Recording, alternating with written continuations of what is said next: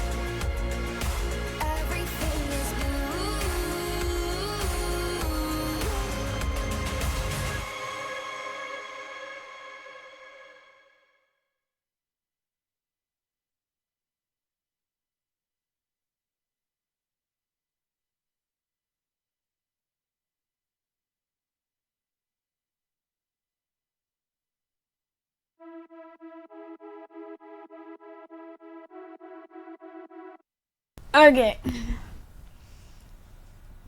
Dear. I know what I'm doing. I've done this before many a time. Hello, everybody. Ignore me. My food got here just as I was starting stream, so now I'm eating. Unfortunately for everybody, that means hello, Scythe. Hello, Livesy. Unfortunately, do you know what that means when I'm eating? It means we're gonna watch videos until I'm done eating, and then we can jump back into we can jump back into Warhammer. Let's go.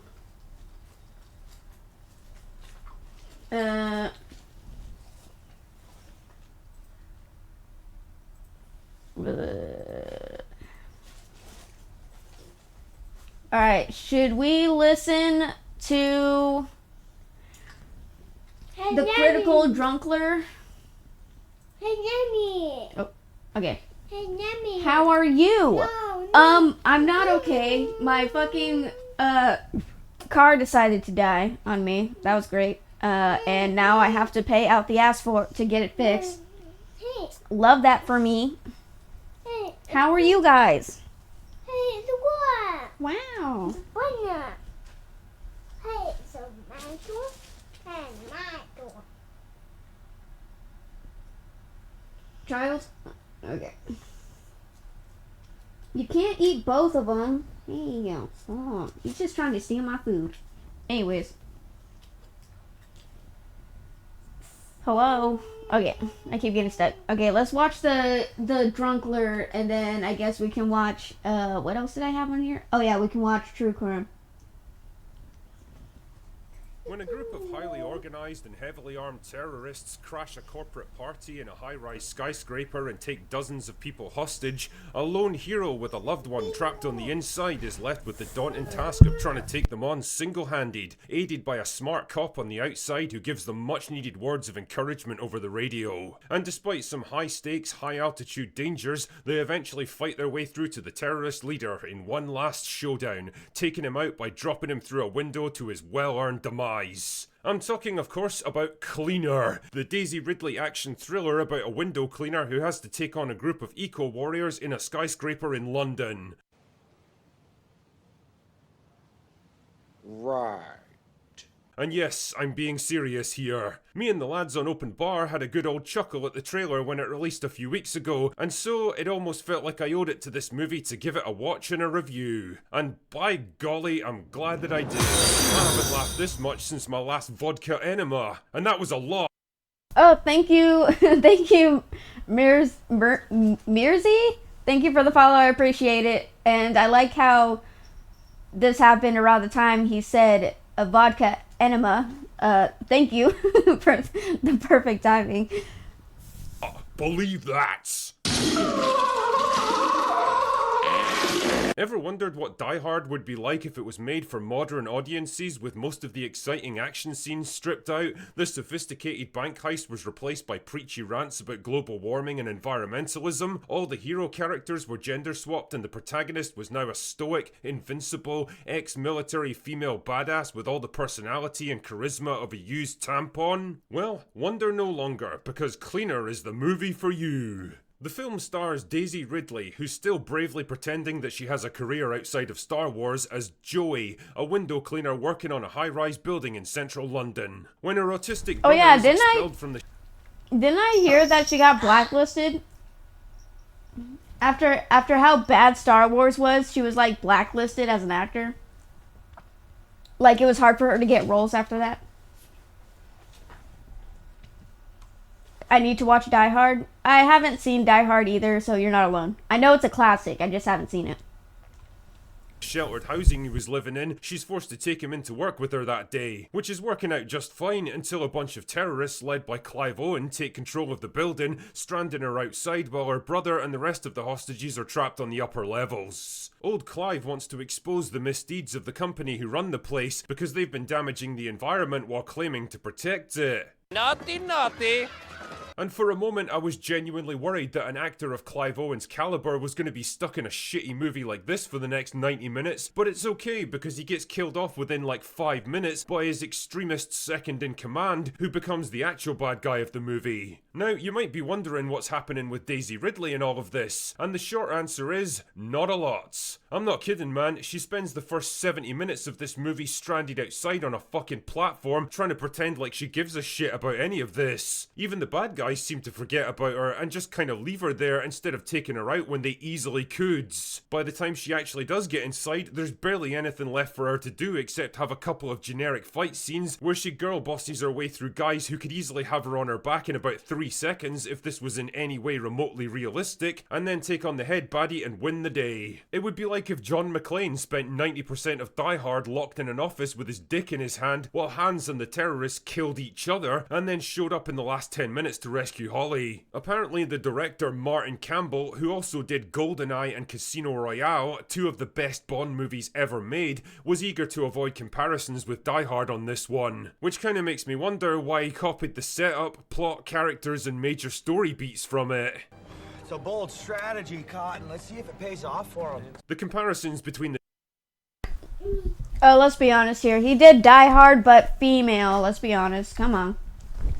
The 2 movies are as inevitable as they are unflattering, because by every conceivable metric, Cleaner is so laughably bad that it's like putting Joe Biden in the ring with Conor McGregor and shouting, "Fights!" Where Die Hard was known for its tense, visceral, fast-paced story that didn't waste a single moment, Cleaner feels sluggish, tedious and boring. Where Hans Gruber was an intelligent, articulate and ruthlessly efficient villain who could handle almost anything, Noah is nothing but a ranty, foam-at-the-mouth activist. And what's so fucking annoying about him is that he's played by a really good actor who's clearly doing his best with the shit No material. fucking way. Proof positive that you truly cannot polish a turd.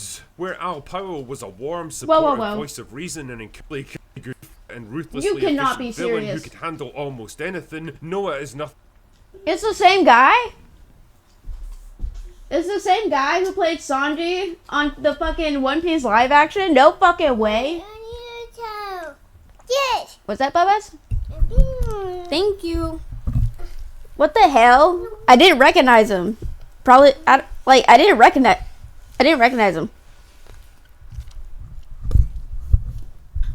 Sorry.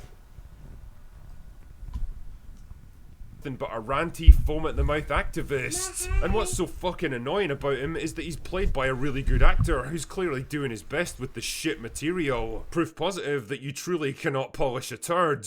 Where Al Powell was a warm, supportive voice of reason and encouragement, giving McClane the pep talks that he needed to stay motivated, and with a nice little character arc of his own, fucking generic girl boss police lady is an absolute plank of woods. No personality, no warmth, no charisma, nothing. Watching her and Daisy Ridley trying to replicate McClane's scenes over the radio was about as emotionally involving as watching a progress bar on your computer. Die Hard's action scenes are still some of the best in the business, hard-hitting, inventive, visceral, and making superb use of the high-rise environment, while Cleaners are generic, unimaginative, and unbelievable. When John McClane has to jump off that rooftop to escape the impending explosion with an FBI sniper about to take him out, it's a superb culmination of a brutal sequence of fights and death-defying moments, and you really feel the fear and desperation in the man. In Cleaner, Daisy Ridley easily scoots around the outside of a building with literally an inch of handhold to grip onto, looking about as interested and invested as me walking to the local shops for a cornetto. It absolutely kills any sense of tension and immersion because you know that nothing's ever gonna happen to her. If she's not Never mind. I'm not gonna bring it up. then Never why mind. the fuck should I be? In fact, her character barely shows any kind of fear or concern throughout the entire movie and comes out at the end with barely a scratch on her. Because of course she does. It's like they missed the entire point of what made McClane such a compelling protagonist. The fact that he was vulnerable, completely unprepared for what he was up against, and got increasingly fucked up as the movie progresses, having to rely on sheer grit and determination to see him through. If Daisy Ridley's hoping to launch a career as an action star, then this movie ain't doing her any favours. In fact, I'm really not sure what her niche is supposed to be. She's not charismatic or hot enough to be a leading lady, she doesn't have the acting range to be a serious dramatic actor, and she's not funny enough to do comedy. I guess she'd better hope for more Star Wars roles because it's the only big paycheck she's likely to get. Ray Skywalker. Wow. Cleaner's also an interesting example of what happens when the message runs straight into its ultimate nemesis. More of the message. See, the fact that all the heroes are women and the terrorists are mostly men should be a slam dunk in terms of who's morally justified here. But then, the terrorists are also eco-warriors who want to save the planet, and that is current popular thing in Hollywood right now, so the movie can't seem to rationalise whether you're supposed to condemn them or support them. It's almost like trying to shove too many conflicting moral lessons into one film without knowing what the fuck you're even trying to say about it is a recipe for failure. Ultimately, Cleaner is a perfect example of Die Hard if it was made by Hollywood today. It's slow, boring, derivative, preachy, pandering, morally confused, striving to grapple with big issues that are far beyond its intellectual capacity, bristling with tedious intersectional feminism and boring, unlikable girl bosses that went out of fashion years ago, and an embarrassing failure that serves to remind us yet again how good we once had it. So do yourself a favour, save 2 hours of your life and go watch actual Die Hard instead. Anyway, that's all I've got for today. Yippee-ki-yay, motherfuckers! I feel like I learned so much. Oh wait, that's the video I wanted to watch next. Can it not be depressing like the last one? I don't know if this is going to be depressing, man. I really don't. Maybe. I mean, the title, I wouldn't say, it might not be depressing. Might just be like, make you a little bit uncomfortable. Disturbed, potentially. Twitch streamer gets arrested after a disturbing live stream. The darkest moment of my entire life is knowing that I am capable of murdering children. What the fuck? All right. What the fuck? I did not expect that. Wow, we're really just running the gauntlet of videos today, aren't we? Holy fuck. Wow. Let's see. And I realized everything about myself is wicked and evil. God damn. You're running straight for hell. That's your message, then brother. I'll see you there. Hey, Aaron, let me see your hands. Let me see your hands right now. Hands now. What can I do with a 308 round?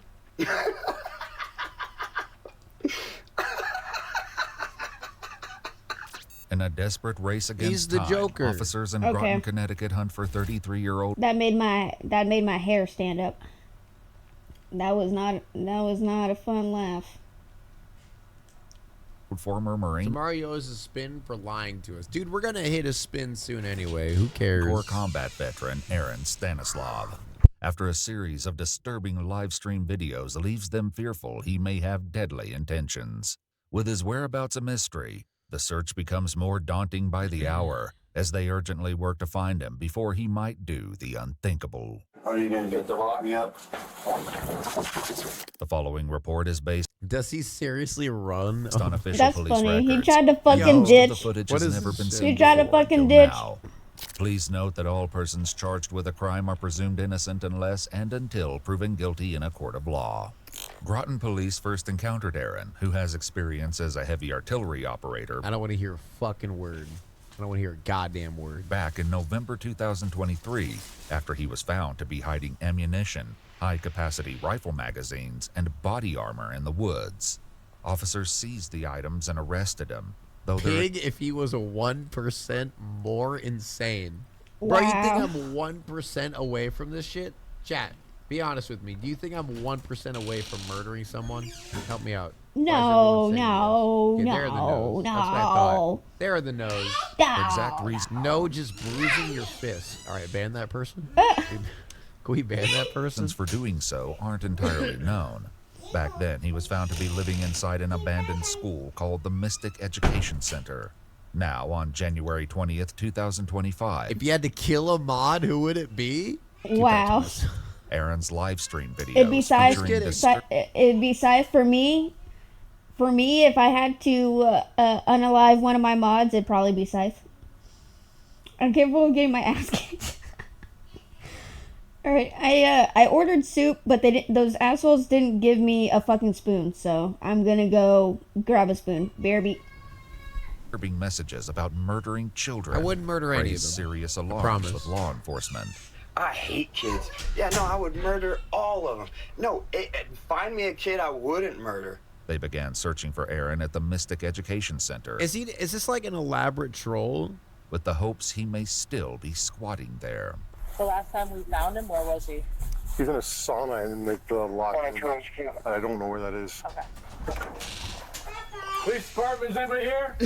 In one of the videos, Aaron makes unusual statements as he cuts plastic tubing inside a garbage dumpster. I was not cutting plastic tubing inside of a garbage. Okay, the allegations aren't true.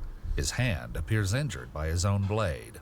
Imagine when they started telling doctors it was like, hey, some people just want to die. And the doctor was like, well, then what the am I doing here? It's like, you got to kill him.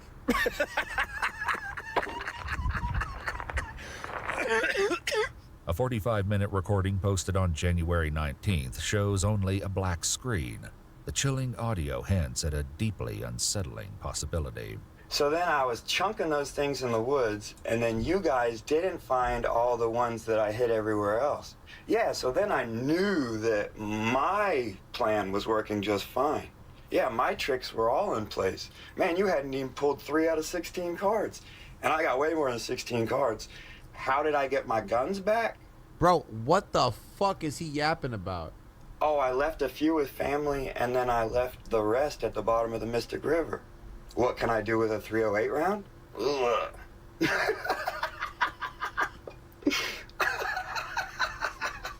Ha, ha, ha, ho, he, ha. Before long, officers locate the sauna. Ah, there we go. What can I do with a 305? All right. Police department, anyone here? Here's the stuff. Aaron laughing. Yo, shut up. Yeah, there it is. Arias! Oh my god! There's here. Okay. Bro, where the fuck is he? Yeah, me here. Oh my He's god! warm. God damn it! Yeah. Bags. Aaron is nowhere to be found, but officers find no shortage of strange discoveries among his belongings. Thank you, Genius, for the 11 months. Pig, why did you go and become the Joker? Shut up. I didn't see any bags, or I mean, he could have weapons. Did he run this power to? The fire alarm? What's that? It's just tied to 2 pieces of wire that are dropped down. He's got a charger up here. Phone charger? Yeah. Nah, just an empty space. I don't get it. He's living inside of a high school? There's nothing else up there. No. What is this wire stuff going on? It's a little shady. See how it's Is it like an abandoned high school, I assume? attached to the door? Like a booby trap or something? That's kind of weird. It is weird. Unsure of the wire's purpose, officers decide to leave it alone. One officer locates a diary, reading an eerie excerpt from its pages. You're running straight for hell. That's your message, then brother. I'll see you there. Bars? One video Bars? posted by Aaron leads to a breakthrough in their search, when an officer is able to identify the location of his live stream as a VFW building, which serves as a community center for veterans 5 miles away. That's where Pig keeps Prospect hostage. Bro, I literally come into my room and my drink is spilled all over my fucking desk. First, my car craps out of me, and then this shit. I am so done with today. I am so fucking done with today. I'm so done. Make it end, God. God, make it end. As you should. It's the logical choice. Oh my. Could you murder? No. No. I'm done. It's literally the same video. Okay, let's actually play games this time. Let's see.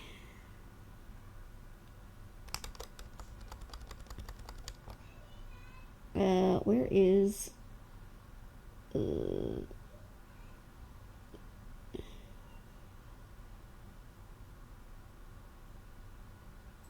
For a second, I thought I uninstalled Rogue Trader. I was about to lose my shit. I was like, no! I was like, I downloaded Rogue Trader, right? I didn't uninstall it.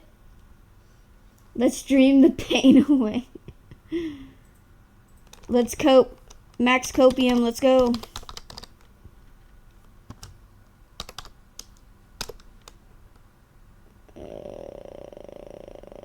Where are you?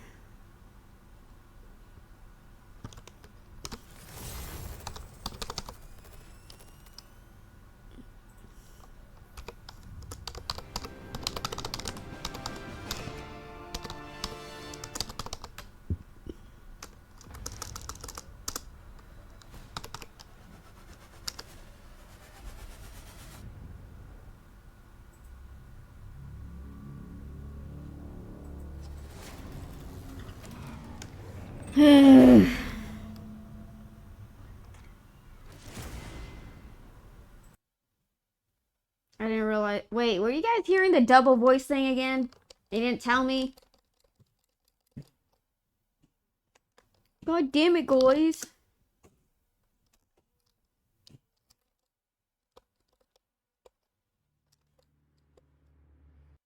Nah. I don't know if I believe you. I don't know if I trust you.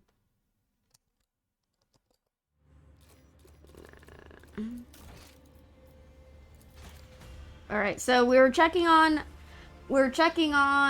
Wise, and then after that we'll go confront the pastor dude.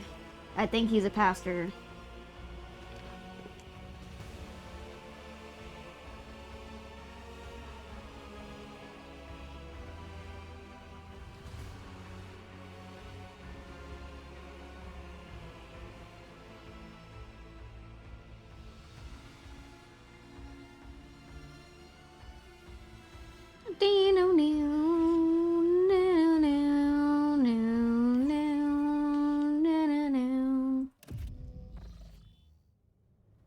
Shit, I forgot I have to move.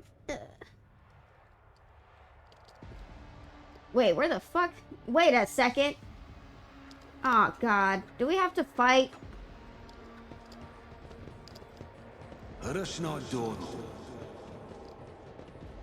Zachary wheeze. An unpleasant heaviness grows in your head as if a vice were slowly tightening its grip on your mind. The choir master is kneeling, his burnt-out eyes peering into the void. He raises his head and you see a weary old man, weak and frightened. He whispers, "She is here. Adeline has returned. She is asking me for help, but you scare her. She is hiding from you. You will not harm her, will you?" What the fuck? From every direction, every shadow, comes playful, girlish laughter. At times, it transforms into an old man's rueful weeping. At other times, into a deep growl of annoyance. The sounds form cold, malicious words. The sorrow will be eternal. And we took 4 damage. That's nice. Marzai hisses, glancing at the shadows anxiously. "I can almost feel the claws of she who thirsts clamping around our souls. The sooner we leave this place, the better. Have your servants void this compartment once we are gone." Oh boy. Choir master, what's going on? Wise says nothing. His otherworldly gaze is directed through you and past you to a spot further inside the chapel. His lips silently whisper a name over and over. Address the shadows. "What twisted creature are you?" The mocking laughter of an old man turns into a moaning whisper.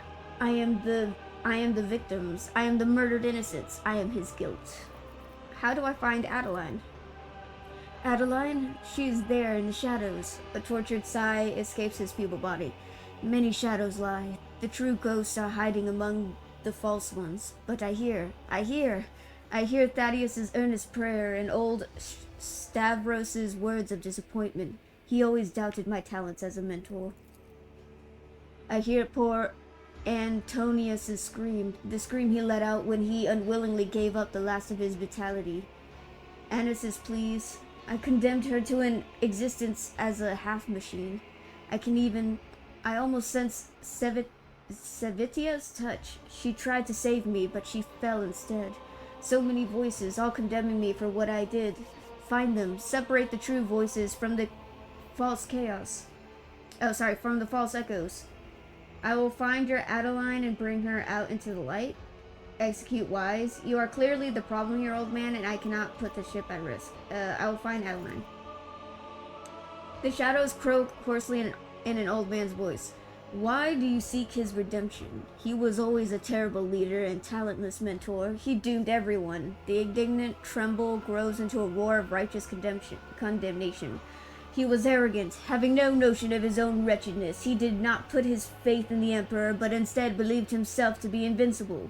The voice grows weaker. It is now a young man soft and full of anguish. And he paid his mistake with our lives. It was cruel and painful. Find the intruding entity in the chapel. The voice grows heavy with a metallic clang. We begged him to reconsider, but he took our minds away as punishment. The shadow's speech is now gentler and more feminine, but we were loyal to him regardless. We tried to save him even though he had not saved us.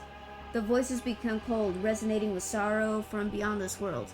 He is guilty. Okay, we gotta find the entity.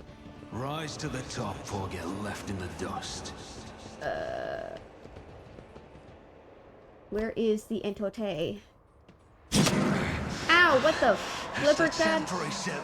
You never banish the sorrow. The soul is amazed no way out. No way out. You have taught us everything and we will not fail you. We are ready.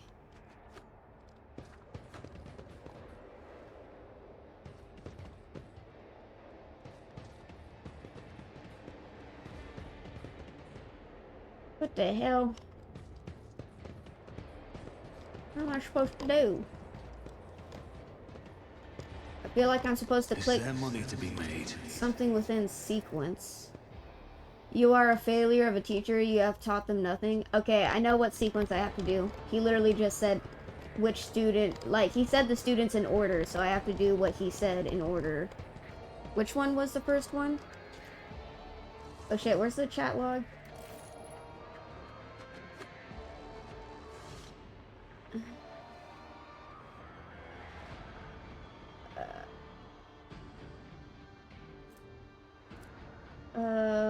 Where is... Okay. He says... Many shadows lie, the ghosts I hear... Okay, first one is Thaddeus, earnest prayer. Okay, first earnest prayer. Someone in prayer. I have prepared you well, Zachary. My choir will live up. Wait, what? My choir will live up to my name? What the fuck? Always keep your eye on the prize.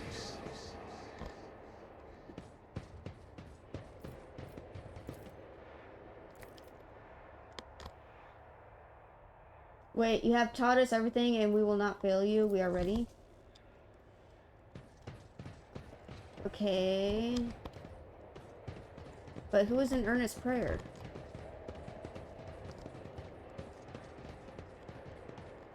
God, how many fucking students did he have? Jesus Christ. You are a failure teacher, you taught them nothing. I always keep my options open.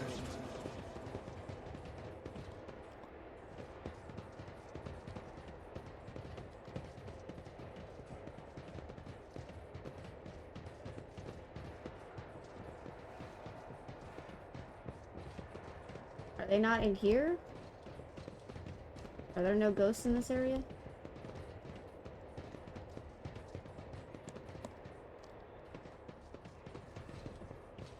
I thought there would at least be some ghosts over here.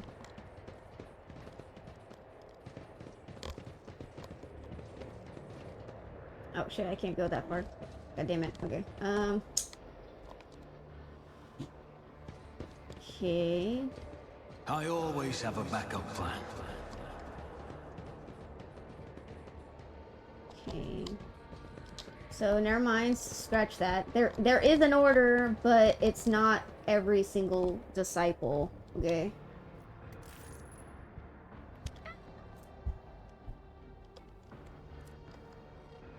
Um.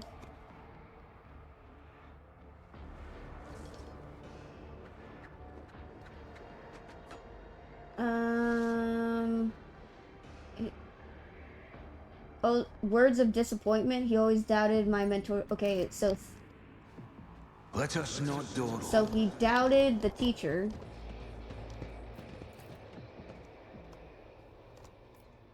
No, that's will live up to your name. That's the wrong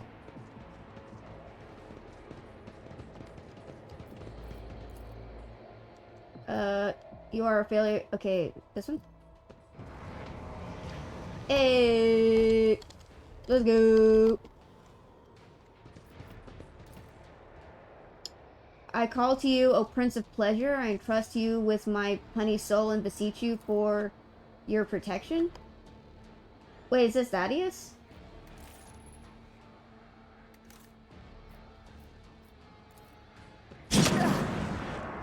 Death whispers my name.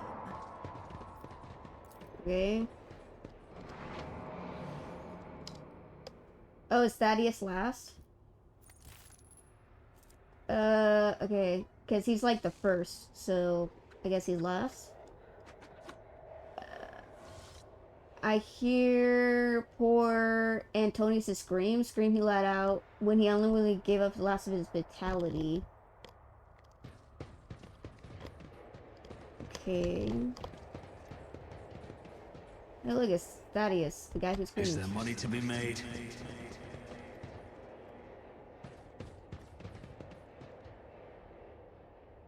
Oh, they're all Thaddeus?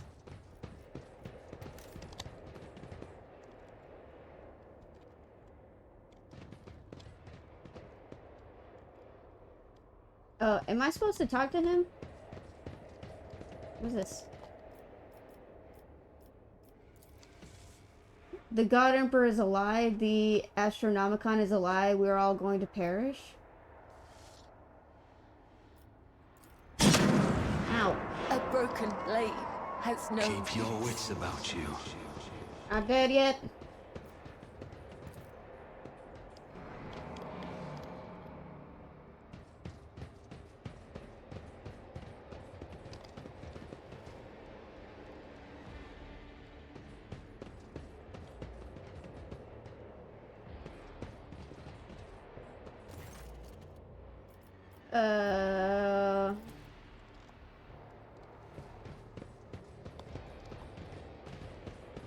What am I supposed to do?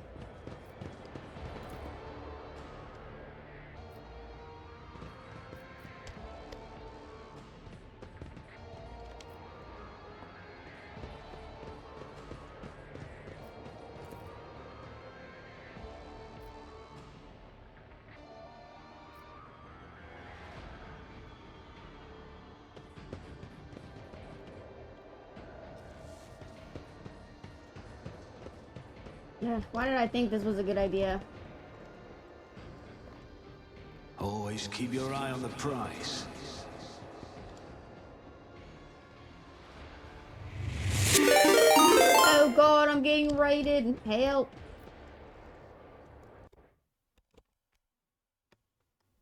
Oh, hi, Livesy.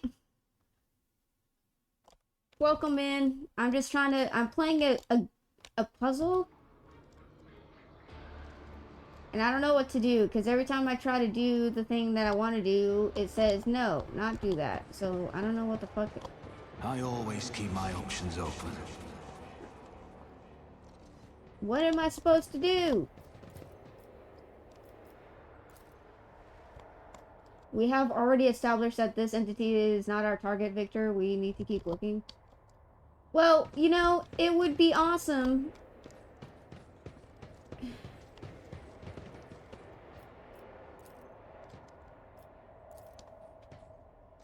The ghost was sent to confound us. Direct your steps away from it, Doman. Where am I supposed to go? Because this is literally the only two areas that fucking pop up. What am I supposed to do?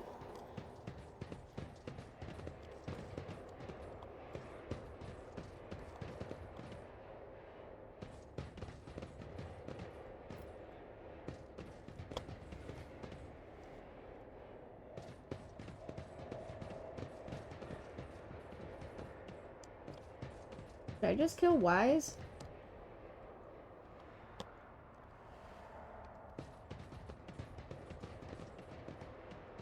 Is there money to be made?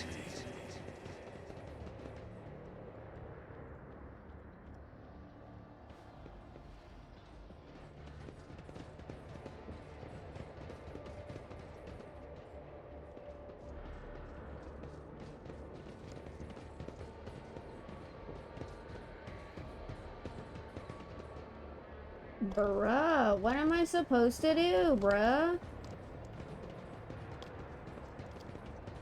Bruh? Oh, what the fuck? Oh, Natalie suddenly... Rise to the top or get left in the dust. Oh, God, Emperor, protect us from the horrors of the Empyrean. Shield us from the Immaterium's corruption. Be our shield.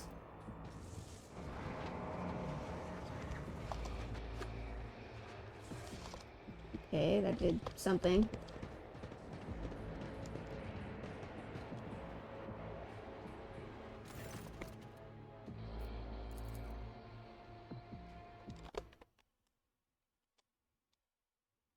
Lesbian raid gauge. Oh my, gauge.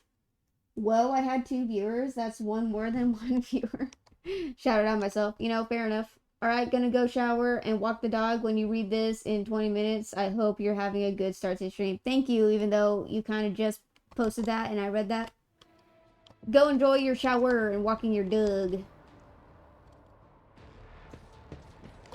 While I figure out this goddamn motherfucking puzzle. I always have a backup plan. Okay, we killed one of them. Now what? Oh my god, what the fuck is this puzzle? What am I supposed to do?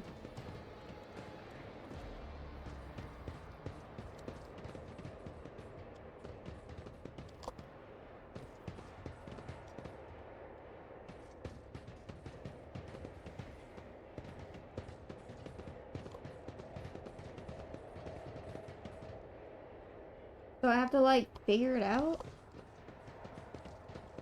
Well, no, duh. I have to always fucking... keep my options open. I have to figure it out.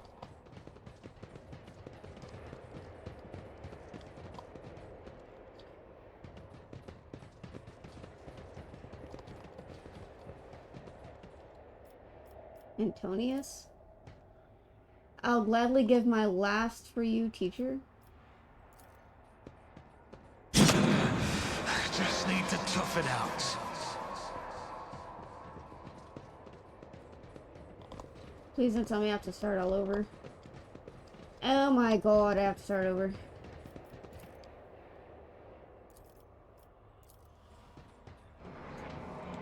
Okay, but why? Whatever. Always keep your eye on the prize.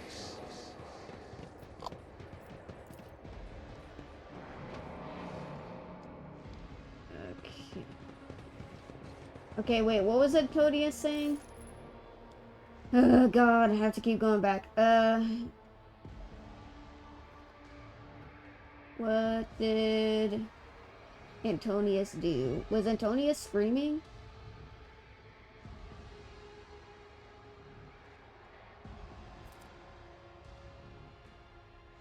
And yeah, poor Antonius' scream, the scream he let out when he was unwillingly gave up the last of his vitality. Oh, unwillingly. And that's not what he said. Oh, I have to figure out what they said. Oh! What did they say? He's like, no, please. I'm assuming it was like, no, please. When he drained my life, it felt so sweet. Oh, sweet duty. No, that's not what he said. That's not what he said. This feels like a... I did not give up my life and energy willingly. He took control of my will. He made me drain my life dry. Ooh, that's pretty fucked up. Okay, now I'm starting to understand what I need to do. Okay. The path is becoming clearer. Anus? Anal? Analus? Anus? Okay, what did Anus do? Wait, what? Anis's please. I condemned her to an existence as a half machine. Please? Her please. And condemned her life of a half machine. Stop, my mind is boiling. Teacher, please stop. It feels like... Rise to the top. This or feels... get left in the dust. This feels like a multiple choice test. Does that make sense? Oh god, I am getting so turned around. Oh, I'm getting turned around. Oh god.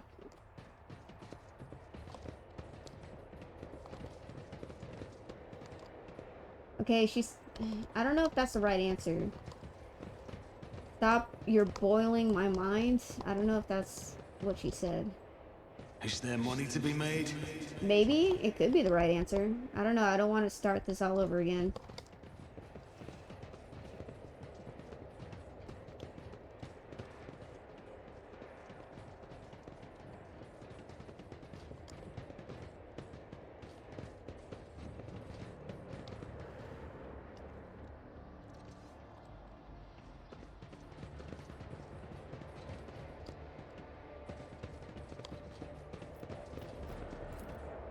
No, please, teacher, anything but that. Better to kill me than turn me into one of these mindless things. Maybe? I always keep my options open. Maybe? She could have said that.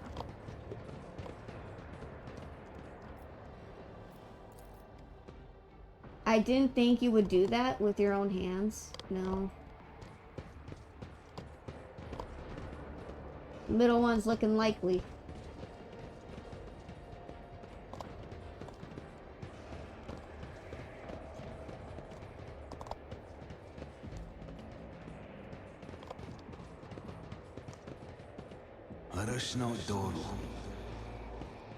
Okay, I guess this one.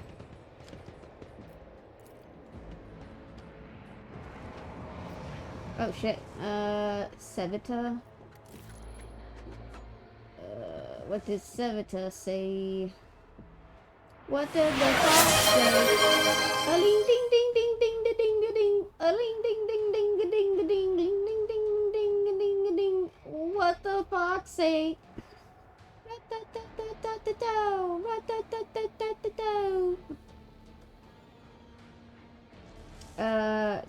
I almost sensed Sevita's touch. She tried to save me, but she fell instead.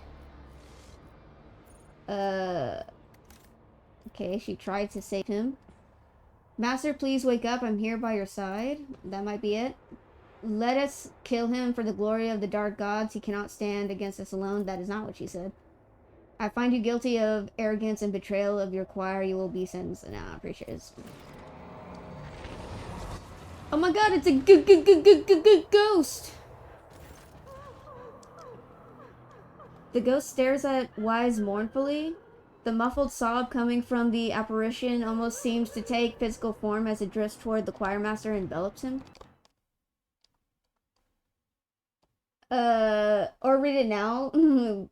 That's my bad. I assumed you'd be too into the game and miss it. No, you're fine. I saw it just in time. Shot just in time. There's...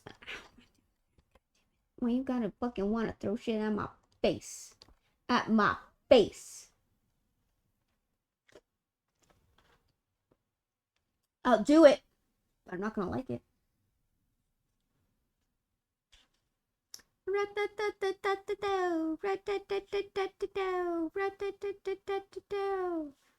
the fox say? Ding ding ding ding ding ding ding. That's fun. That song's so silly. Anyways, I don't know.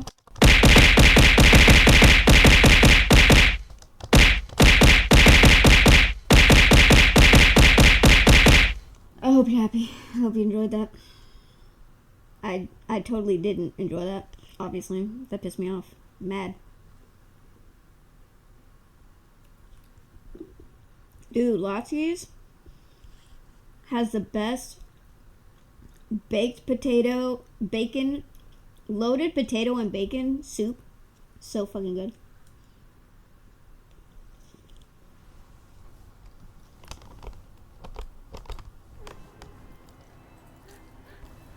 Wise blocks her path, extending his arms in a gesture that both calls for restraint and pleads for mercy. Do not harm her, please. The poor girl is frightened to death. Let me talk to her. I cannot fail her again. Requires Iconoclast adherent. Touch Wise's hand. It's not her. You cannot wallow in your own guilt forever. There are people out there and in here who depend on you. Living people.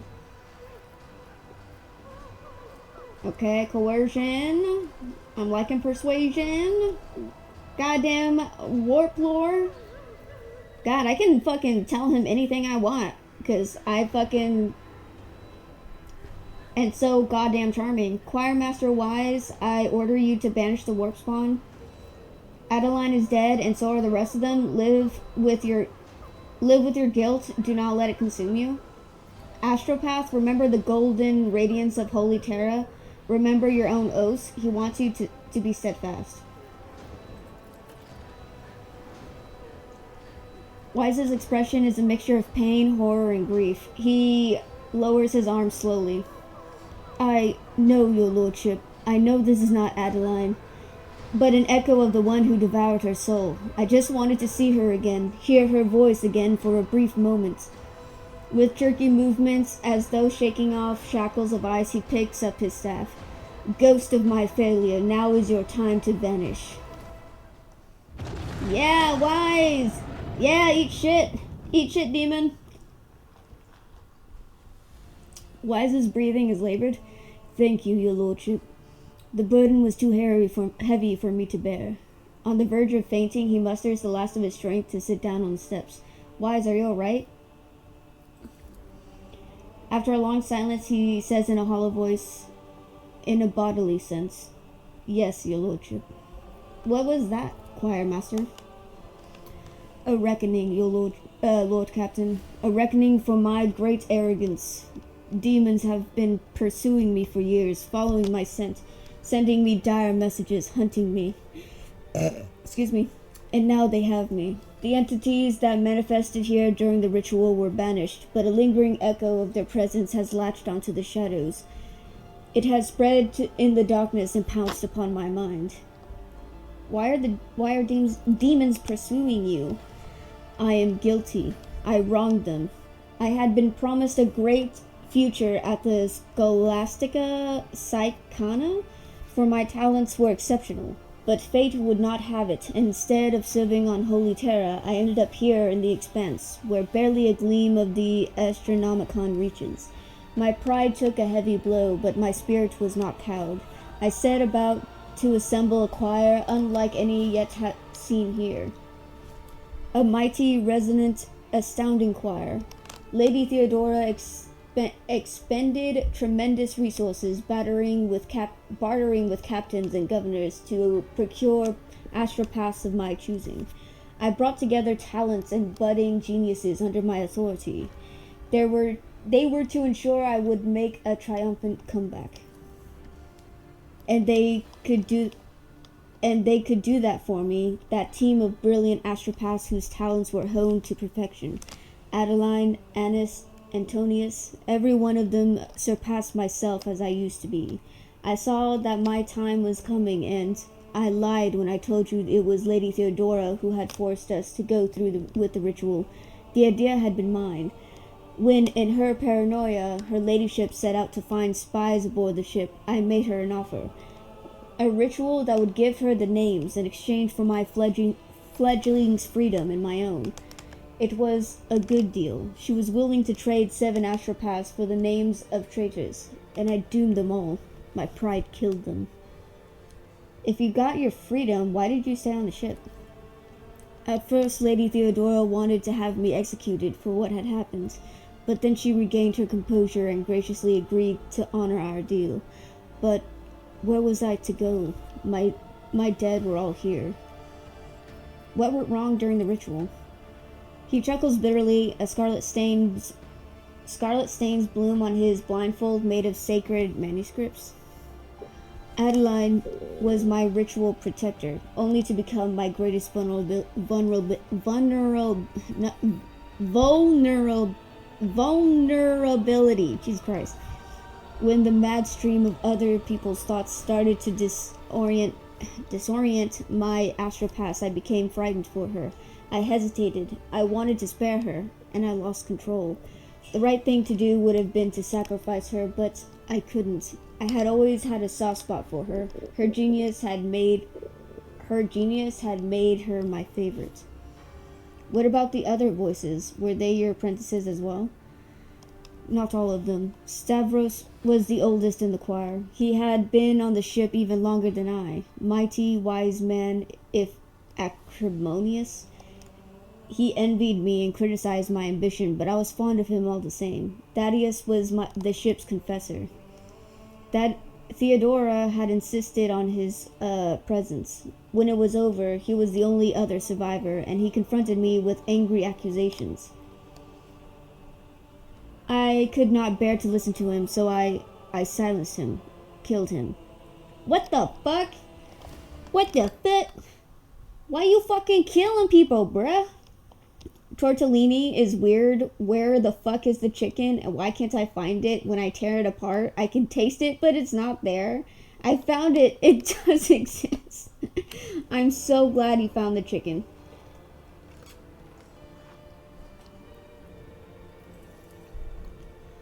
Savitia was an ordinary servant. She fought the Immaterium's monsters until the warp began to prevail.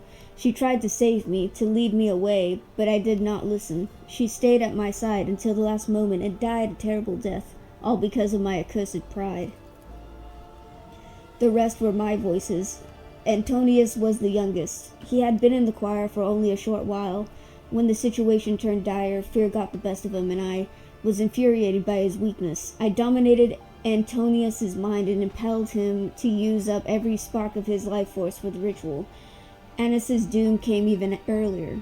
She was the one person who told me, in front of the choir, that the ritual was madness. In my anger, I ordered her servitorized. I believed I had to protect my authority. She died on the spot where you're standing now. I think she was still aware. More scarlet drops seeped through the choir master's red-stained blindfold. All my voices. I remember the name of each one whose life I cut short within these walls. Now I know the truth. That is for the best. I can no longer carry this burden alone. With Lady Theodora dead, the thought of my crime being forgotten, erased from history, is unbearable. I want to be judged and condemned. You have already condemned yourself to years of torment. I cannot give you a new punishment, only forgiveness, and you must forgive yourself. You have not allowed the warp to break you, and I believe the Emperor's light is strong in your soul. Continue service, for humanity needs you, and in duty you will find redemption. Your ambition was worth the risk. You were simply unlucky with your students. The weak are destined... Jesus Christ. The weak are destined to be stepping stones for others on the path to knowledge. Accept the sacrifice and live without regret. You do not deserve absolution. Your service will continue. Zachary Wise, I find you guilty and condemn you to death. The choirmaster raises his grief-stricken face. The droplets of blood trickling from under the bandage land on the deck with a ringing sound. Your words are medicine for my soul, your lordship. After a moment's hesitation, the old man holds out his staff to you. Please take it. This mighty instrument is the last reminder of Adeline and the others, of my guilt. It was with this that I performed the last ritual. I have no right to carry it any longer, and I would like it to be yours. A reminder of the painful lesson my pride has taught me. You think I gotta stop? Is that it? Oh, Wise.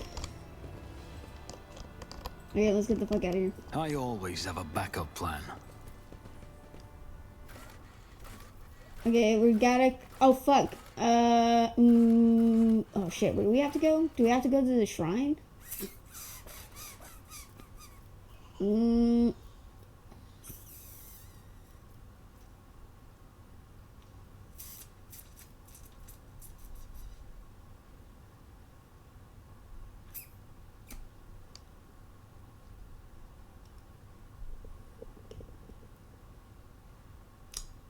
I'm trying to decide if I want Iliet or Ulfar.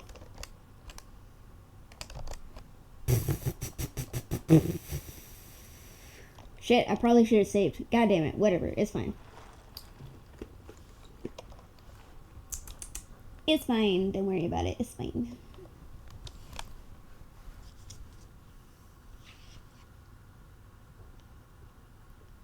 Was I supposed to talk to someone about Wise? Because I didn't do that. I just dealt with Wise and then continued on with the main side quest.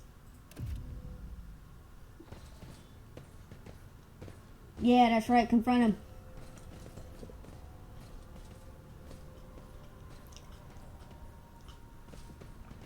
What you do, bitch?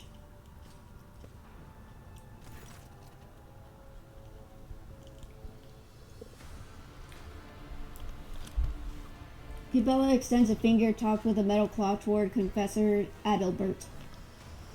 The divination has revealed that you stand beside the enemy Nemesis. Speak only the truth before the Daemon and the Undying One. Adalbert meets Cabela's words calmly with almost majestic resignation. A defender of the people and a tyrant's minion are two faithful servants of opposing ideas, two souls that have rejected everything else for the sake of duty. I now truly see that your collision with him was inevitable. Adalbert shifts his gaze to you and lets out a mournful sigh. I was warned about your visit, Victor, as well as its purpose. Who alerted you to my visit? My son, the protector of those whose blood you feed upon, whose hard work has paid for your content life on the upper decks of this ship. His son? I demand an explanation, Confessor, this instant. Your pet tormentor who exalts death is right. I know Nemesis, and I assist him. Just like him, I am your enemy, Victor. Adalbert raises his voice, and in the soft tenor you hear notes of accusation as deep as rolling thunder. And I am also the enemy of your cruel regime, where life is dirt under the enforcer's feet, where a man has nothing to eat, writhes in fear, and knows no hope. Sarbek clenches her fists until her knuckles crunch. You treasonous impostor! To think that I listened to your sermons and was anointed by your hands. You will choke on your words along with the teeth I'm about to knock out. Adalbert dignifies her with neither a word nor a glance. And you were so good at moaning about the servants he killed. You're not even trying to lie. This is commendable. So, are you a heretic then? Any rebellion is a strike against the Imperium to the advantage of the enemies of humanity. Repent, for there is no fate worse than to be deprived of his light. I too desire a better life for my subjects. The path to that need not be violent. Let us make peace and change life on this ship together. Face the facts. You are no champion of justice. You are a manipulator who raises himself up by standing on the corpses of others. I am not judging you. On the contrary, I could use a man of such talents. Together we could accomplish a great deal. I see.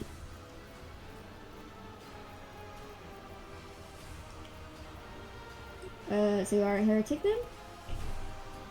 No. Heresy is what you and your fellow bloodsuckers believe in. The ecclesiarchy has turned faith into a whip to drive the powerless. The aristocracy has turned it into a shield to cover their transgressions. And the enforcers have turned it into a club with which to beat those who dare to raise their voices. Your faith is an instrument of lies and suppression, and I renounced it long ago. My faith promises salvation, not thraldom. The fuck does that mean? Even when it is fighting injustice, your kind only manages to foster more evil in its mindset. I know, in its midst. I know, right? And you were so good at moaning about the servants he killed. I grieved for them, but they were unreliable. They could have compromised us. They had to die, but the fault of their deaths lies with you and your enforcer dogs, for fear of whom we are forced to hide. Okay. You're not even trying to lie. This is commendable. Adalbert shrugs, his kindly face growing harder. Why would I? If the dogs have come looking for blood, they will not leave without a kill, such is your vicious nature. I do desire a better life for my subjects. The path to that need not be violent. Let us make peace and change life on the ship together. Tortured doubt lingers on the professor's face for a moment before being superseded by his former conviction. Even if your intentions are pure, you are too tainted, poisoned. The matter is clear. You or us. Peace and coexistence are impossible. Do you serve Nemesite or do you command him? I follow him as he once followed me. Nemesite is my son, if not by blood then in spirit. I took him in as a willful child and I fostered the best in him. A passion for justice, the indomitable flame of a fighter, an unyielding determination. I have been preparing him for years. Oh my god, just say it's that one dude, because I know it's that one dude. Heinrich. I know it's Heinrich. You have raised a living instrument that serves a purpose without question. Cabela speaks cautiously as if not entirely sure of her judgment. Such is his purpose, to be the hope, to break the shackles, to end the centuries of torment that have passed aboard this ship, a great sacrifice for a great cause. He falls silent, looking at Cabela expectantly. You should be familiar with his ways, except that instead of a sower of freedom, you were raised to be an executioner's sword. What else were you lying about? One last confession? Why not? He frowns and pulls back his collar as if he were short of breath. I am not Adalbert. That was the name of an initiate from a clan of confessors who passed away from disease many years ago. I was born in squalor on the lower decks, and at the behest of the... He falters as if he wanted to add something else. I was born in the squalor on the lower decks, and at the behest of the... And it was by the Emperor's command that I took Adalbert's place through deception, pretending to be him. The dead man had inherited such influence and many thrones from his clan, which hastened my successful rise through the ranks. But it was not for wealth and power that I did this. I accepted the burden of hard work to empower the common people, to pave the way for liberation from oppression and injustice, and my part is almost done. Cabela whispers to you. I sense no lie in his voice or bearing, Domin Victor. He feels and welcomes death with open arms. The moment favors us. We must learn more. He who betrayed his oath will not deliver Nemesite to us, but from his words we may divine knowledge of our enemy. How did your deception go unnoticed? You were not there for those years of pestilence. Confessors attended every deck and died in multitudes. New ministers were recruited in every port, at every station. Their names and faces blurred together, and we recognized our kin only by their robes. No one who knew Adalbert's true face survived that time. The Emperor saved me from being exposed. Your liberation is rooted in betrayal and bloodshed. This is a war, Victor. The war for our liberation, and we are willing to die and to kill for it, because our enemy is brutal and deaf to our pleas. You have deserved it. I have literally been saving you, assholes. He resolutely places his hand over his heart. Sarbek reacts to his gesture with due suspicion, sharply gripping her weapon, prepared to eliminate any threat to you. So, Nemesite is just a man? Excellent. It is harder to kill a legend.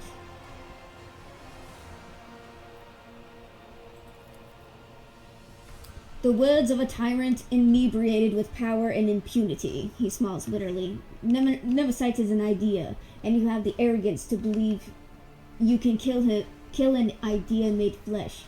It is better this way, so keep underestimating him. Are you hoping we will save you now? Oh, he will save you now? No, we decided otherwise. I am not worth him risking his life, so do not expect to capture him through me.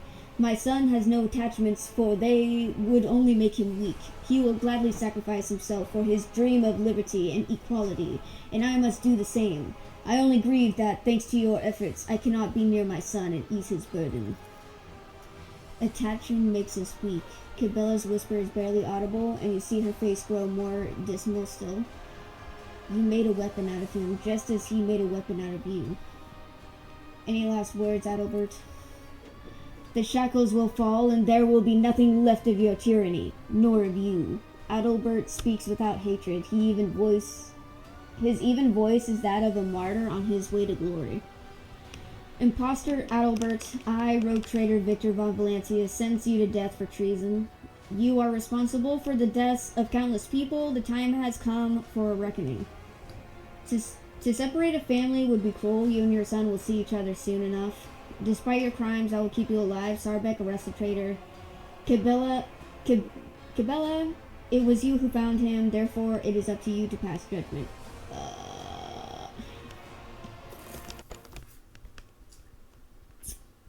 Okay. I don't know what to do here. I don't know what to do.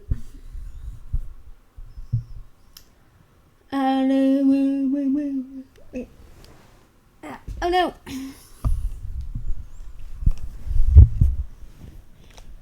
I don't know what to do. I don't know what to do. Sorry, I'm moving shit around. No, mommy, just moving shit around. I mean, I don't really want to kill him. But should I arrest him? I don't know. You're under arrest.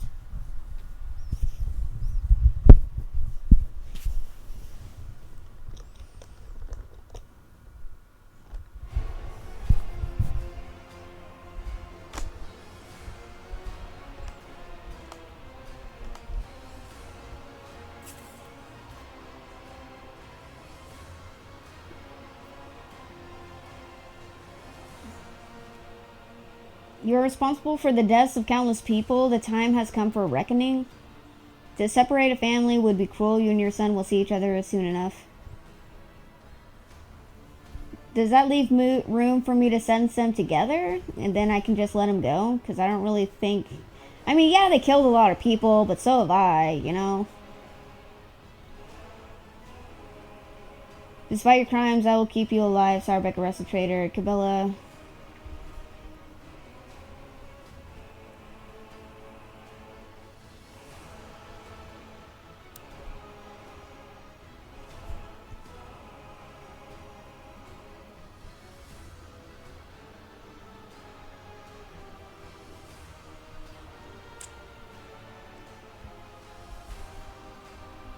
Which option is not me killing him? Because I feel like to separate a family would be cruel. You and your son will see each other soon enough. I feel like that's a death option. I feel like he might die if I do that.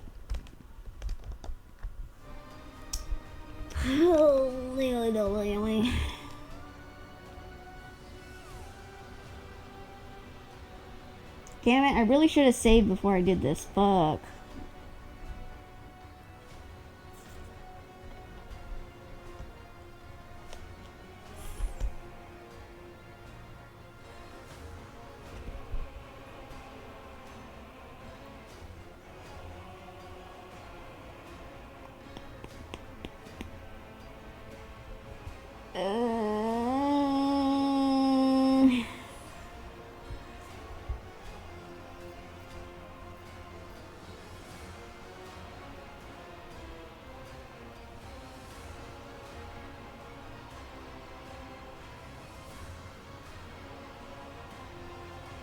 Guess I'll just arrest him. You seem to have mistaken my humanity in the face of death for submission. Adalbert smiles weakly. It is not for you to decide my fate. I will make the choice myself. I will surrender my life in the fight for our future. I will die, but I will take you with me. Oh shit. He clicks his fingers, and the initiates who have been standing humbly around turn in your direction, their white robes opening to reveal a variety of weapons. For Nemesite, brothers and sisters, for freedom! Lord Captain, this is an ambush. They have been waiting for us. Well, no shit. Sarbek's shout hits your ears, drowning out hurried footsteps and clanking of gun plasteel. He has a grenade. Protect the Lord Captain. Death to the oppressors. Wait, is she dead? Your arrogance will be your downfall. I won't go down easy. Death to the defilers! Enforcer Hrotko. I would like to return the favor, your lordship. I assure you my initiation has not robbed me of my enforcer skills. Hey, yo? Enforcer dies, so I guess she's still alive. Okay. That's fine. At least, Hrotko is helping us, I guess. Okay. Okay, Adalbert. We're just gonna take you out, sir. I'll make it happen. Just go down Not me. Go down peacefully. You never stood a chance. Oh shit, I forgot. Oh god, ow. I'm on fire. This bitch is on fire. Oh, I forgot. I understand your intent. I forgot that they're low level, so I can, like, wreck their ass pretty easily. If it serves your cause. Says my cause. If I deal death with my hands. The angel will reward us. No, Hrotko, don't die! Oh god, Hrotko! I serve the ruinous power. Kemorak. Okay, well, seem to be burning. My place is at the fore.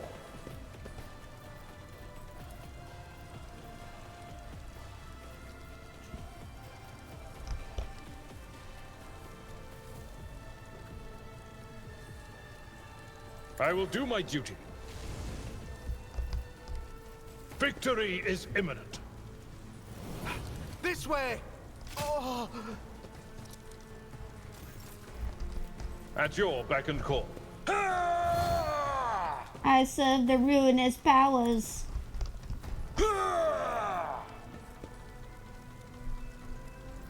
Okay, never mind. See.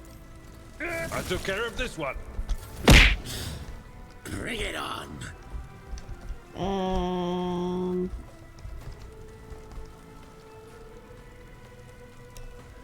It's fine. I can just charge.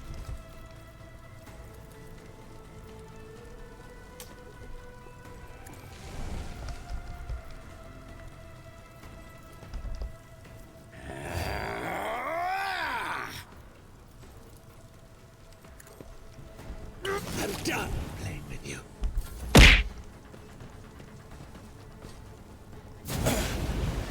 Focus, Van Kellogg's. Focus. Ow. That's a nice hammer, though.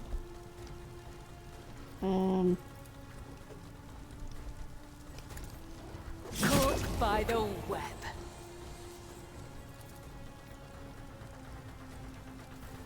I shall not let your soul be purged. Aim for the heart next time. Okay, I don't know why I The did that. shadows come. The other side awaits. Throne take you. Naturally. Naturally.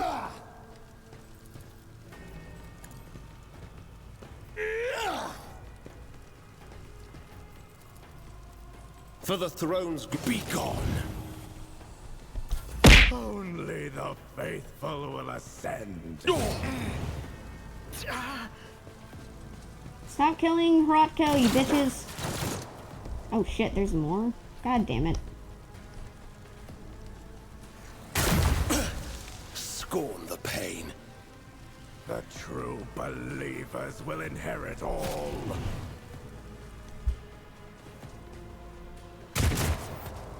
The Sire's song guides me.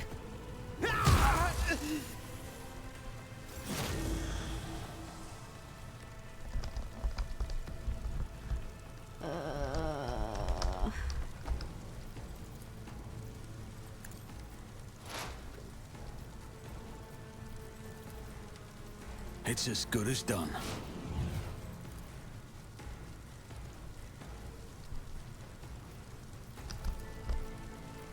Damn, and I was gonna let that what the fuck was that? What the fuck was that? What the fuck was that? You will pay an even greater price. What the fucking bullshit was Just that? designate a target. Okay, so this tedium is beneath me. He's already marked up. You just need to fucking shoot him because I fucking missed.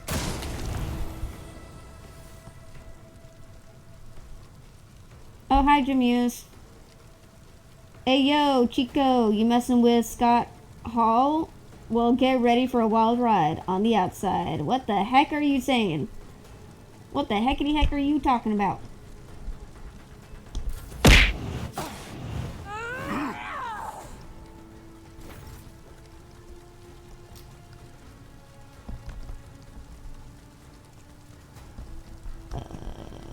Okay. I'm just moving him because I don't want him to be in fire. Indeed. At your beck and call. Okay, it's a little late, but I'm gonna fucking, oh shit. I'm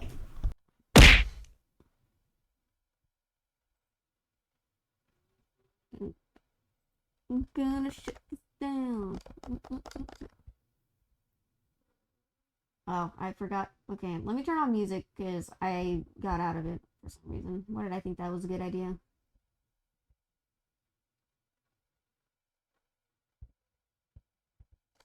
Ah! So, did you guys believe that Ubisoft... Okay, so Ubisoft's new game, Assassin's Creed Shadows, got leaked onto the internet, but there's a... There's a conspiracy, there's a theory that Ubisoft released it on purpose. Do you think they released it on purpose, or was it an accident? So listen, if you...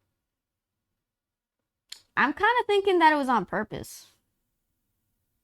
Yo, what the fuck?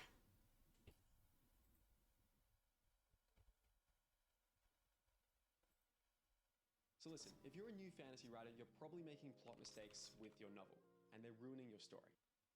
Don't listen to that. I was saving that for later. Anyways.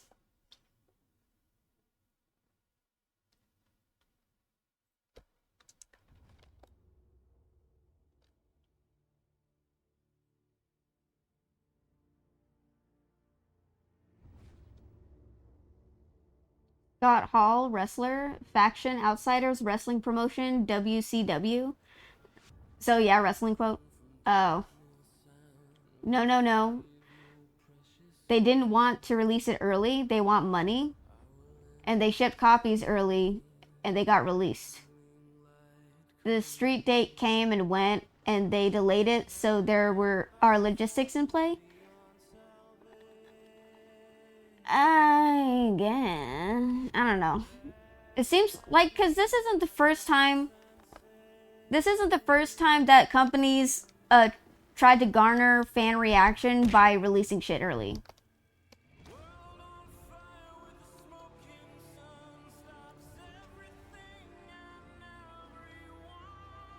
Brace yourself for all will pay. Help is on the way.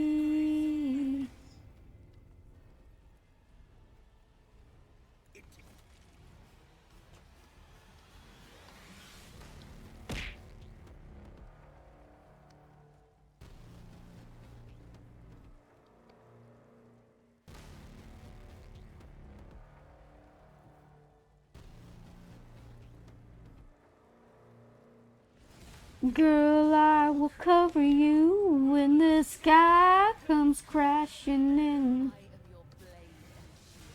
I'll go the distance. Fuck me. I know there's something coming down from the sky above.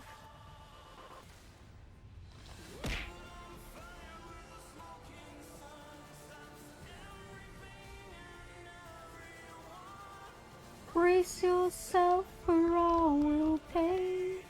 Help is on the way. Can you guys hear the music, or is it too low?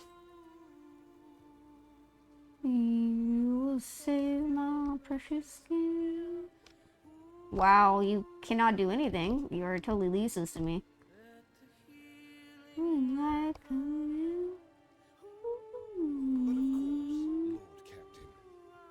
over you in the sky.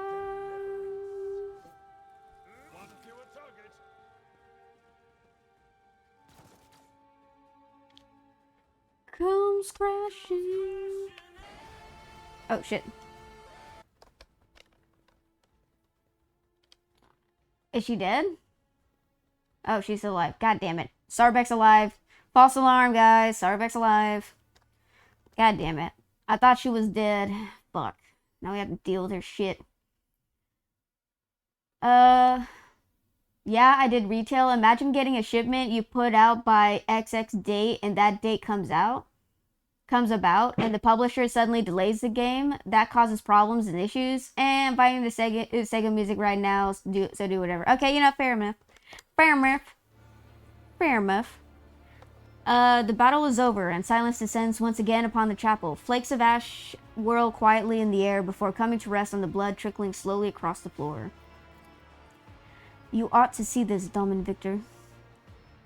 Kibella leans over the confessor's body and slices off the edge of his collar with her blade, revealing a tiny scar on the back of his neck. It looks like the one the captured worker in the plasma drive chambers had, except that this one clearly healed a long time ago. So he was connected to the genetic aberration as well. Delightful. Grokshite. Or Grokshit. We now know much more about the enemy. Kibella ponderously runs her finger along the flat of the blade. About just how deep the poison of conspiracy runs within the veins of your ship. But the blood-spun web has wrapped itself around its base too tightly, and Nemesis can no longer hope to escape. Ooh? Her ruminations are interrupted by a furious hiss. Sarbek snarls a curse through her teeth and spits at Adalbert's smoking remains. Her left arm hangs limp and her face is mangled by shrapnel. Lord Captain, we have a prisoner. She points her weapon at the man standing hunched over in pain. Permission to finish off this cur. Down with the tyrant, Initiate Ziek?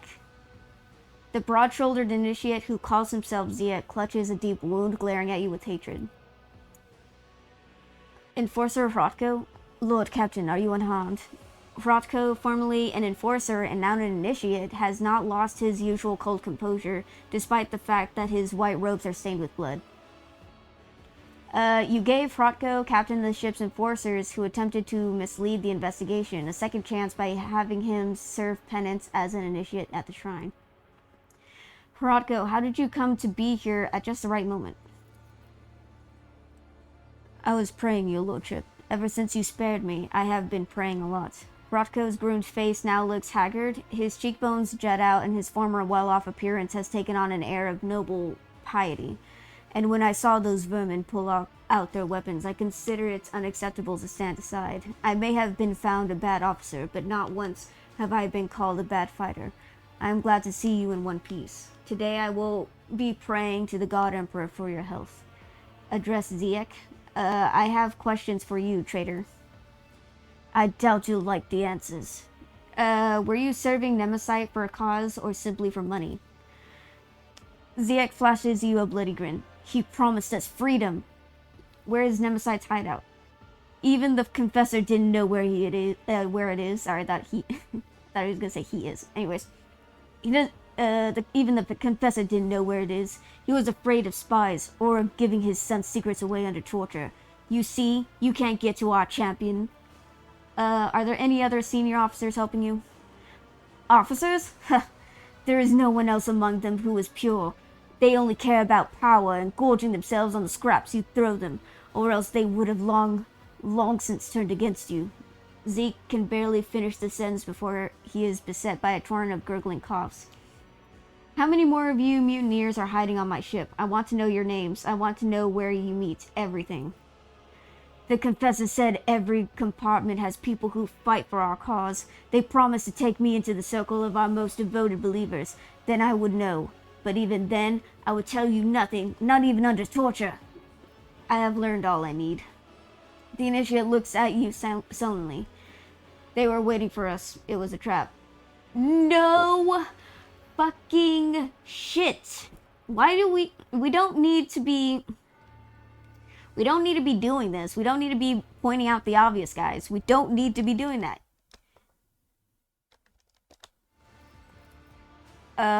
Yes, Lord Captain. Adalbert had been warned, yet he chose not to flee. Instead, he stayed behind to set a trap for us.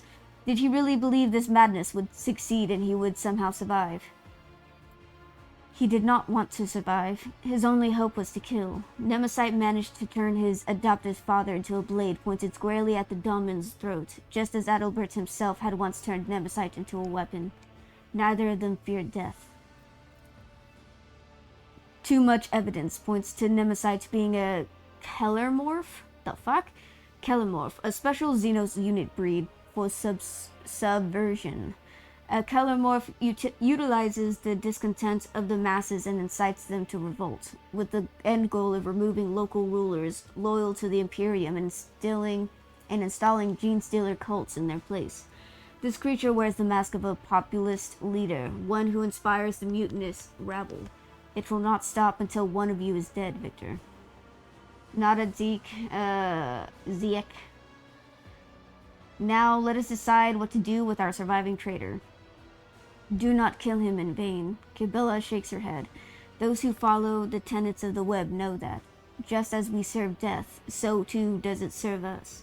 Allow the death of this man to become an instrument in your hands. Dom and Victor. Pass off the traitor's body as that of Nemesis. Instill fear in his supporters. The enemy will be forced to act to undo this deception, exposing himself in the process. What would that accomplish? I mean, she just fucking said. Why are you questioning her? She just fucking said.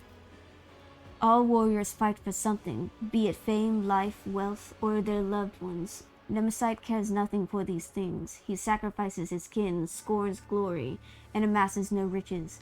I am sure he would gladly give up his life, if necessary. Nemesis fights for an idea, and so that is where we must strike. Make his idea bleed, and he will be obligated to respond. And whoever is forced to react instead of acting dies. This monkey makes her traps deftly, with sharp edges and relentless bonds. Yet once again she uses blood and death, not as a hunter, but as a killer. We will do as Kibilla proposes, Iconoclast. Enough blood has been spilt. I hereby pardon this deluded fool to show the rest of the vessel that I am not the monster that Nemesis paints me to be. Sarbek, get him an escort so that he may tell the lower decks that Nemesis is a liar and a scoundrel. You will persuade him to be eloquent, will you not? Oh my.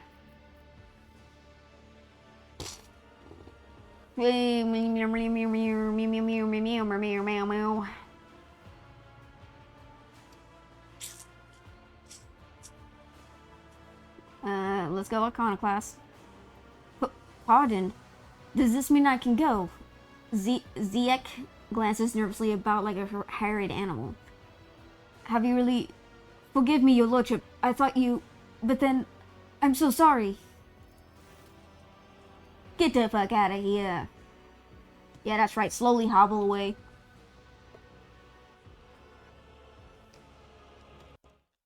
You know, I thought you would be more mad at me. That is one traitor dealt with, Lord Captain, but how many more have been poisoned by the false confessor's heresy?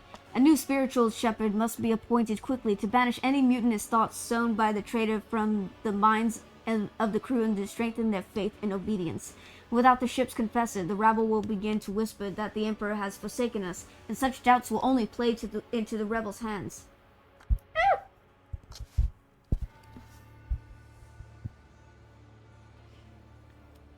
Hand flamer chainsword. Thick.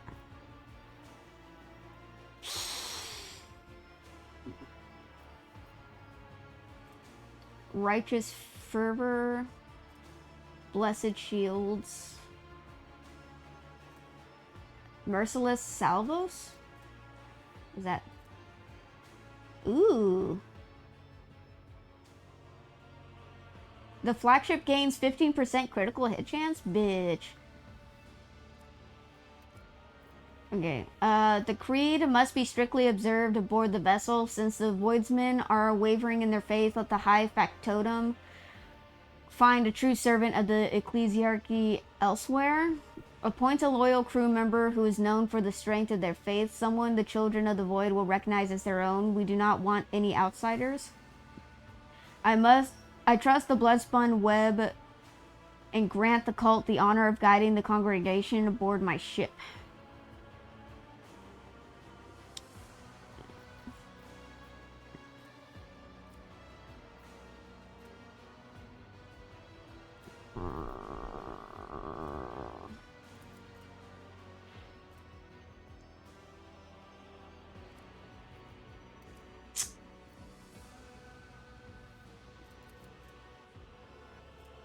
Shield strengthened on each side of the flagship is increased by 10%. The sermons of Professor Zerman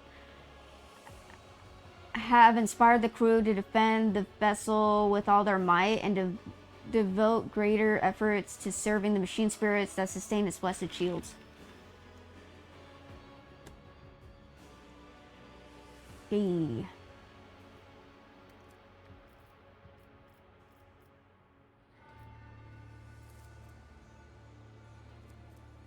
I kind of want to get this Merciless Salvos. But I don't know if I want the fucking Bloodspun Web to fucking lead the sermon, bro. I mean, you got a chainsword. Everything is better now. I know, that's all that matters.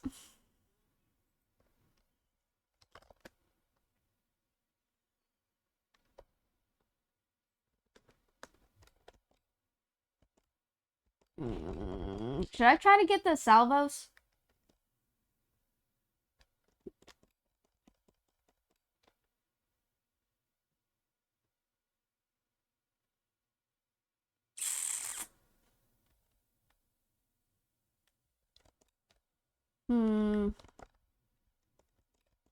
Ishmael.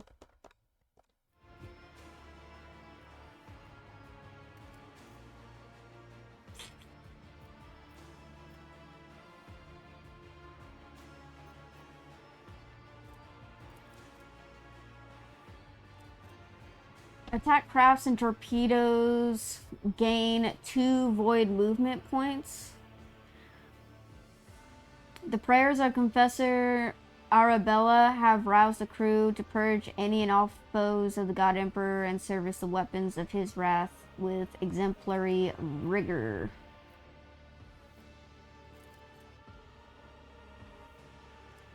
The sacraments of Confessor Tercitius have blessed the crew with a vision of how they might rain unrelenting death down upon enemy vessels and seek out their vulnerabilities in the heat of battle. I kind of want that one. I'm gonna get that one. You honor us with this boon, Domin. I will relay your words to the Vizier so that he may choose someone worthy. I will send agents to every deck. The next time Nemesis rears his head, which I am certain will happen sooner rather than later, we will be one step ahead of him, and not the other way around. Cool.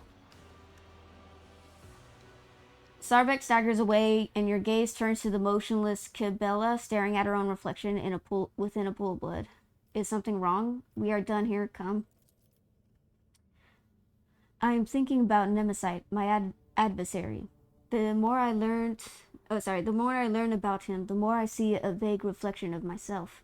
A twisted reflection, perhaps, but all too familiar. Like me, he was forced to tread the path of servitude from an early age, stripped of anything that might stand in the way of duty. A champion and a zealot left with nothing but an idea, forged and tempered by his mentor. To equate a true servant of the God Emperor with this apostate is a heresy unto itself. You are different. He is a murderer, but you understand the true value of human death. You are indeed alike, and it is up to you to prove before the God Emperor's gaze that the tenets of the web are stronger than whatever Nemesis believes in. Yes, both of you have been brainwashed. Stop looking for omens and try using your own judgment instead. It is not my place to judge.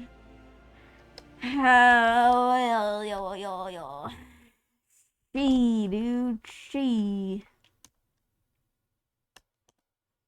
I don't know what to do. Maybe I shouldn't. Should I encourage her zealotry? No.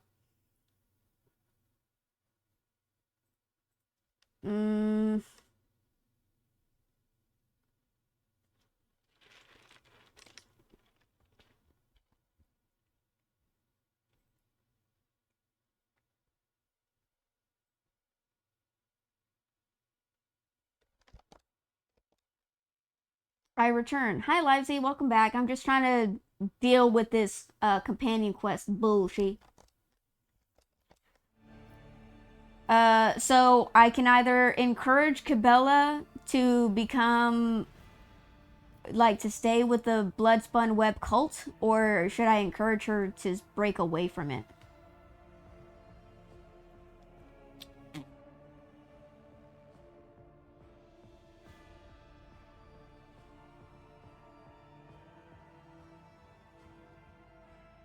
Should I say it's not my place to judge? Should I just leave it up to her?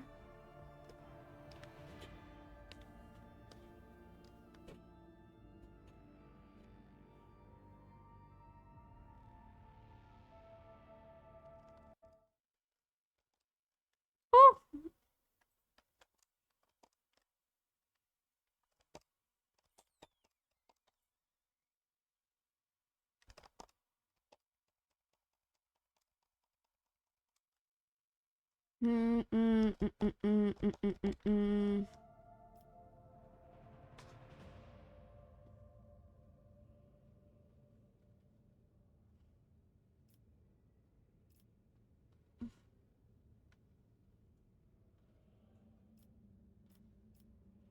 It's not my place to judge. Cabela gives a barely perceptible nod of agreement, but maintains an aloof expression.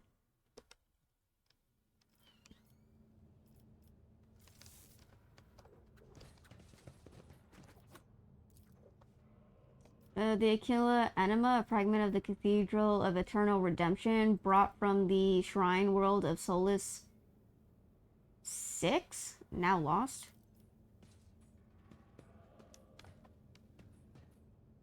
You offer your prayers, asking for the strength to defend what you hold dear. Oh, I didn't realize I was praying.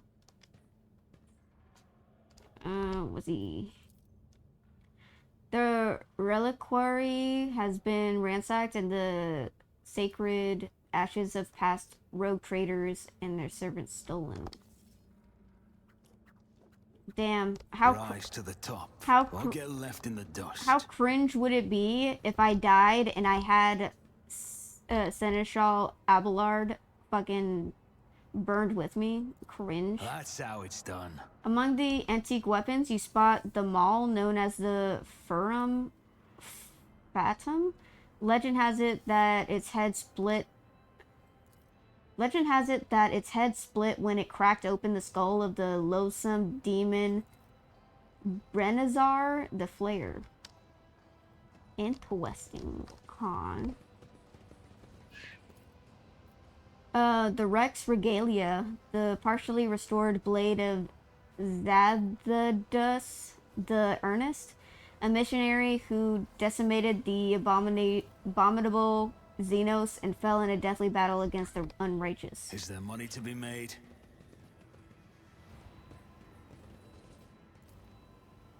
The machine in the shrine confessional emits a low hum as it processes the congregants' vox recordings.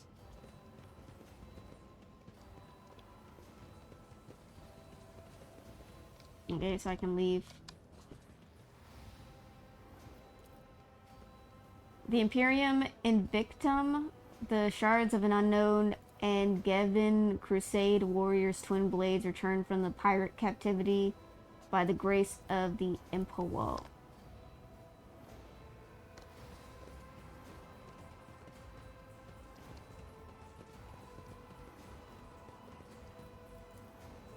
Unexpected result. An ancient-looking chainsword without a fuel engine rests on the weapon rack. The shape of its teeth makes you think of the Ulma Universalis, a pattern from the Angevin Crusade era. The skeleton inside the sarcophagus is holding a spherical object gleaming with gold. Always keep your eye on the prize. Kosher.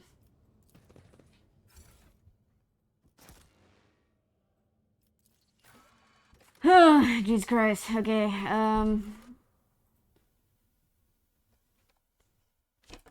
All right.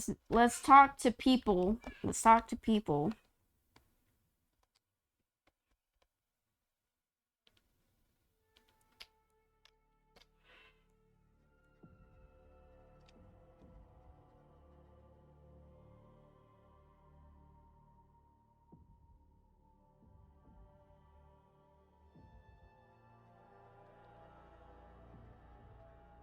The one thing I missed about this, the long loading screens.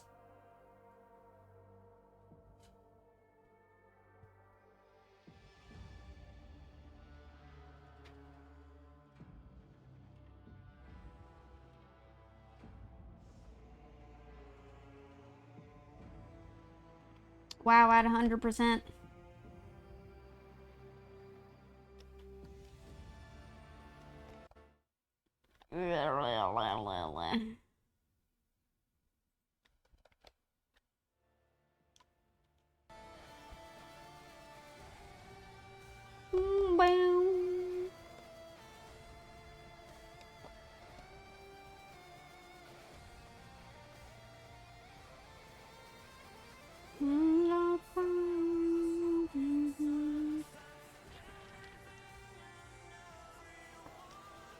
Brace yourself for all will pay. God, that took forever.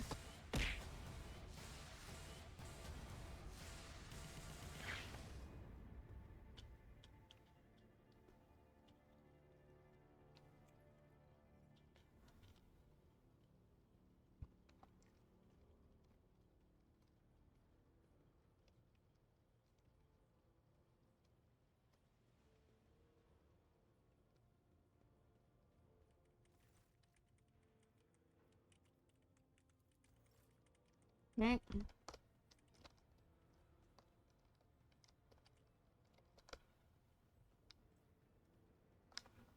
Rogue trader. Then go. I will find something to amuse myself with.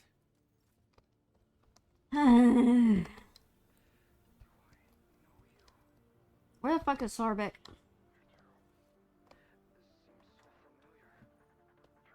Oh yeah, I need to talk to Janris.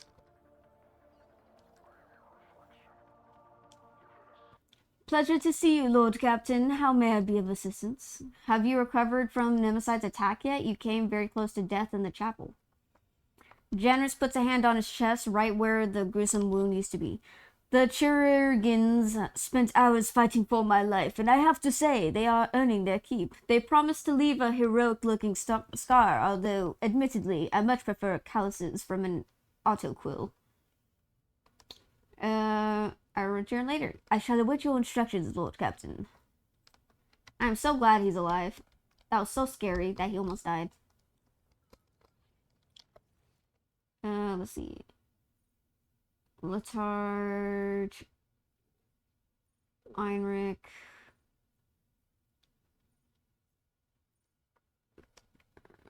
Okay. I'm trying to look for a Sarbeck so that I can... Oh, there she is.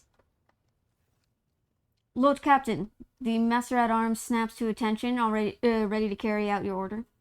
How did you come to serve on my flagship?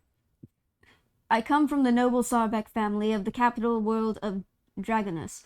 I dare say that our house is renowned for its loyalty and strict adherence to the law, and the members of my family have been your faithful enforcers for centuries. I am honored to be the sixth Master-at-Arms named Sarbeck to serve on this ship.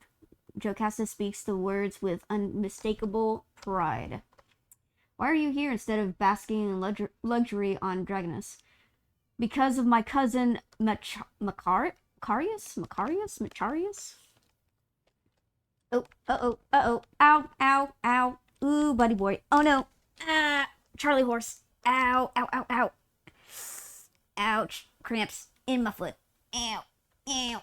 Ow.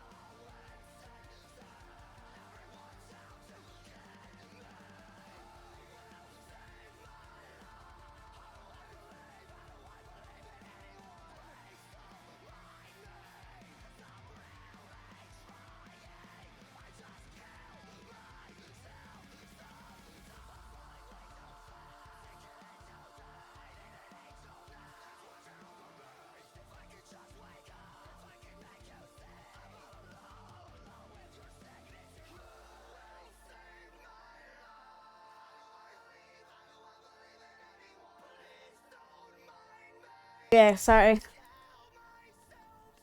I was getting a cramp in my foot and I had to go walk for a second to make my foot hurt less.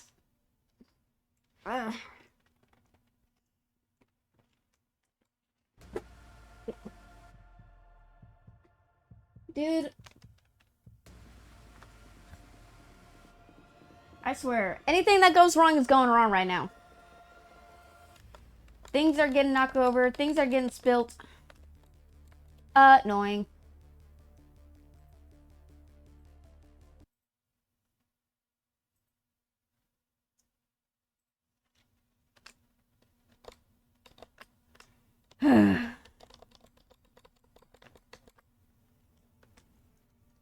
Because of my cousin Macharius. A furious crease appears between her brows. I cannot stand him, but the feeling is mutual. We can hardly be in the same room together, so I jumped at the opportunity to become your enforcer. I should thank my obnoxious cousin for nudging me toward the best decision of my life. I serve you with all my heart and wish for no other fate than this one. I liked Macharis. I believe he and I came to an understanding. You are right, he is quite a scoundrel. I put him in his place. It was enjoyable. Who the fuck is Macharis? Macharius. Macarius. Which one was he? I was on Dragonus. I was on Dragonus. I forgot which one of the nobles.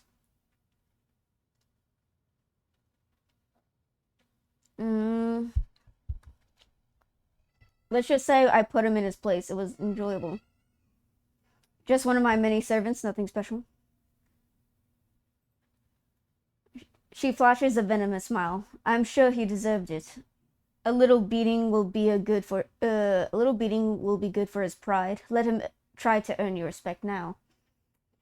You are wearing Imperial Navy armor. How did you come by it? I inherited it from the previous Master-at-Arms. Like the esteemed Seneschal, he left the Navy to serve Lady Theodora. He brought quite a few officers with him and established a tradition. Upon the death or resignation of an enforcer, his or her armor would be passed on to a fellow officer who had distinguished themselves in the course of their duties. I was awarded armor in this way in my time, and upon the death of my predecessor, I inherited his personal armor. What is your opinion of me as Lord Captain? I do not doubt the astuteness of your decisions, but beyond that, I am impressed with you. I have heard about the brutal punishments that you have endured, Lord Captain. She looks away, but before she does so, you notice a strange spark in her eyes. Your tenacity deserves admiration. You lived through torture sometime in your days past. Oh. There's a fire in the black depths of her gaze. If she could, she would devour you whole with her sidelong glances. Hey, yo! Bro? Hey, yo! What the fuck? What the fuck? Bro, she gonna eat me. Oh my god. She gonna fucking eat me, bro. She's gonna eat me. Oh my god. And I beat her ass, dude. I beat her up. And she wants to fucking devour me. Oh my god. She's like the female Marazai. She's gonna om-nom you. Oh my god.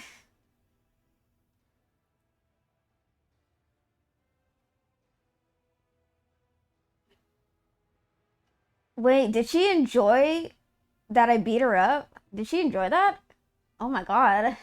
Oh my god. I seem to be detecting something more than mere admiration. You forget yourself. Oh, I don't know what to say. What if she comes to me, but then I just reject her, right? I seem to be detecting something more than mere admiration. Then what about awe? She stares at your neck, right at the scar peeking out from under your collar. Her pupils dilate and she licks her lips involuntarily. Thinking about what you have suffered leaves me trembling. Oh my god! Oh my god! Oh my god! Oh my god! Holy shit! Oh Jesus Christ! Oh no! Ah! Ah! What are the options to grab her chin? We can discuss your admiration somewhere private. Oh my god. Grab Jocasta by the chin in my chambers in 5 minutes. That is an order. Wait, Wait, can I not romance Heinrich? Your lust is revolting. Stop right now. You forget yourself. Oh, yeah. Because when I flirted with Heinrich, he didn't say anything about jumping into bed with me.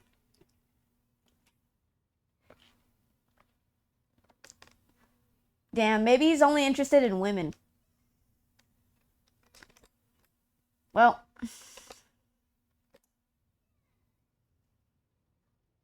How about I say you forget yourself, even though I was kind of flirting with her.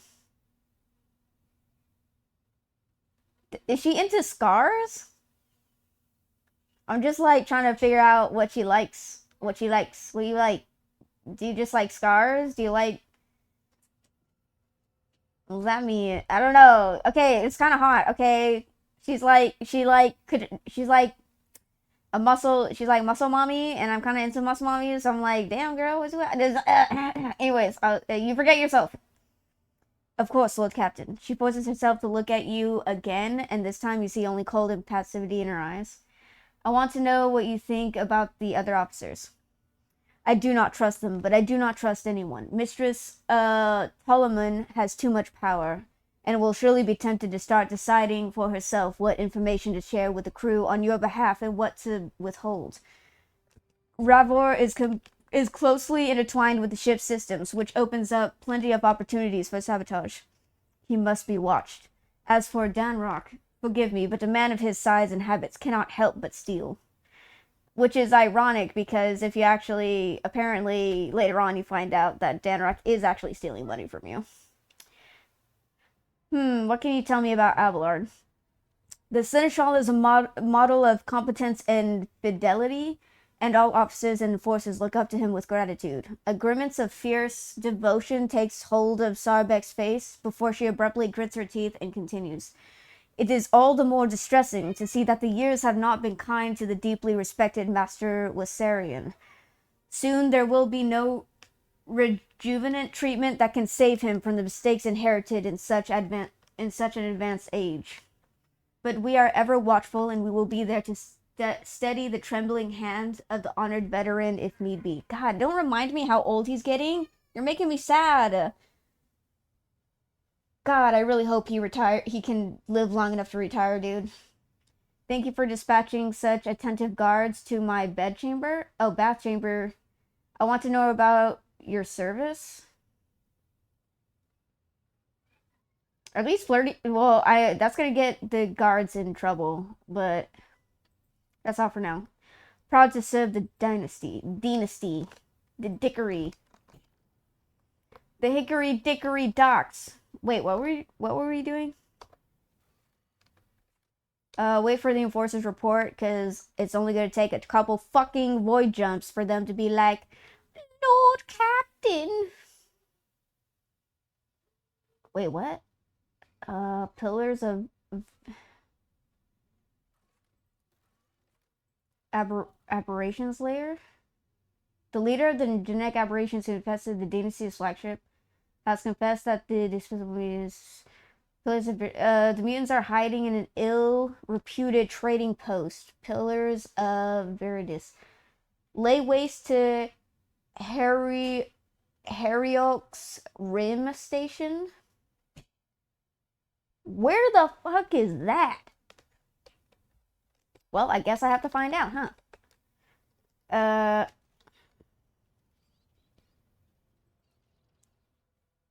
To the map. We're on a baby hunt and don't think we don't know how to weed them out.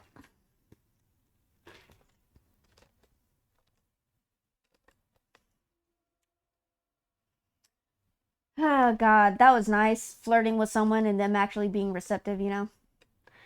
Because I'm a little upset that Einrich, isn't interested.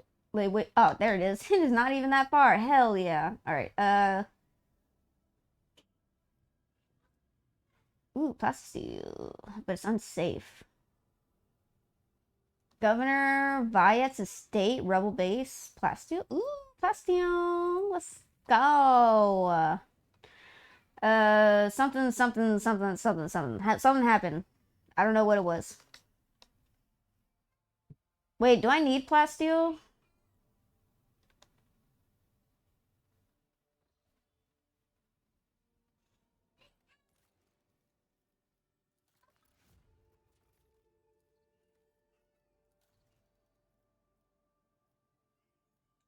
What is this? Mechanisms. Protheum. Okay, I do need plasteel. Protheum, mechanism, plasteel, chemicals, adamantine, phlogiston.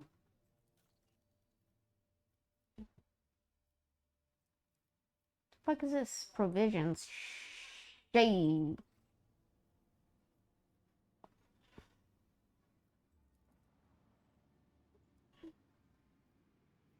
Wait.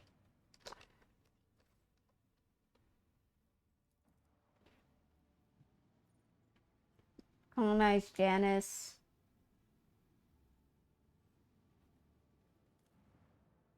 Oh, I'm already... What? I thought I wasn't... Whatever. Wait, was Janus doing anything? No. I need to go to Dragonus and Babel 6.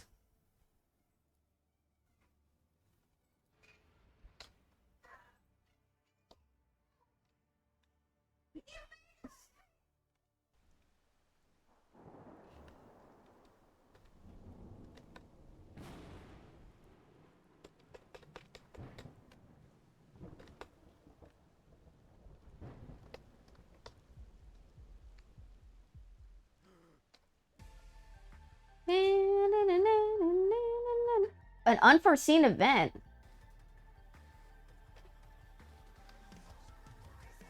Because everybody's on drugs.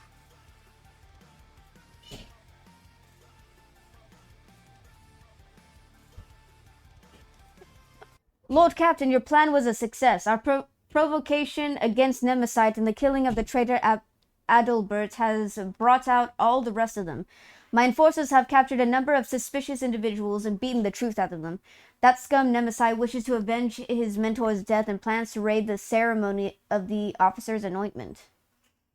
Since the impious Adalbert has turned out to be an apostate, it is the new confessor's duty to ensure that the officers retake their oath to the God Emperor. Traditionally, the ceremony is attended by the officers' families, and it is they who are the target of the mutineer. He wishes to slaughter all of the ship's elites in one fell swoop. I have ordered a trap to be set for Nemesis. Would you like to be personally involved in the operation? What kind of trap? We will replace the civilians with enforcers and their relatives of the appropriate age, dress them all in their formal clothes, and hide their weapons underneath. When Nemesis tries to strike, he will find only cruel disappointment for the last time in his worthless life. Wait, the appropriate age? Are there going to be elderly and youths present? It is necessary for the sake of secrecy. Let me assure you, all of my people will gladly risk their families for the good of the von Valancius dynasty without fear or hesitation. Jesus Christ, guys! Okay, I will attend the ceremony. Detain him yourselves. I will join you once everything is ready. You hear a burst of interference followed by Kibella joining the channel. Dom and Victor, the whispers of death are uttering the name of Nemesis ever more loudly. I must meet the enemy face to face. Very well, we will capture him together. You should stay out of this, Kibella. I will do it myself. Okay, capture him together. So be it. Eliminate Nemesis during the ambush on the officer's deck. So be it. Kibella's voice is quiet, yet somehow even more grim and ominous than usual. Oh my god, we're doing this now? Aw.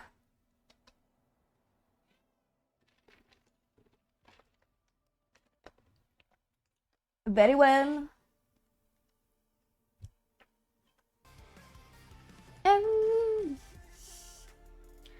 That's what they said to me.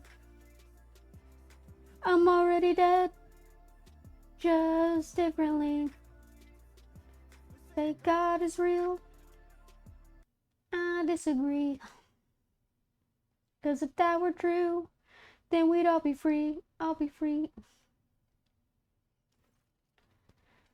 The rows of disguised enforcers are listening to the confessor's words in silence. All around you are Sarbek's chosen people, each dressed as a member of the officers' families.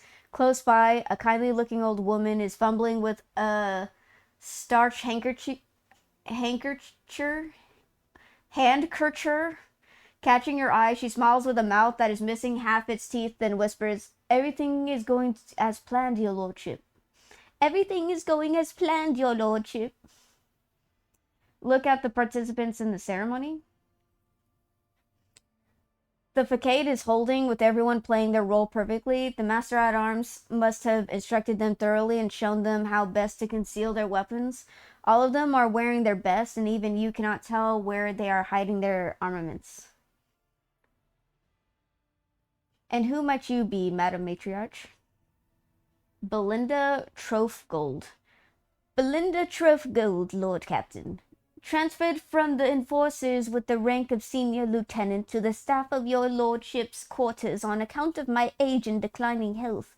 But as you can see, there's no such thing as a former enforcer. A friendly smile stretches across her bloodless lips. So why would Sarbek entrust my safety to someone so advanced in years? I guess the Master-at-Arms remembers how Belinda used to be the best shot among the enforcers back in the day, and knows that my eye and hand have not diminished over the years. I spent 40 years on duty, and to this day I can tell if a man is carrying contraband in his pockets just by the way he is walking. Damn, okay. I am grateful to Mistress Sarbek for the honor. I don't want to die in my bed. Let me fall in battle, defending the Lord Captain and crushing traitors. Belinda gives an imperious yet absent-minded nod and dabs her eyes with the handkerchief. Sorry. I am bored. Perhaps you might amuse me with a story. Do you believe Nemesis will fall for our ruse?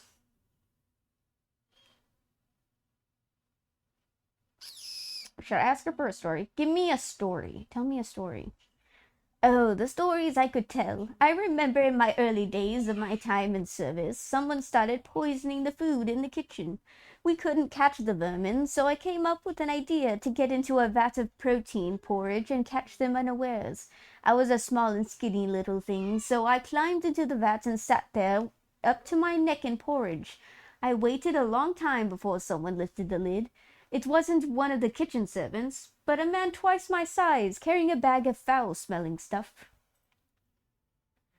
And that was it. I grabbed him by the shoulders and dunked him into the porridge. I held the brute down until he passed out. The Master-at-Arms back then, he lauded my ingenuity and commended me for apprehending the poisoner, but he also took the cost of the porridge out of my wages.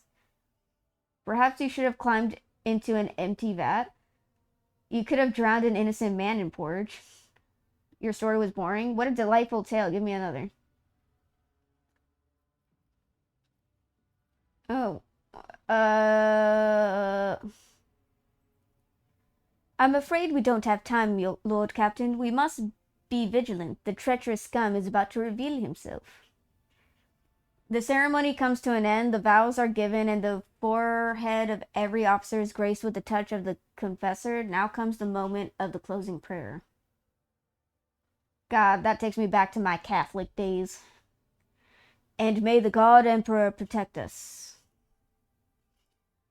A loud and menacing voice booms through the hall, cutting short the sacred words. But not today! But not today!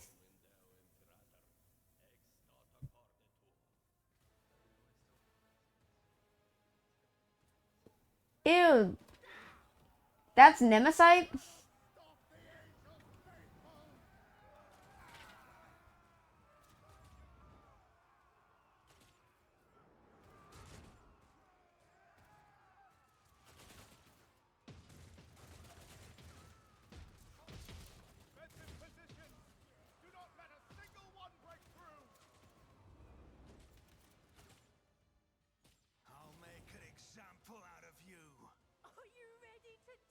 Where is the scum that cut off... Wait, what?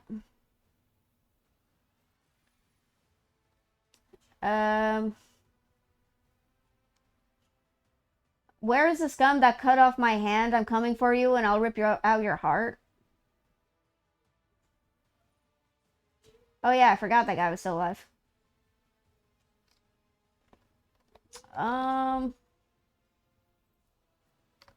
Okay. You go up there. Go there. Go there.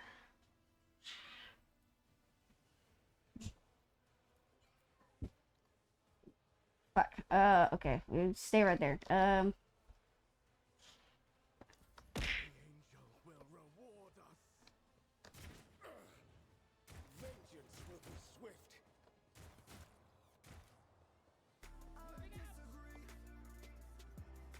Is that where true? Then we all be free. I'll be free.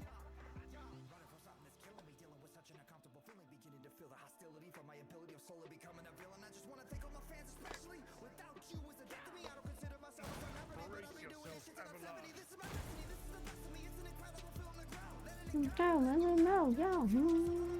Everybody wants some, everybody gets none from me. Cause everybody's on drugs.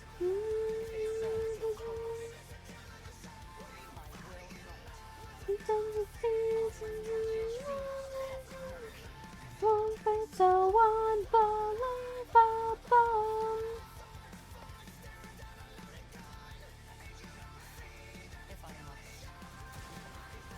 Cause everybody's on drugs.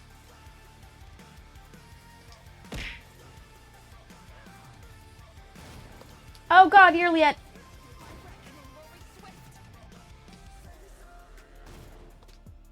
That's not you.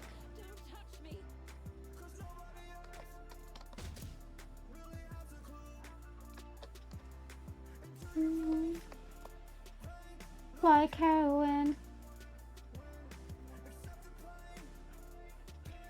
Just to feel again. Everybody wants some, everybody gets none from me. Cause everybody's on drugs. American dream is a killing machine. We're all falling in love with a total disease. And it's killing you, then it's murdering me. So unbelievable.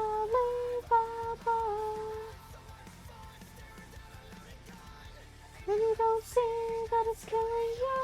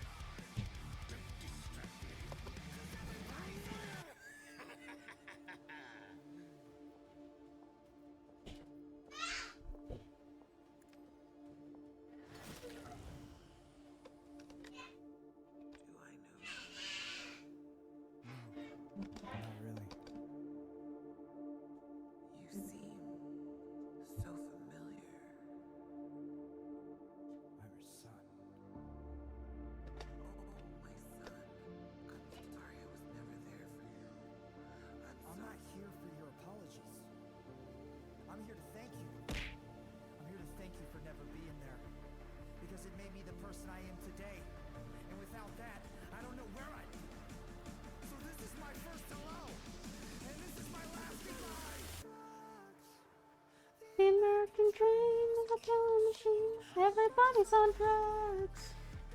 If it's killing you, unbelievable.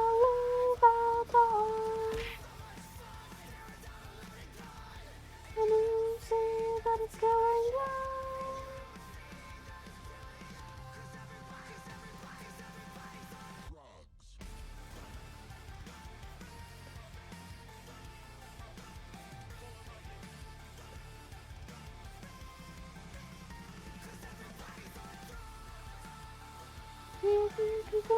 It's a killing machine. Everybody's on drugs.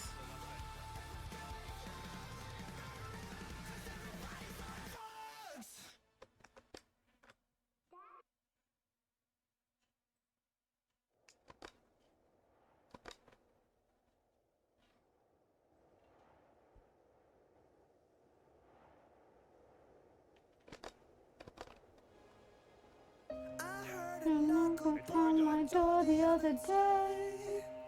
I opened it to find out staring in my face. The feel of mortal stockings reverberates everywhere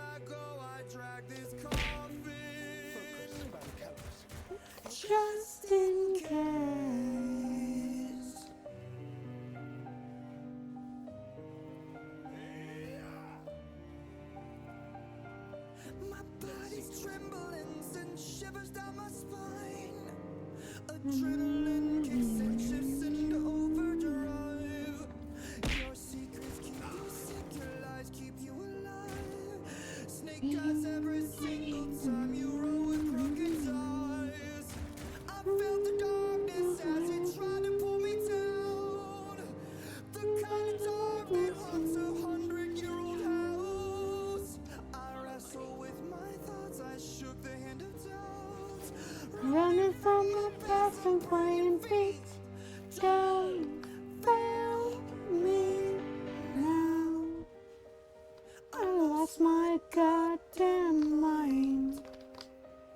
It happens all the time. I can't believe I'm actually meant to be here.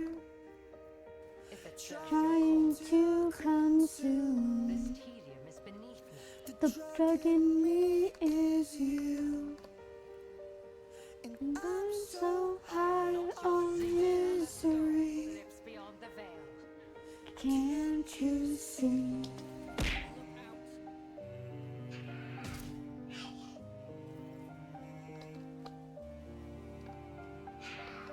I've got these questions always running through my head.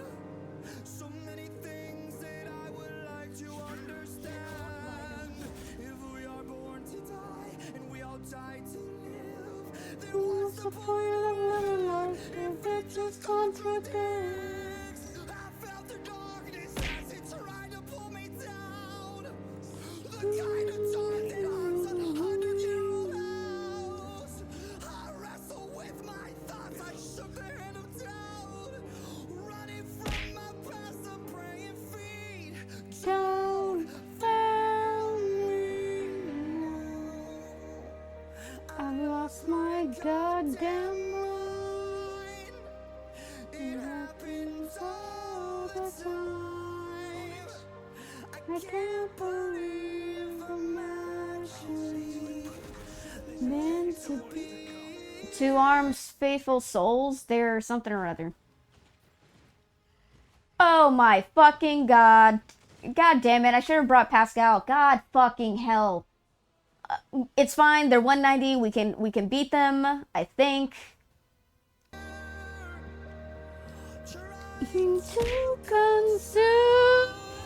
Oh. It's I'm so high on misery. Can't you see?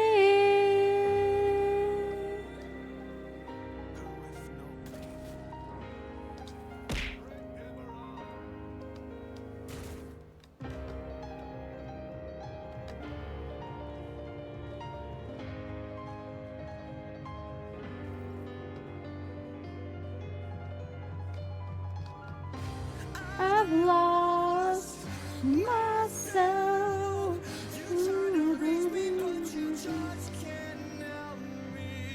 So long, goodbye.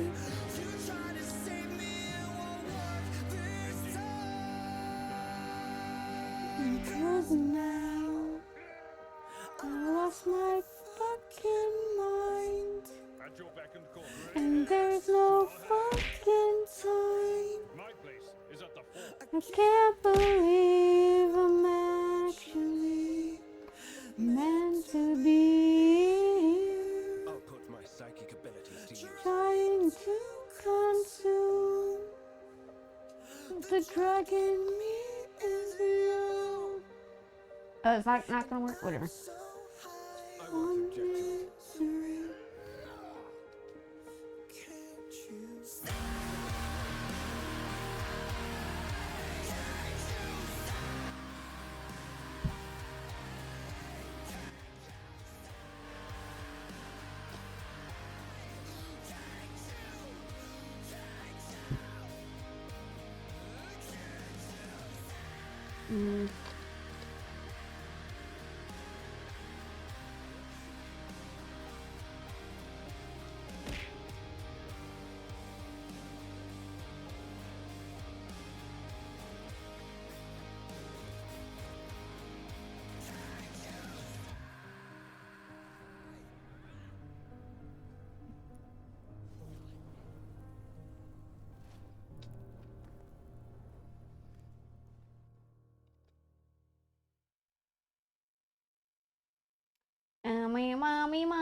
mama, mama, mama, mama, mama, no, momo. Hey. Beautiful, beautiful, beautiful, beautiful angel. Love your imperfection, every angle. Oh god, oh god, oh god. Ouch. You know the way it moves me, on you amazing.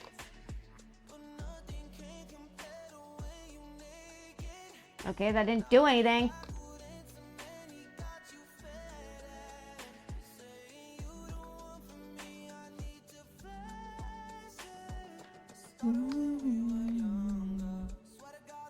Well, can't do anything.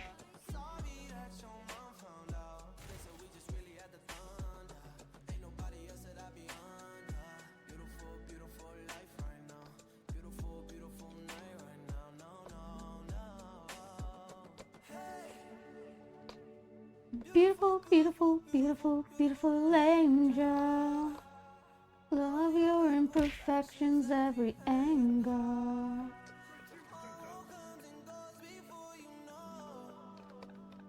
And I just wanna let you know.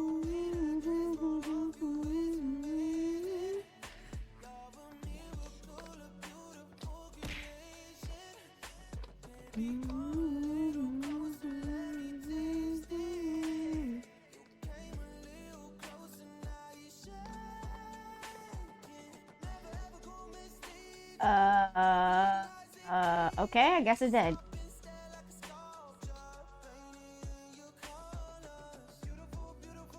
What do you mean no? It is right there. Oh, I didn't click it, I'm stupid. Beautiful, beautiful, beautiful, beautiful angel. Love your imperfections, every angle.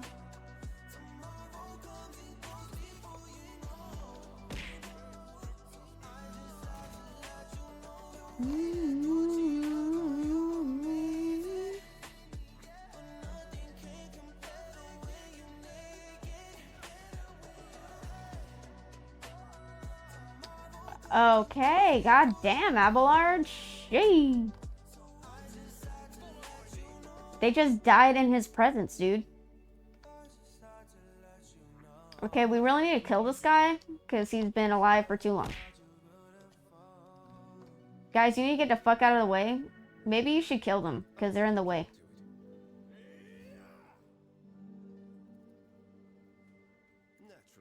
They're in the way of us killing, so you should probably kill them to get them out of the way. There we go. Oh wait, he dodged. Fuck.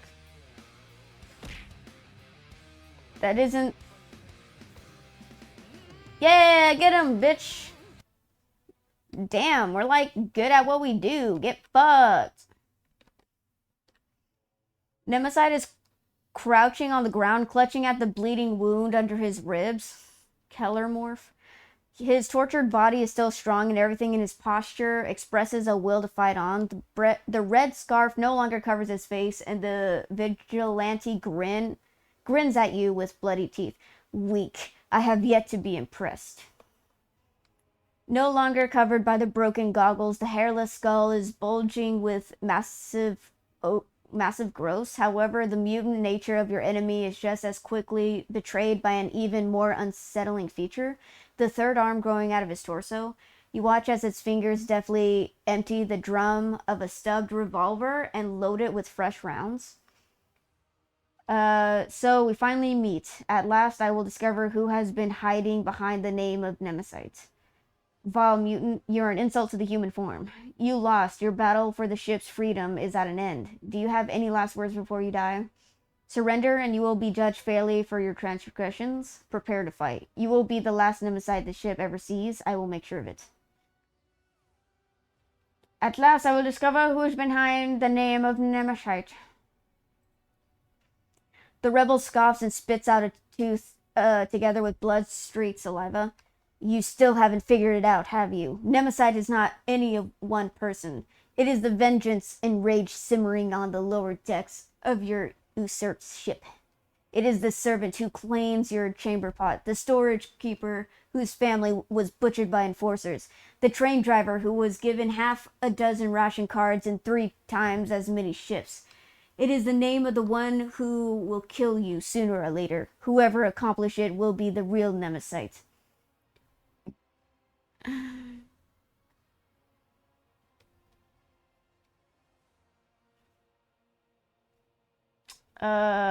Surrender and you will be judged fairly. Aren't you a little overconfident? Nemesis casts a glance at the stub revolver in his hand, then back at you. You are right in front of me. My gun is loaded. I believe this tune is not quite finished yet. It feels like time has become vicious and is slowing you down. You see the bloody hand of Nemesis raise the weapon and your body reacts of its own accord. There is no time to deliberate. You draw your weapon and point the barrel at Nemesis, but he is already aiming his own at you. A malevolent grin spread over his face. The 2 black muzzles stare into each other, and the world around you narrows to a thin line. Cabela emerges nearby like a shadow, blade gleaming menacingly. In her hand, she hissed softly, ready to pounce. It is your thread that will break today and no other. Save your message for your false god when you meet him, servant of death. I am glad to take you both down at once. The second gun is now pointing at Cabela. I vow that your murderous sect will fall along with the Lord Captain. Exchange glances with Cabela. Fellowship 5. Ooh, that's low. Pretend to reach for a second weapon. Since you are not afraid of dying, I will give you a choice. Do I kill you with my right hand or with my left? Oh my.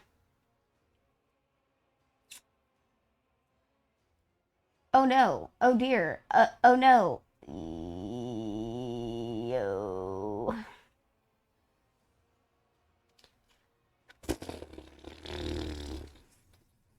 Well, I'm a little forked, aren't I? Ugh.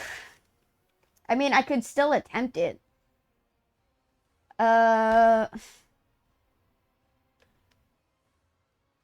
Even with the low percentages, I could still be successful.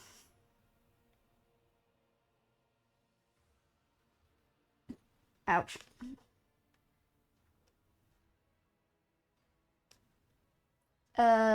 Smile contemptuously. Oh, please. You resent that you were born a freak, so now you want to prove that you are just as good as us normal people? No matter what being you call to your side, I have the God Emperor in mind. That means you are doomed. Add trepidation to your voice. I see you will not be intimidated. How about we make a deal?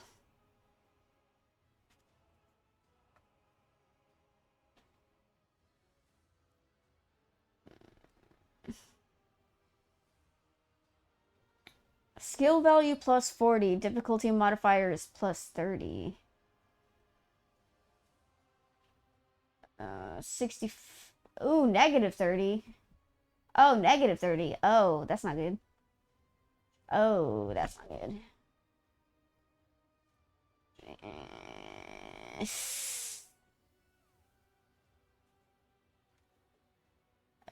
I don't know what this does. Shit. Cabela's gaze is fixed on Nemesis, and she does not notice the look you are giving her. You may outnumber the enemy, but each of you must face the rebel alone. God damn it. How about we make a deal? Oh my god, I succeeded. The haggling tone in your voice brings a complacent smile to Nemesis' face. His trigger finger relaxes slightly. You cannot bargain with vengeance, pathetic creature. Sure, okay. A tense silence falls, for all the words have been spoken. At last, Nemesis says quietly, "It's time. Farewell, Lord Captain." The acerbic smile vanishes from his face. Instead, his demeanor turns cold, collected, calm, with the indifferent grimace of a skull. Time stops for a moment, and then, as if tossed by a blast wave, the events fly forward like murderous shrapnel. Oh, God. Okay, I have a higher chance of winning this. Shoot first, nod to Cabela, and act in tandem to deceive the enemy. Okay, so I can succeed these, maybe. Hopefully not. Well, I say not hopefully not. Hopefully I can see these. I can succeed these, but there is a chance that I might actually fail. Whew. Okay. Okay.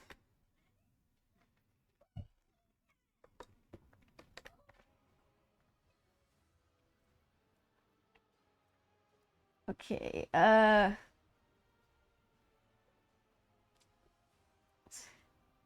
Oh, thank God. You and Cabela move as one, and you manage to confuse Nemesis with a perfectly timed maneuver. He is left hesitant to fire, but you are not. Let's go. Cabela takes a deep breath and wipes the blood off her blade. The living legend's head lies severed at her feet. Look at the corpse. The decapitated body lies motionless on the deck. The cut at the neck stares back at you from the grotesquely distorted ridges of its spine. The power of the folk myth fades into the air like the smoke billowing from the muzzle of his stub revolver. Cabela, are you alright? He did not harm me.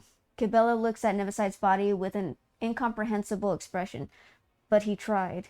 Such was his idea, and he remained committed to it until his last breath. He was a good death. Thus ends the struggle of Nemesis.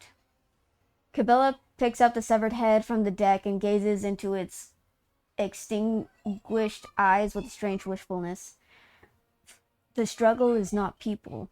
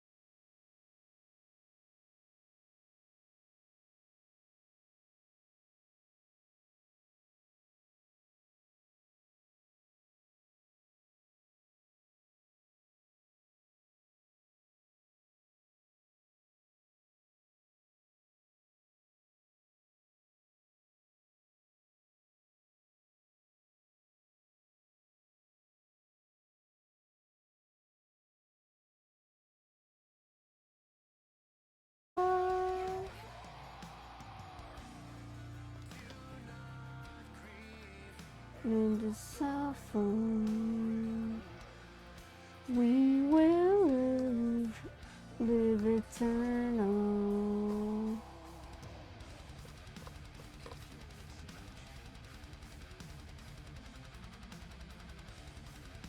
Ooh, what's this? Relics of Unknown Saints.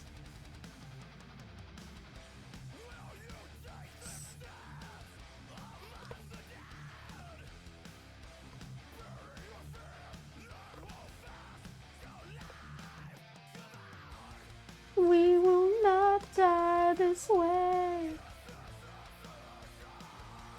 Death claims us no more. Do not end in the suffering. We will live eternal.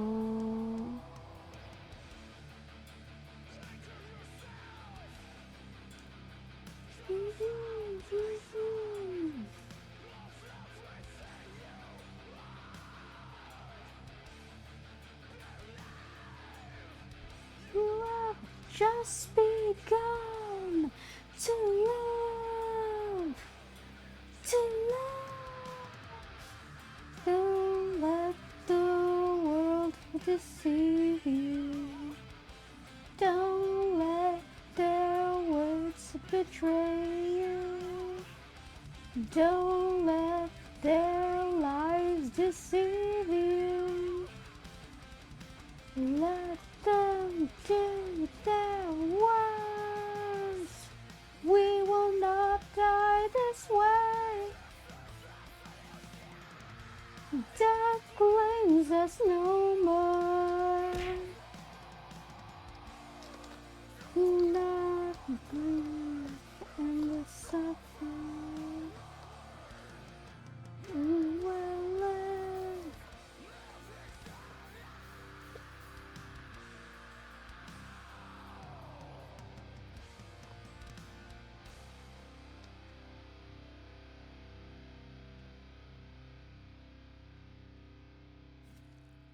Okay.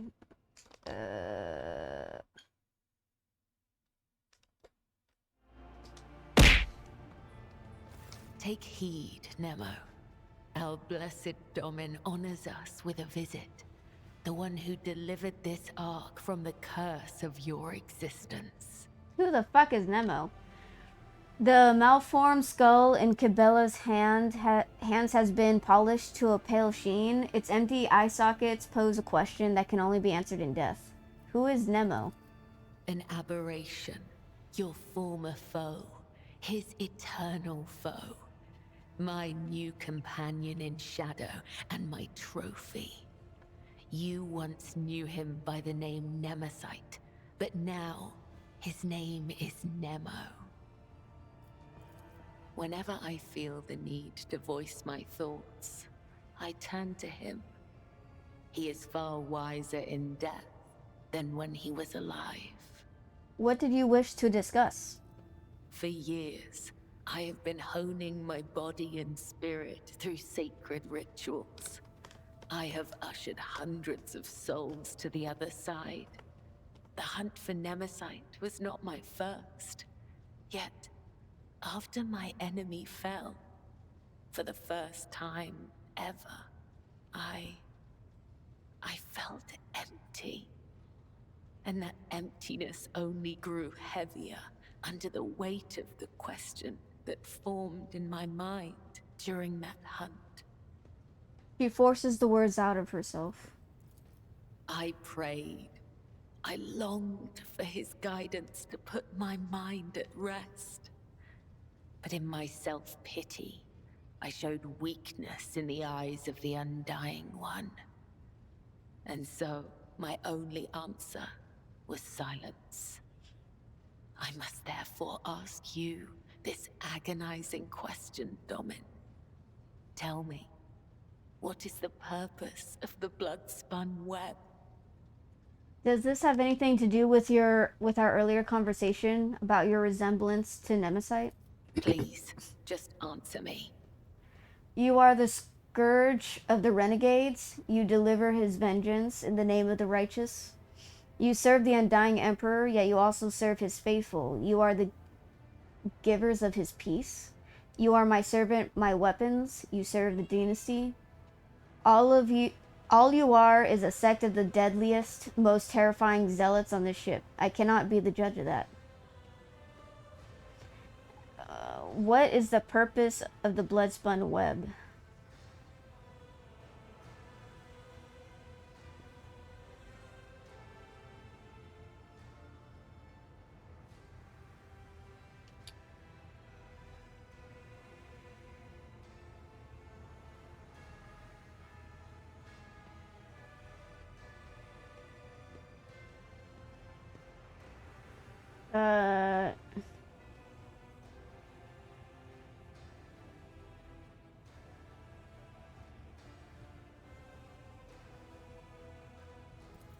Then that makes me a driver of the ignorant. One who guides people into following an idea they may never hope to comprehend. All my life, I have walked the road that was prescribed for me. I did as I was told. I searched for the truth in other people's words, then repeated them in my own voice. And I never once questioned my destiny. Until you came along, Nemo. The way Cabela drags her metal claws across the skull in her hands seems almost affectionate. I might just as easily have met Nemesite's fate and he mine. All it would have taken is a different pattern of threads. The only distinction lies in our ideas. Thank you for this conversation, Domin. It has satiated the void that gnaws at my soul, if only for a time. As for how to seal this chasm for good, that I have yet to find out.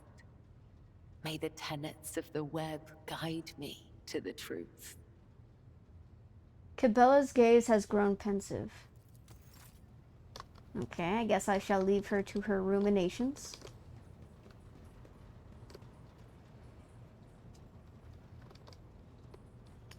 Doo-doo. Doo-doo.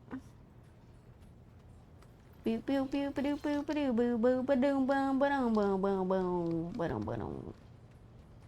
Manam manam boop boop ba doo doo.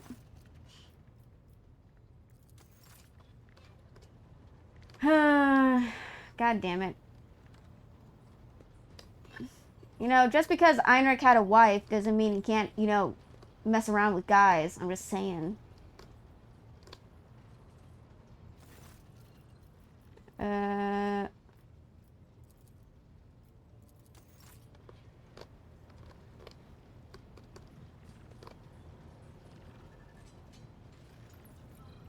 Lord Captain? Lord Captain.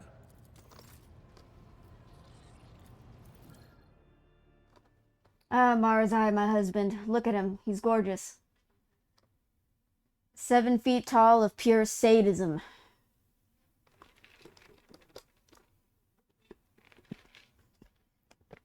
Sorry, not been talking in chat much. Been getting things ready for tomorrow. I'll head to bed in like 10 minutes though. Okay, that's fine. Are you doing that? Are you still doing that? What is it? Ooh, Inquisition shipwreck.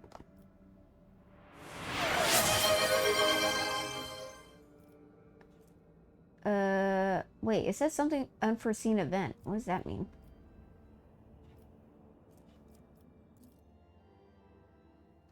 Or Celio prophecy? Oh shit, I forgot about that. Oh shit, I forgot about that. Wait, where are we? Where am I? What is this? Oh, sorry, I meant sorry, I meant to ask, are you doing that that Marvel Rivals competition thing? You have to wake up butt ass early?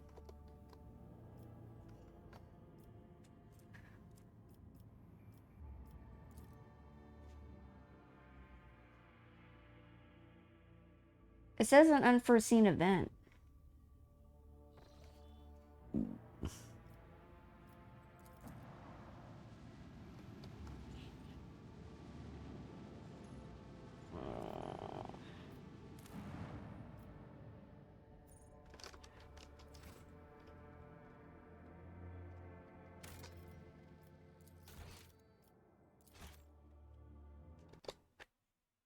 Yeah, it's like 4 p.m. for me, so not too bad. Okay, that's good.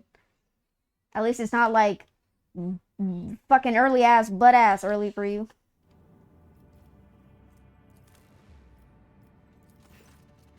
An officer of the Augur team reports that this world, covered in thick forests and steep mountain ranges, is of no particular interest except for one fact. A fierce battle has unfolded between a group of Xenos. A multitude of small ships are concentrated around one area, some of them heavily damaged or outright destroyed. Around the cluster of ships, scanners detect a plethora of xenoforms employing unidentified weapons and technology. Marzai supposes that in this location, the surviving warriors of the Reaving Tempest could engage their pursuers from the other cabals that crave their deaths. The Xenos is determined to land on the planet and meet with the Drukhari from his cabal, or unceremoniously barge into the battle, whoever the enemies may be. The Xenos demands that the Lord Captain's best warriors set out with him. Let Marzai take part in the melee alongside the assault squad. Wait until the Xenos cut each other down, then collect the spoils. Send an assault squad to the planet to destroy the Xenos and acquire their belongings. Destroy all the Xenos with a well-placed shot from orbit. Fly away. Alright, let Marzai do his thing. Ooh, trophies. Hell yeah. Archaeotech fusion gun. After several long hours, Marzai's shuttle finally docks with the rogue trader's void ship. Of the group that was sent to the planet's surface, only the Xenos returned, covered in blood from head to toe. With a smug, snake-like smile on his face, having evidently enjoyed what happened, Marzai hands the Lord Captain a blood-soaked trophy. Oh my god, thank you. Thank you, lover. Okay, well that happened. Alright, never mind. Sorry, explode. Get me out of here. Okay.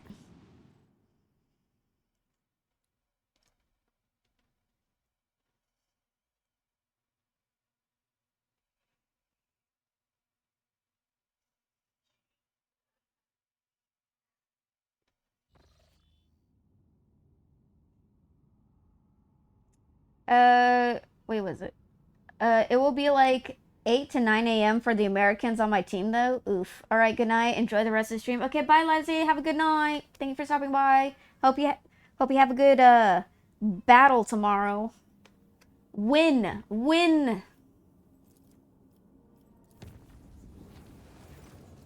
Lord Captain, I wanted to warn you. Marzai is on his way to your quarters. He will be with you any minute. Oh.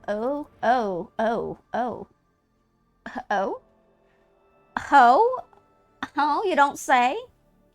What does my handsome husband want to say to me in my quarters, personally? My headset has been dying for a while now. I really hope, if this is voiced, I really hope it doesn't fucking cut out in the middle of him talking, because the voice actor is, like, amazing, so I don't want to miss out on his, you know, sexy voice.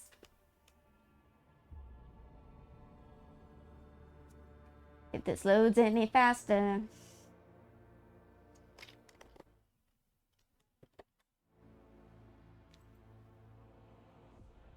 Come on, don't keep me in shish bench. My husband finally wants to talk to me after hours of silence. Well, I say that. It's not like I haven't experienced some kind of content with him, but...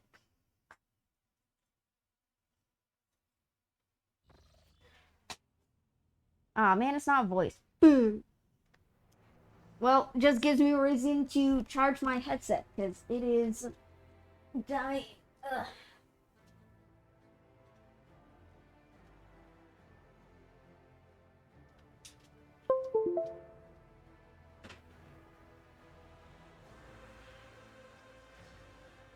God, I really hope it's charging, because sometimes it says it's charging, but other times it doesn't. Victor. Mara's eye sweeps into a bow and raises his head, looking up at you from below. Allow me to claim a moment of your time, Rogue Trader. Why are you being so respectful? I don't like that. I don't like that you're being like that. I have come to repay the concern you have shown for me. Sorry, what? He looks into your eyes. The vestiges of the reaving... Sorry, his model's moving and it's like catching me off guard. The vestiges of the reaving tempest that we encountered in the void. You could have refused my request. You could have disposed of those spoils however you wished, but you deigned to indulge me. And so I must express my thanks, as only I can. Okay. Marazai tilts his head to one side. Tell me, which offering would excite you most of all? Thousands of touches that bestow tenderness and pain?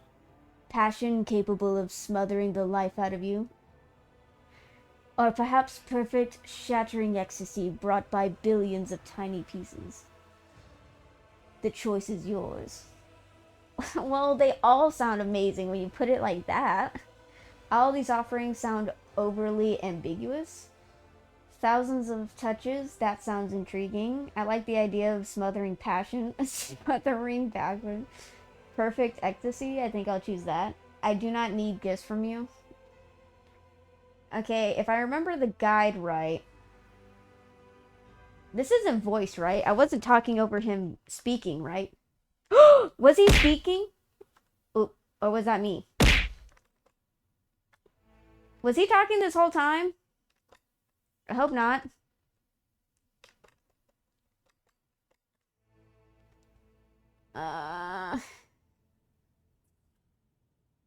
Okay, if I remember the guide right, it says it doesn't really matter what gift you choose.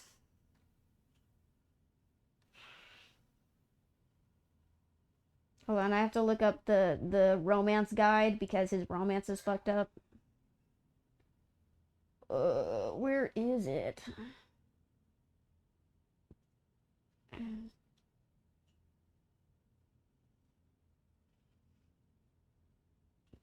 Mars Eyes Romance Guide. On Reddit.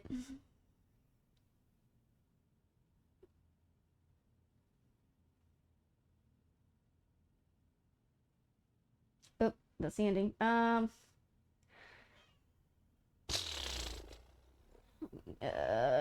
You'll get fights. Accept one of the 3 gift options and then use it accordingly to the role chosen. I am playing Dom Rogue Trader, and I chose to use, and he was, okay, there's no dialogue difference between the 3 gifts, only the description. Oh, okay. So it doesn't really matter.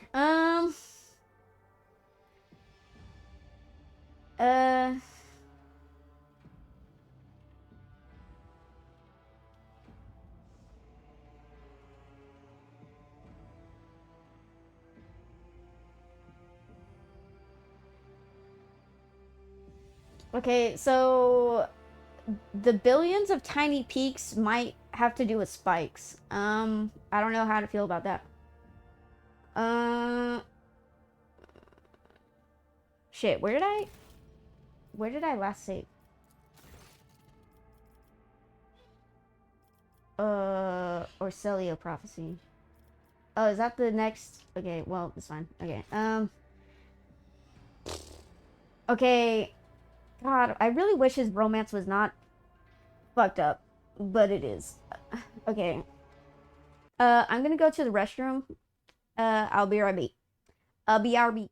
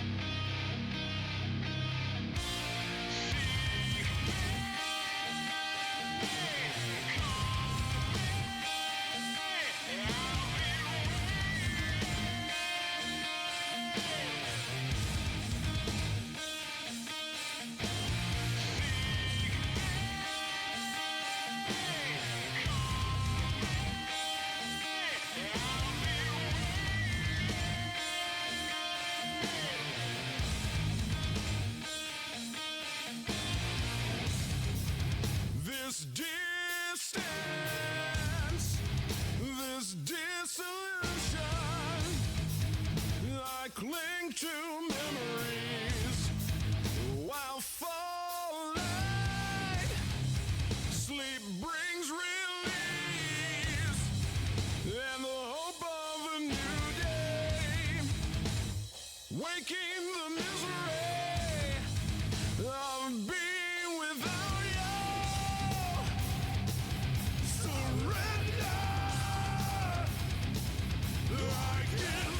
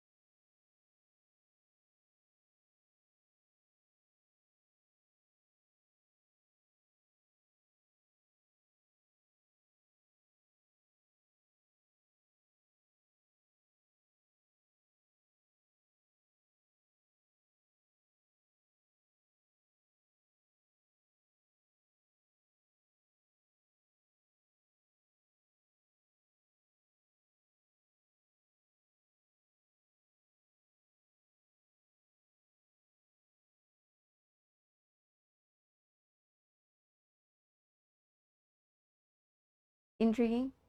Marzai gives you a dark look full of promise. Very well. Allow me some time and I will give you what you desire. Yes, please. His voice vibrates with excitement. Just look, who else could offer you such a gift? The delights of my kind, selected according to your desires. The delights of my kind. Did I say that? Wait, what? The delights of my kind, selected according to your desires. What is this? Am I supposed to not see what I'm looking at? What am I supposed to... Oh, I can choose. Wait, what? What? Oh! Oh! Oh my god! Oh my god! Oh my god. Oh my god. Well. Well. I asked for a thoursome. I asked for... I asked for a thoursome. Oh my god. Ay, Dios mío. Well. What is this? Well, since your gift is already here, now is the perfect time to try it out. I appreciate the thought, but I will not be availing myself of all of this. Take this filth and get out of my bedchamber. I never wish to see anything like this on my ship ever again.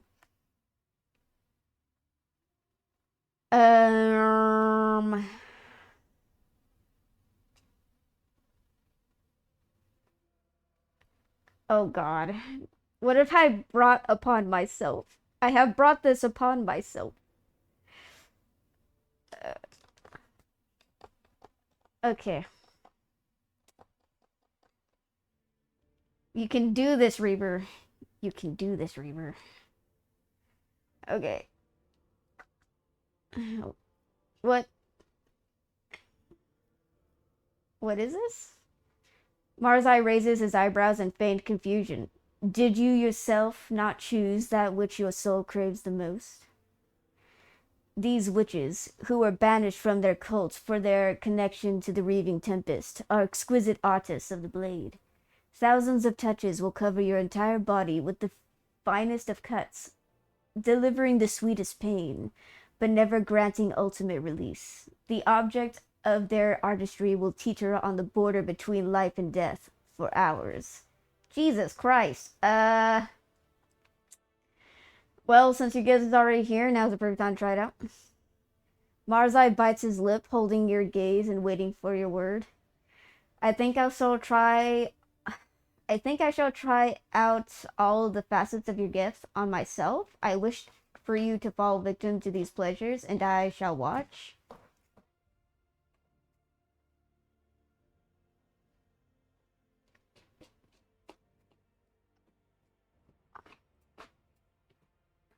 I don't know. The last time I did try to be, well, was it? I don't know. God damn it. I don't know what role I'm supposed to play. If everything goes well, you will get some ascension points. This will give you a true romance at the end, and dominance or submission points do the main quest. Be cruel, eat the brain, reestablish your dominance or a submission roll when he tests you. Oh my god. Wow, really?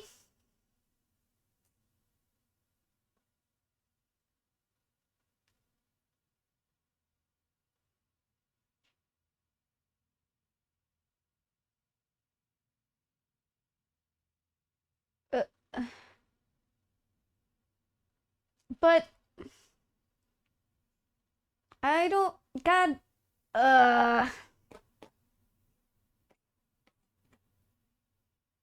Did I cock this up?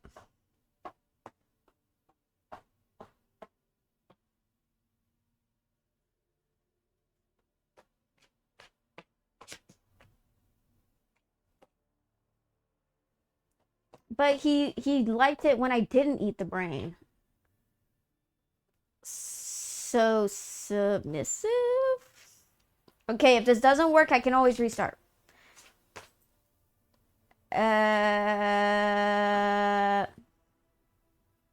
Marzai glares at you, his lips curling slightly, as though your response has spoiled his plans in some way. As you wish, Victor. As you wish. Well, that's not good. Well, god damn it.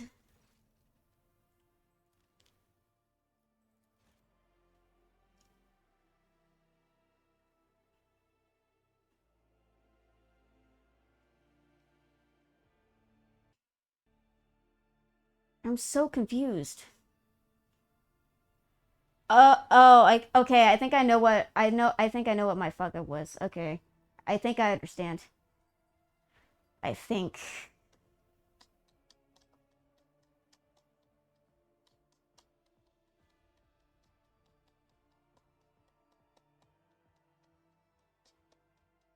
I think.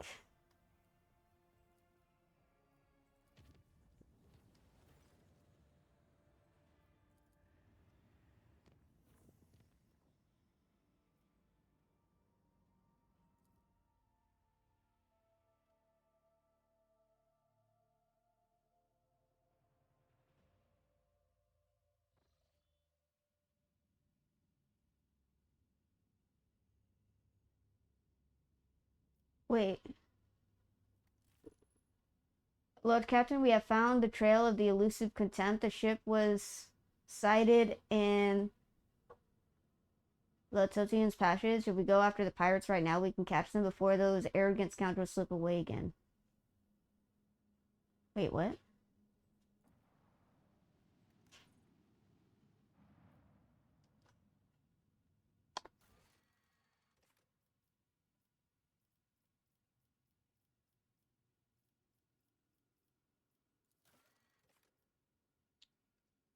Um...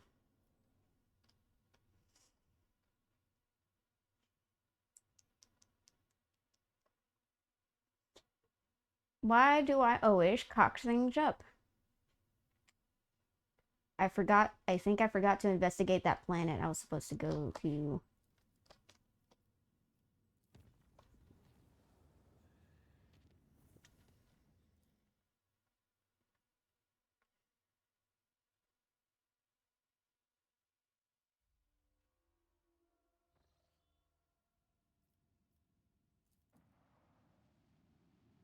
I'm just so confused. Did I mess this up?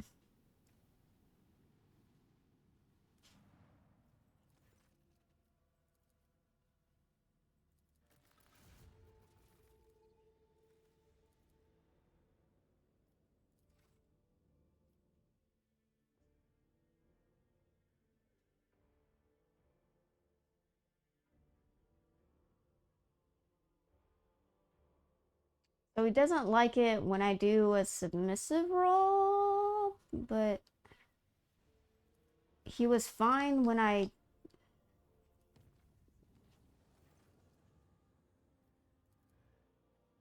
Wait, what?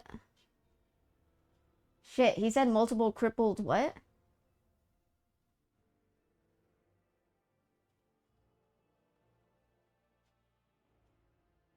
God damn it. I just want to fork my dark elf husband. Why is this being so difficult? Why can I not have the things that I want? Yes, yes you did. Be quiet, Scythe. Silencio. I'm trying to play a submissive role, but the game is not letting me do that because his romance is cocked, alright? And it says, in order to get a submissive role, you have to do the dominant choices. And so I have been doing the dominant choices. But now, it seems like the game has registered me as the dominant figure in this relationship, which I do not want to be. I want to be the submissive one, but it will not let me. Your lordship, what the fuck is happening? Master Helmsman Ravor, turmoil reigns on the bridge with officers running about frantically tapping the cogitator runes, operators issuing commands into hissing voxcasters, and enforcers brandishing and checking their weapons. Only the Master Helmsman looks curiously unperturbed. Ravor's ever-scowling face clearly cannot hold any more grim dissatisfaction. I'm glad you made it here in one piece, your lordship. The crew is running ship damage control procedures. The situation has been recorded in the ship's log as critical. Mistress Sawbeck and I are temporarily in charge of the bridge. I'm organizing the technical staff while Jocasta musters the enforcers. The Honorable Vox and Infernus Masters have departed for the affected compartments to take charge of their subordinates, but remain present on the Vox line. What the fuck is happening? I wish to know what disaster has been falling us. Your comm bead springs to life. Infernus Master speaking. There have been several large explosions throughout the ship. A cascading blackout has knocked out lighting, transportation lines, air filtration, and heat control across the entire vessel. Multiple fires detected. All Infernus Guild forces have been deployed for emergency repairs. We will save the ship no matter the cost. Right now, we are a blind, unpowered, defenseless, sinking spittoon drifting through the abyss. The total volume of outages was nearly enough to turn us into an adamantine casket. The crew has suffered heavy casualties due to explosive depressurization, loss of air supply to the compartments, multiple fires, and failures in the transportation systems. The numbers are getting worse by the minute. Oh, God. Was this an accident or was it sabotage? While we do not know this for certain, I am convinced that we have been attacked from within. We are now more vulnerable than ever. Her voice is followed by a hiss from the Voxcaster. It might have been a chain reaction caused by an accidental failure. The ship is old. That sort of thing can happen. But I commend Mistress Sawbeck's vigilance. It is appropriate at this hour. Oh my. Silent Hill 2 remake? I was thinking about playing that game, not gonna lie. Oh,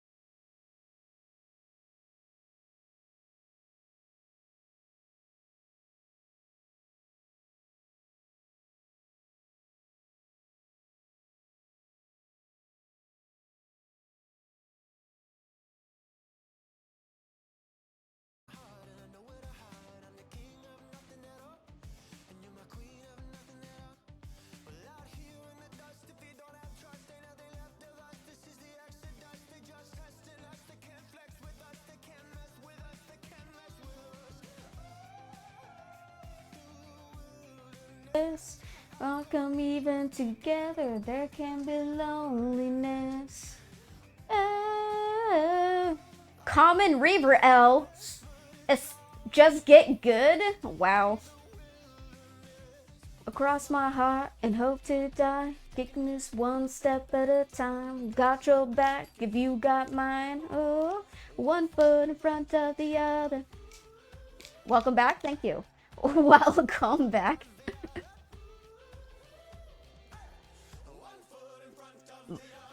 My hunt for Dr. Pepper was successful.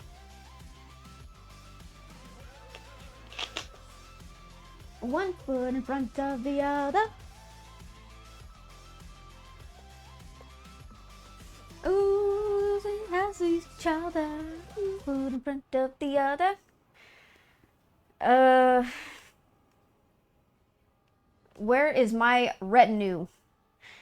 Victus's voice breaks through the shower of static gushing from the Voxcaster. They were in their quarters or carrying out their duties when the incident occurred. Immediately after the emergency meeting, I will summon those you request to the bridge as escorts. Where is the high factotum? At the time of the accident, Danrock was on the freight line inspecting warehouses. He has not been in contact since. We are assuming the worst. Why is Danrock... He is literally the most death-bound, noble... He is not made for fighting. Why is he always getting in danger, dude? We must come up with a plan of action. I've already put together a priority order for the repairs of the critical systems, but many bays have descended into bedlam and riots, making the work difficult. People are terrified and think they're about to die. In addition, some decks have become inaccessible. The trapped crew members' time is running out. Sadly, the optimal survival strategy is for the vessel does not include the survival of those poor sods. Excuse me. Save the vessel. The enforcers must quell the riots and ensure that the work is done. Rescue the crew members from the damaged compartments. Either we all survive or we all perish. I do hope it is obvious to everyone that my treasures, trophies, and relics are to be rescued first. Everything else comes second. Rescue the crew members. A new burst of hisses emanates from the Voxcaster. Jocasta, we are running short on brave men. We would be grateful if your people would lay down their weapons and come to assist the Infernus Guild. The sooner you come, the more lives we can save. The Master-at-Arms glares furiously at the Voxcaster. The enforcers will do their duty. Aid will arrive shortly. Sabek's personal Vox bursts into life. Her voice contorts with rage as she listens to the report. There's been an incident on the flight deck. A mob of voidsmen and laborers, despicable cowards all, are trying to break through to the shuttles. The enforcers are holding them back for now, but the cordon is in danger of being overrun. Iconoclast, let them go. I will stay here with those who still believe in our success. God damn it. God damn it, Iconoclast. Tell them they have my permission. Gather them all in one compartment, then seal it and vent it into the void. I have no need for cowardly refuse. Jesus Christ. Seal the bay doors and mind the shuttles. Let them know that I mean to leave them no choice but to carry out their duty in the Emperor's name. Jesus Christ. Sarbek grits her teeth and hisses into the box. Let them through. Remove the cordon. Provide enough oxygen, water, and rations for 8 watches. And nothing else for those traitors.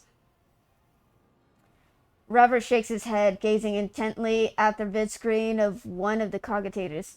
The pressure's dropping. The bridge ventilation systems is completely busted, Lord Captain. I humbly request that you move to the officer's deck, where the emergency headquarters are to be established. The bridge is no longer safe, so I must ask you to hurry, while the tech priests are still supplying the elevator with power. My assistant I will stay here and report on system readings. We have an emergency supply of void suits. So we won't croco right away, Emperor willing.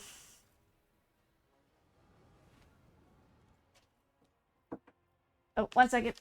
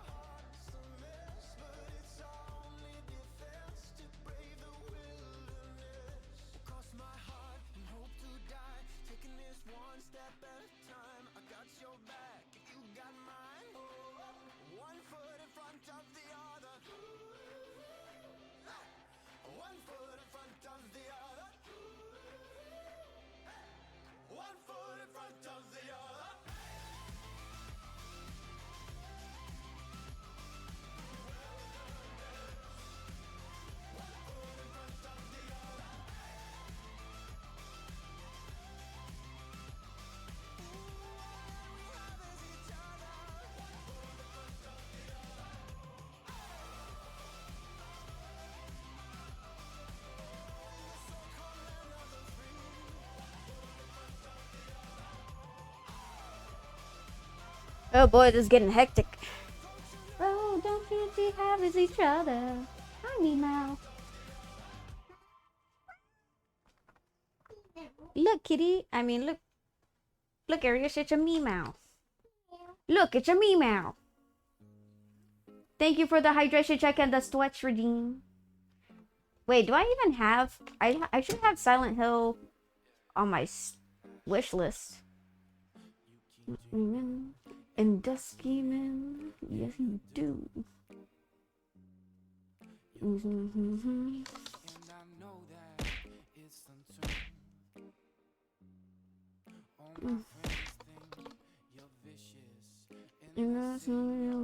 Suspicious and dusky man. I feel like I'm drowning.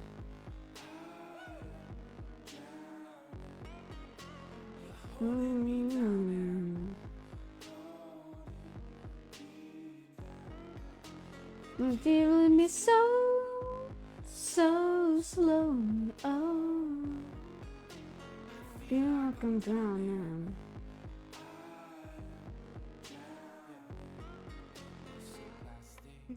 I tried it just for you. It's 60. It's $70 for Silent Hill 2. Next art, depleting. You're so plastic, and that's tragic. Just for you. I feel like I'm drowning. Hey, you're holding me down.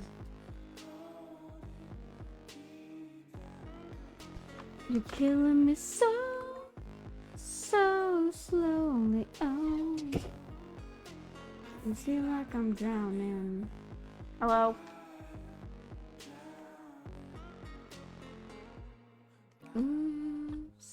Okay. Just when you're not around me. Oh God. Uh-oh. Rip. Rip.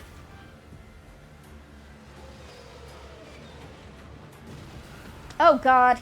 I fucking knew we were gonna crash.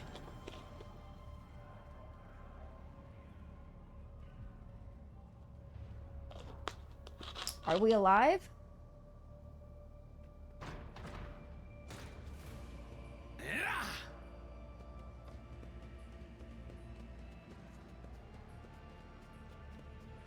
Yay, we're fucking injured. God damn it.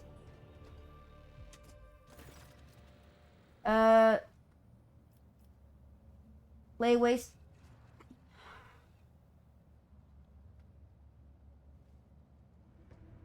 We took too long. God.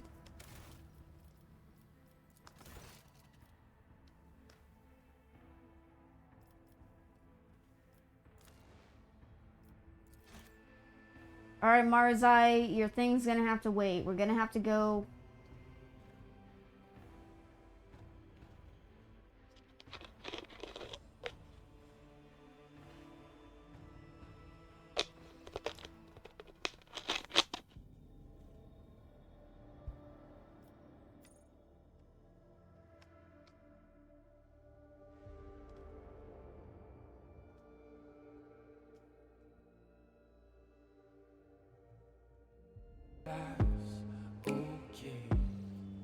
Just when you're not around me, my life's okay. Just when you're not around me, my life's okay.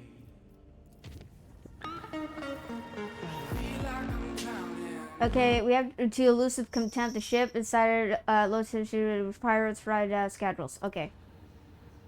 Let's get those bitches.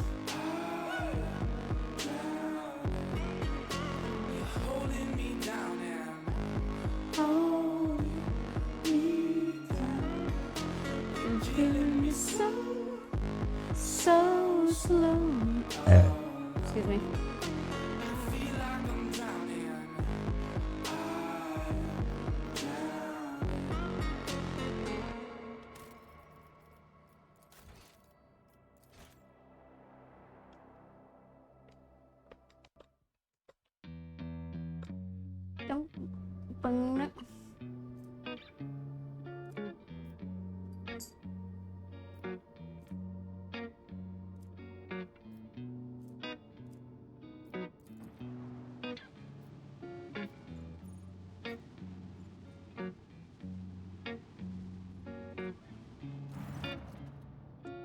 Lord Captain, the ship's cannons are fully primed. The station is well fortified and its inhabitants will probably attempt to fight back.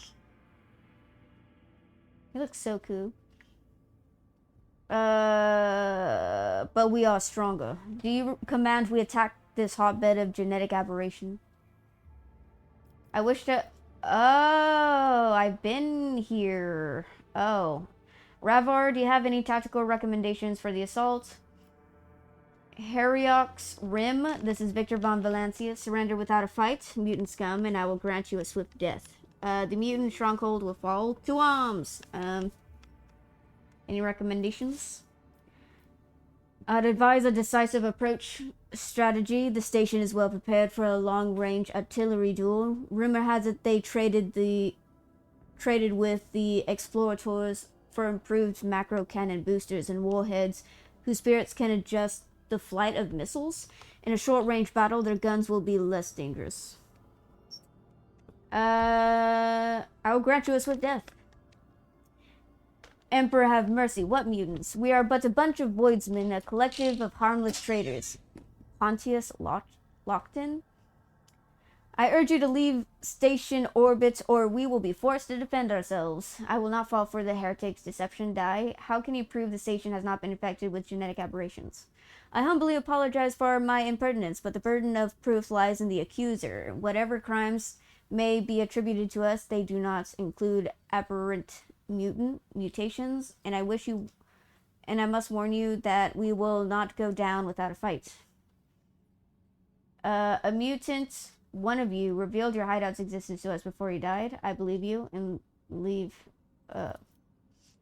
I cannot imagine why, but this heretic of yours slandered us from head to toe. Whatever possessed your lordship to trust the words of a mutant, their thoughts are as unclean and disgusting as their bodies. Let's die. I mean, you die. I don't die, you die.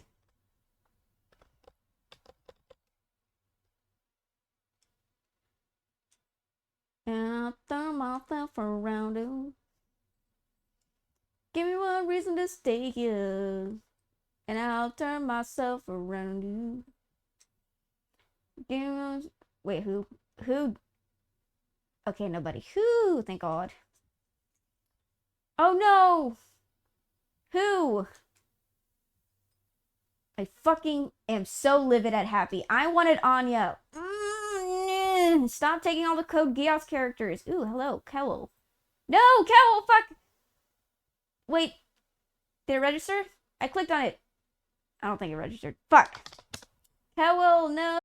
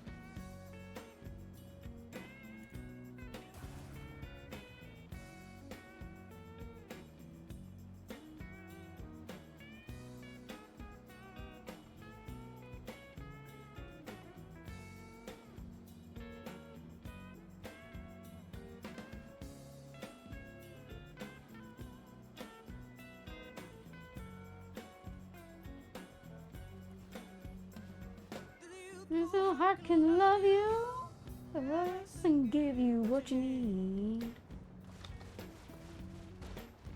I said there's a useful heart can love you and give you what you need. I'm too old to go chasing you around, wasting my precious energy. Let's go! Kicking ass, taking names. And some turn right back around. Ain't one reason to stay here. Oh, let's turn right back around. I don't wanna leave you lonely. You gotta make me change my mind. Oh my god, they're just doing bug bites. Oh, give me just one reason why. Give me one reason.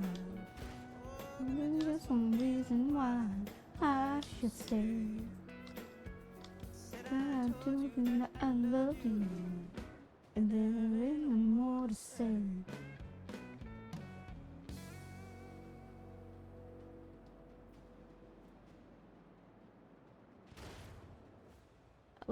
Let's go. Alright, let's see.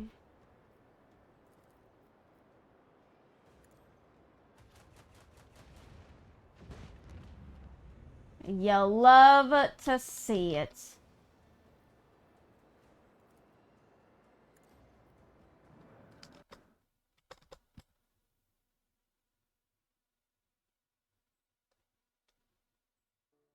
Here we go again.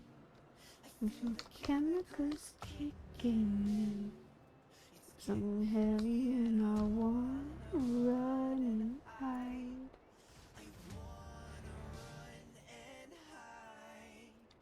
Do it every time. Oh, you're killing me now.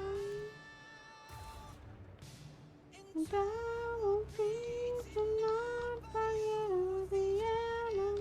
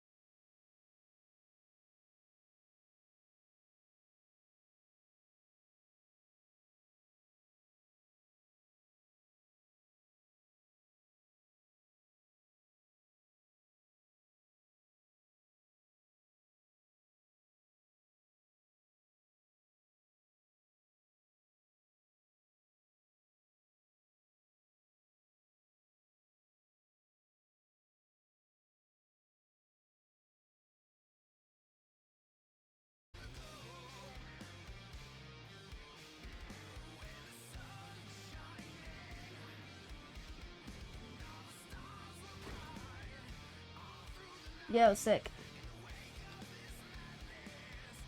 'Cause I held you tight so long ago.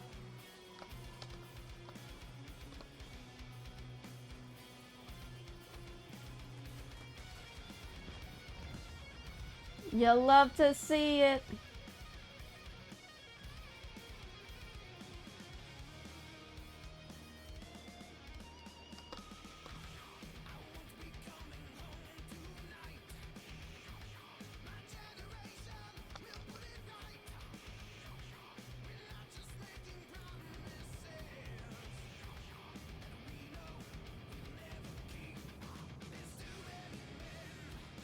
Too many people making too many problems.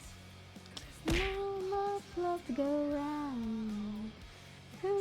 This is a lot of confusion.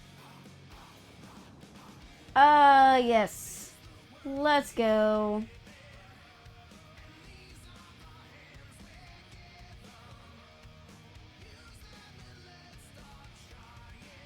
Lord Captain, the resistance is broken and the cleanup parties are landing on Harryok's Rim. What are your immediate orders? Make sure none of the mutants survive. Search every nook and cranny for anything of value and bring it back. The station should be full of caches packed with plunder. May the station serve the Imperial Navy and become their outpost. Harryok's Rim remains a valuable trade hub. We will continue to do business with pirates. From now on, the station is mine. I want the station converted into an outpost and towed to the Mundus Valancia system. Let it guard my capital. Dogmatic. Destroy the station. Let the Expanse know what fate awaits mutants, pirates, and heretics. Ooh, Imperial Navy. Fellowship of the Void.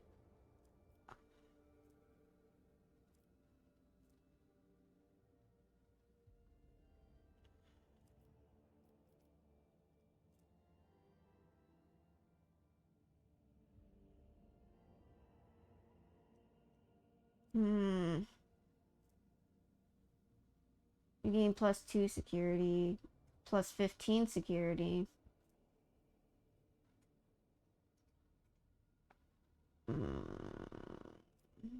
+5 profit factor, okay. But I get 50,000 per Imperial Navy. I don't know. I don't know. I don't know. What am I supposed to do? I don't know.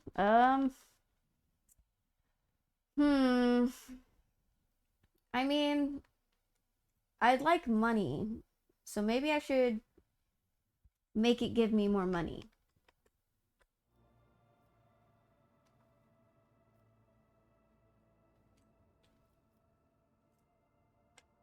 And from now on, station will be mine.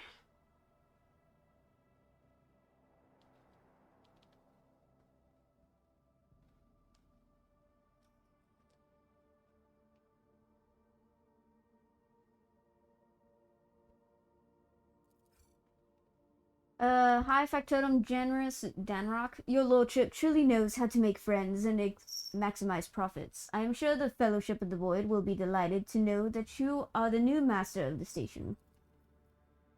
Damn motherfucking straight.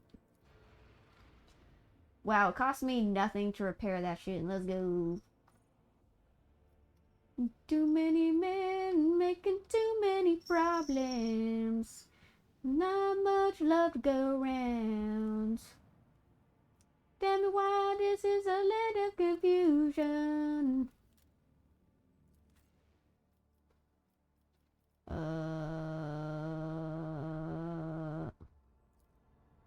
Shit, maybe I should have saved. Ah, fuck. I forgot to save. Wait.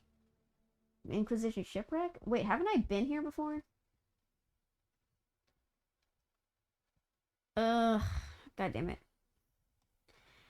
Haven't I already experienced this shit?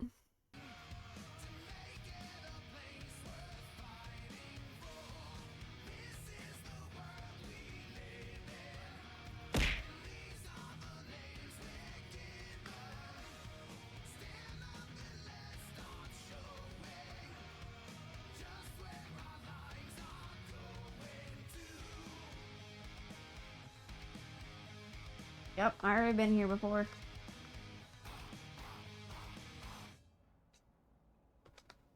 How do I get out of here? Okay.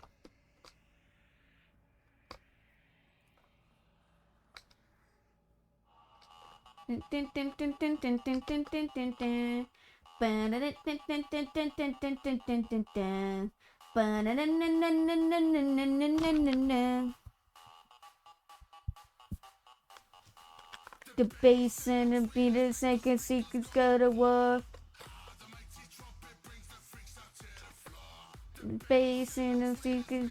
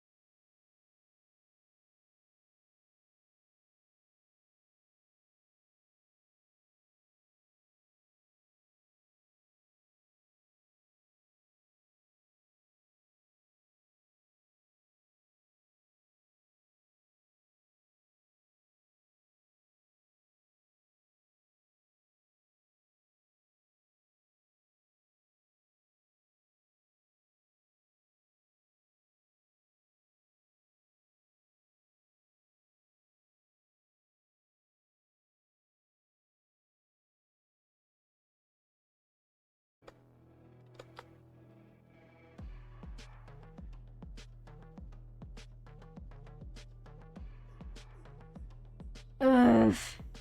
Why does this keep happening to me? Mm. Mm-hmm. Mm-hmm. The life again.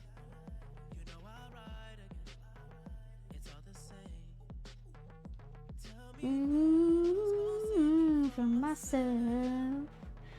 'Cause life is all I know. Mm-hmm.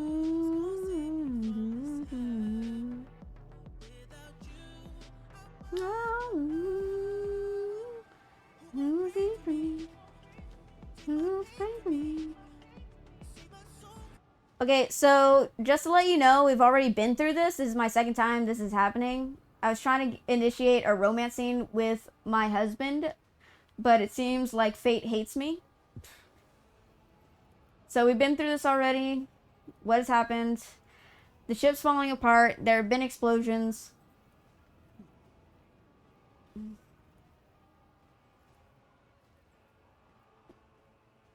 Where's my retinue? It's high factotum. Come up with a plan of action.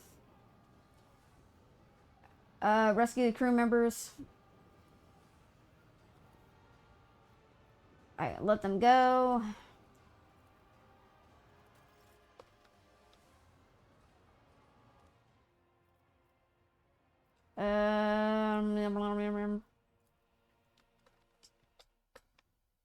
I'm doing okay. Just got off Fenris's stream. Aw, snap. Did you have fun?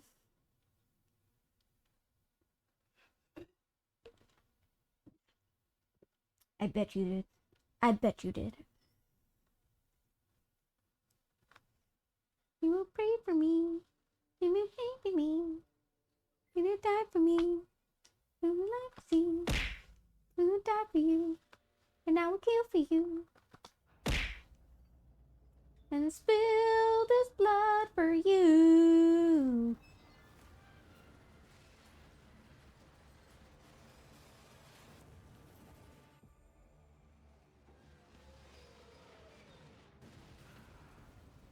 Oh no, we died.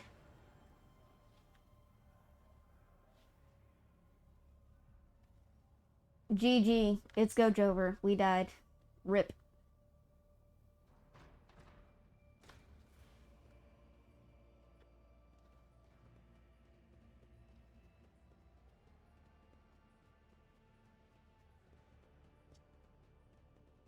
All present and accounted for, Lord Captain.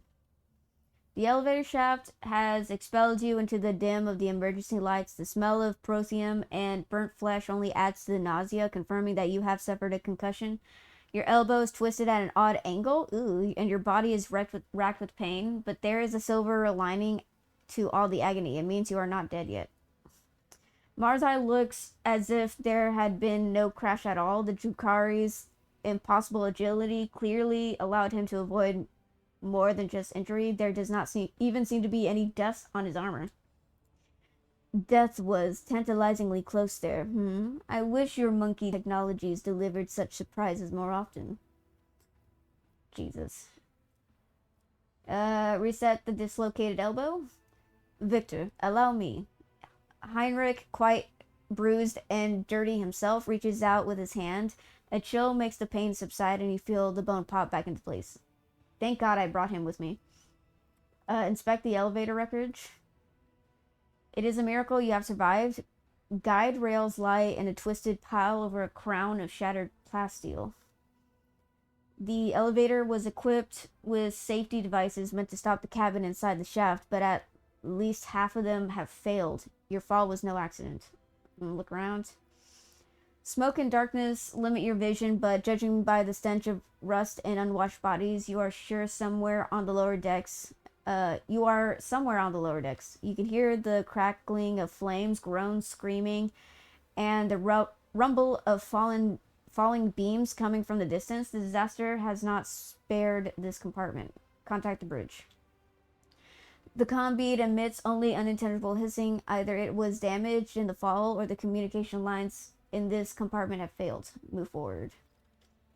Well, looks like we're on our own.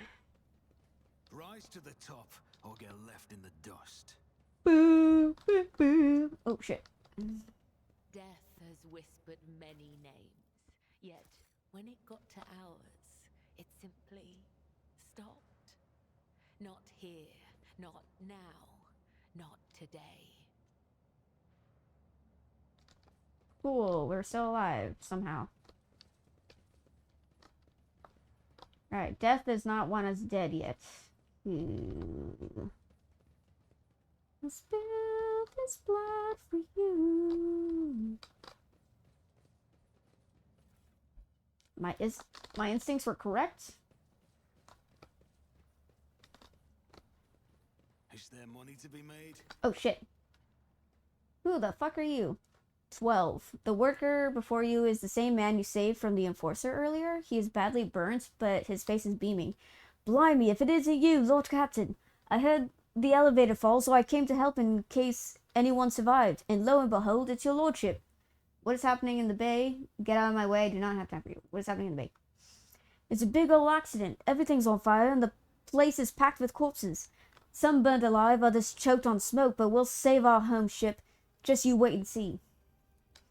I'm following orders to look for anyone badly wounded and provide them with first aid. He hands you a Medicaid kit. Take this. Your lordship's health comes first. Thank you. This will come in handy. Shake his hand. I will not forget your help. I am doing fine. You should help someone else.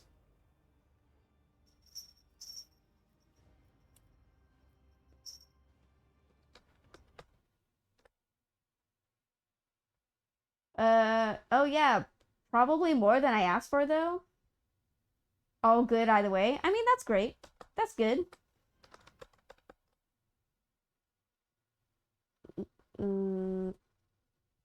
Dude, I swear, literally, like, anything that bad happens today has happened.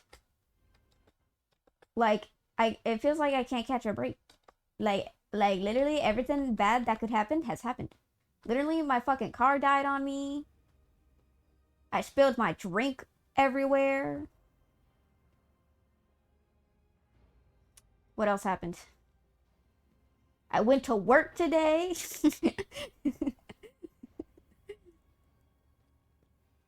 I will not forget your help. He stares at you, then at his hand, then at you again, his eyes filling with tears of joy. Emperor, keep you. Large medicine.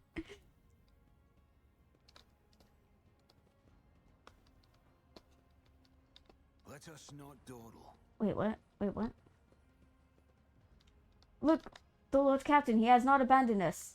Of course I haven't. You are my faithful subjects. You are my faithful subjects that I adore. Truly, truly. Hey,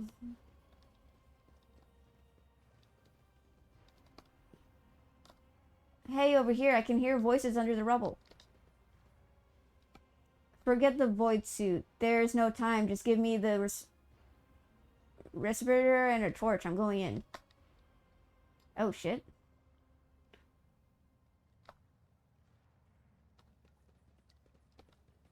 May the God Emperor protect you, Lord Captain.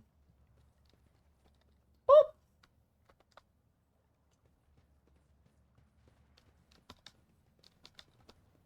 I always keep my options open.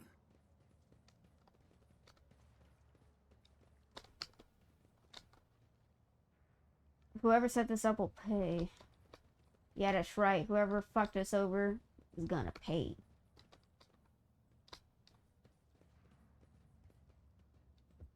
With their money. Okay.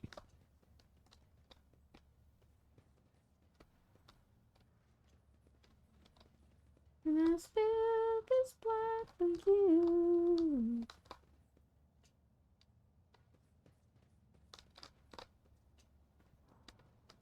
Keep your wits about you. Oh, I didn't realize. Okay, that connected. Okay. Okay, I was gonna say, how do I get across? Speak of the devil.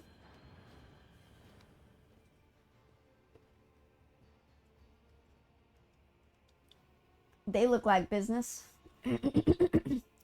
A locomotive enveloped in steam halts at the platform with a low rumble. The hardened emergency workers of the Infernus Guild pour out of the carriages. Upon seeing you, they begin to wave cheerfully and shout. Heinrich Monteg's face is covered in soot. He smiles broadly, never letting go of his low stick. Lord Captain, it is good to see you back in good health, however battered. The Voxmaster reported that the elevator had collapsed, so I jumped on the first train and headed down here to look for you. He holds out a hand as strong as a lifeline. Let me give you a lift to a safe place. Have you ever heard of a rogue trader flying through their own void ship in a free-falling elevator, Heinrich? I am certain that someone tried to kill me. Hold out your hand. You could not have come at a better time. I appreciate the concern, Heinrich, but you are needed elsewhere. I will get out on my own. What a perfectly timely arrival.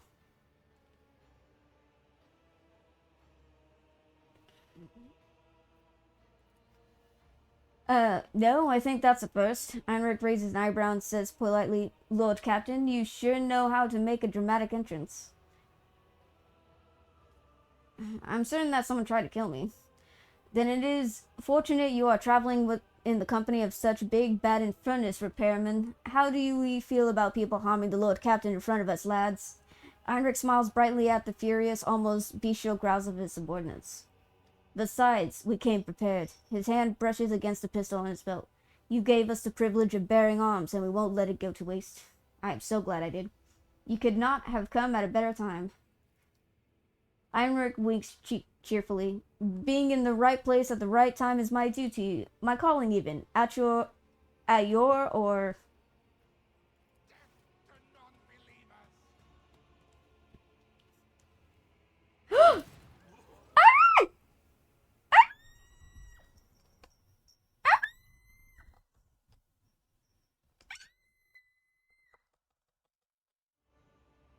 A shot from a needle pistol misses Heinrich's head. Oh my god, I thought he fucking died.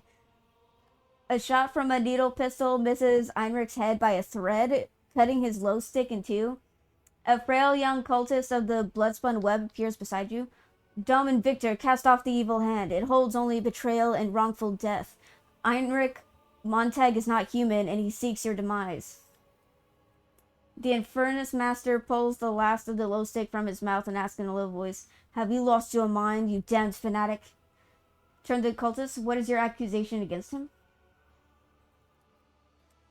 You are being hunted, Dom and Victor, driven like prey toward the hunter. He is the hunter. The skinny young man who ceased to be a boy only yesterday carries himself with detachment and surprising dignity. The vizier said that he must die and that you must live. I understand that the situation is critical, but damn it, I am a senior officer of this ship, as much as I hate to remind you, and you are a little mutineer who almost put a hole in my head. Do you have any proof of treason? The vizier has divined the truth. The young man looks at Heinrich with haughty reproach.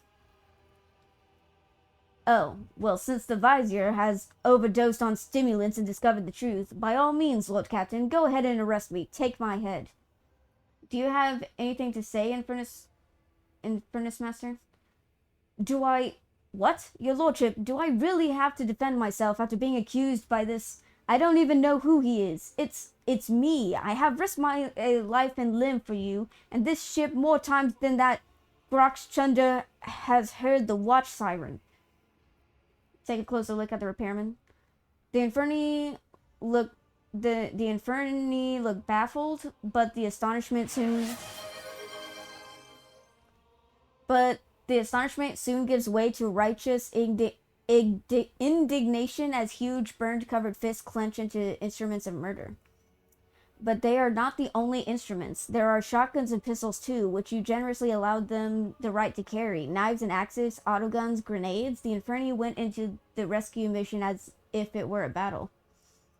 A question forms in your mind all on its own. How do you kill a rogue trader? Out of habit, you quickly go over a few plans and come to the unfortunate conclusion.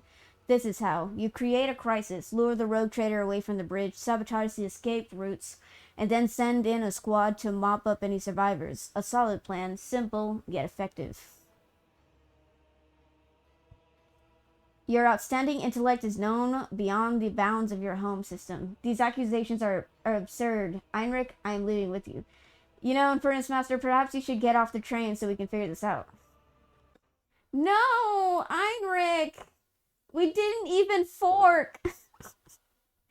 I flirted with him and we didn't even fork. I didn't even take him to bed once. I'm drowning my sorrows away in Dr. Pepper. Should I just leave? Should I just jump on the train with him anyways? It's like I totally know he's fucking lying. I know he's totally fucking lying to me, but should I just leave with him anyways? No, I trust Heinrich. Deny. No, I trust Heinrich. Even though technically everything makes sense, I can't believe.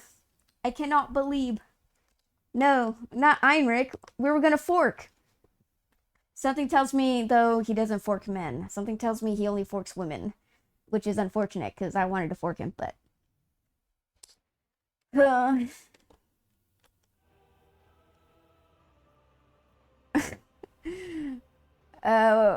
I'm leaving with you. What the fuck? No! The young master shrieks as he raises his needle pistol and fires a fatal shot, which turns out to be not fatal at all. The needle sliced into Heinrich's cheek before bouncing off harmlessly. Beneath the sagging flap of skin, you see something purple. It is chitin? What the fuck? Heinrich spits at his feet in frustration. You fanatics are always meddling in the wrong business. First the trick with the bloodbath, now this. We were so close. I fucking knew it. I fucking knew I knew Heinrich was part of the cults. I knew it. The gun leaps into his hand and points at you. A shot rings out. The whistling hits your ears, but the bullet was evidently meant for the young spinner, now writhing on the ground. Heinrich, what is going on? Blasted traitor, draw your weapon in without a word. Heinrich grips his weapon, and the chilling psychic aura around him makes your blood run cold. It looks like I am not alone in having a problem with unreliable allies. Marazai's voice is laden with unexpected irony. Heinrich takes out a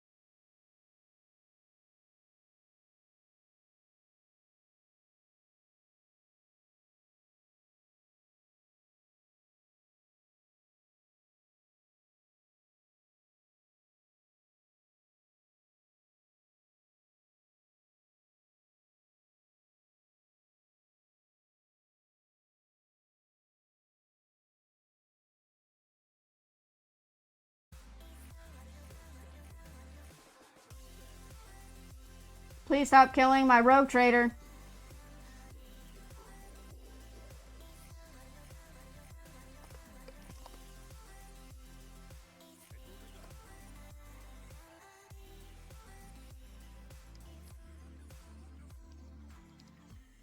Oh no, I'm silent beside you.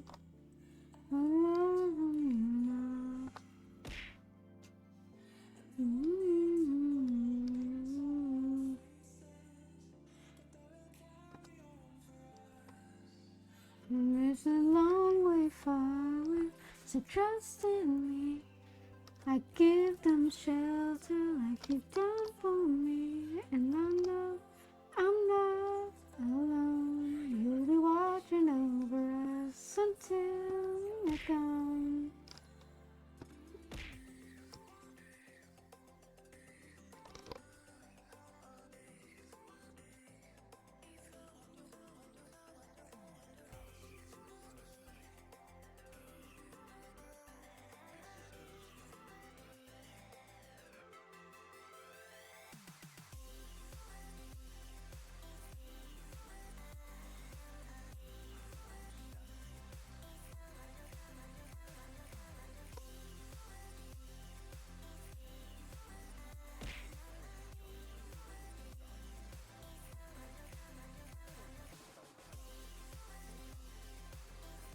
I should have brought Ulfar, goddammit.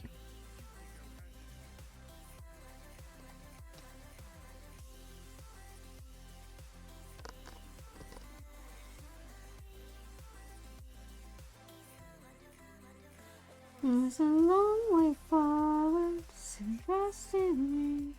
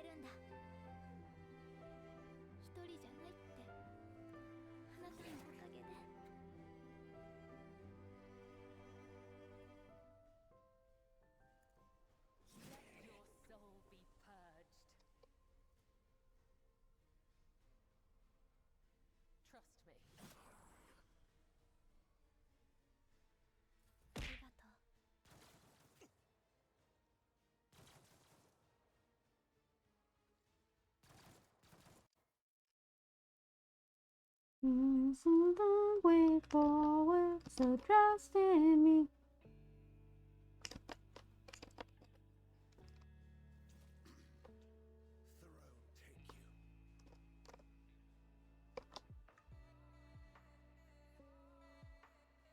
Get me a target. Naturally.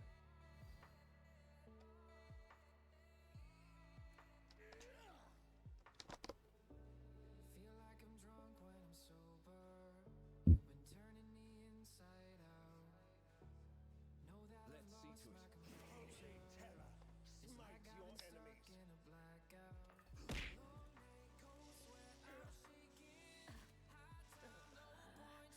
I will not die in dishonor.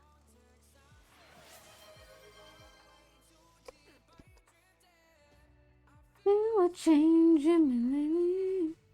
You worked up when I'm not around. If this is my fate, may my blood be a worthy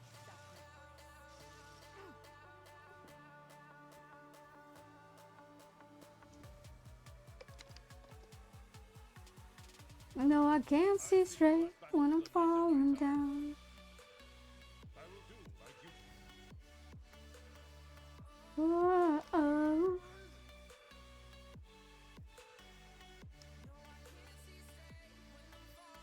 It will be done.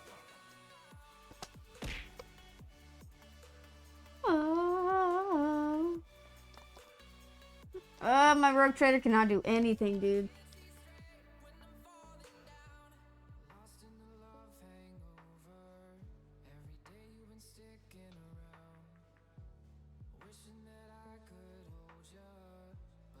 I'll see to it personally.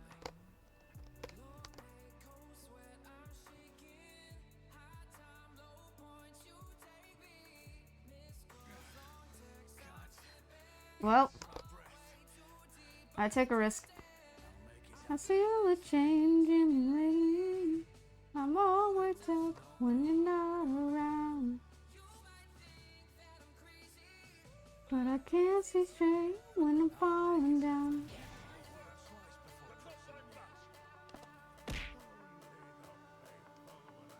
Injury is not an excuse to shirk one's duty. Oh, my ears are ringing.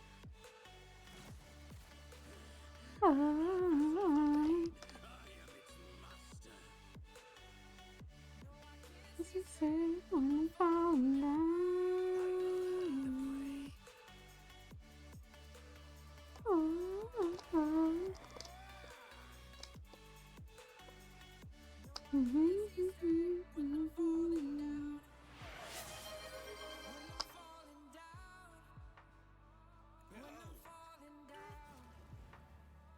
When I'm falling down. God damn it. Hi, Chris.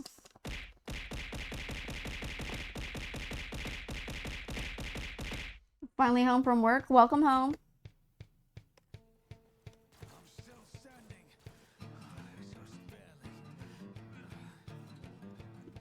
Dude, everyone's dying around me.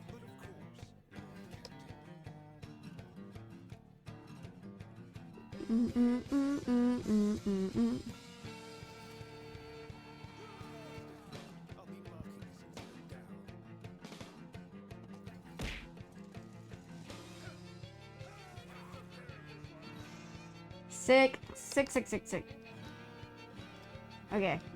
We killed all of them.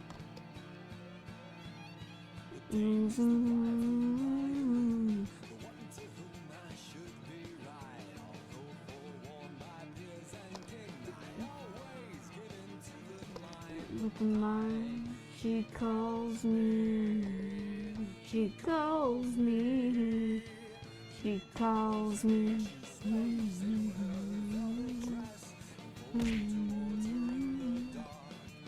While the others rest, while the others rest.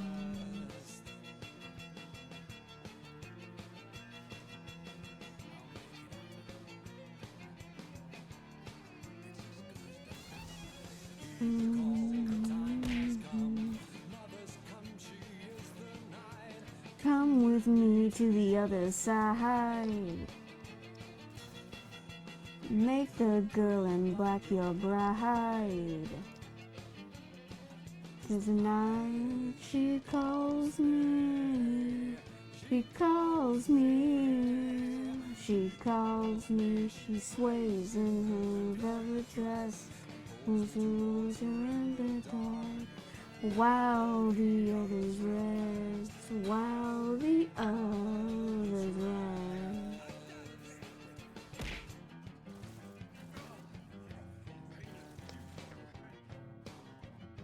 They bullied me today, ended up doing 213 deliveries, and now my feet feel like solid wood. God damn, at least you got paid for that, right?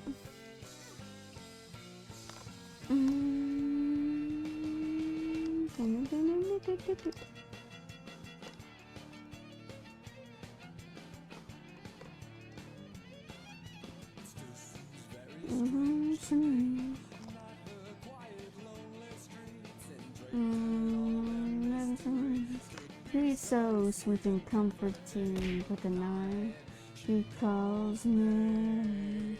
She calls me. She calls me.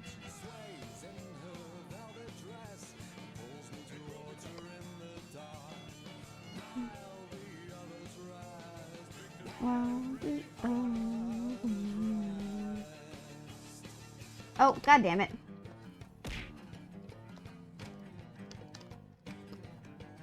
Can't do anything.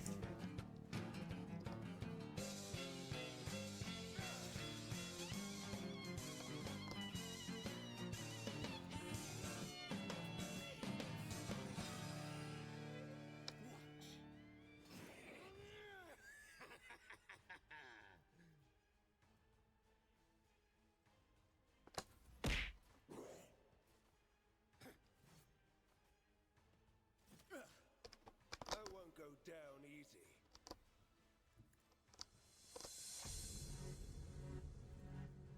How will you get to it? My place is at the fore.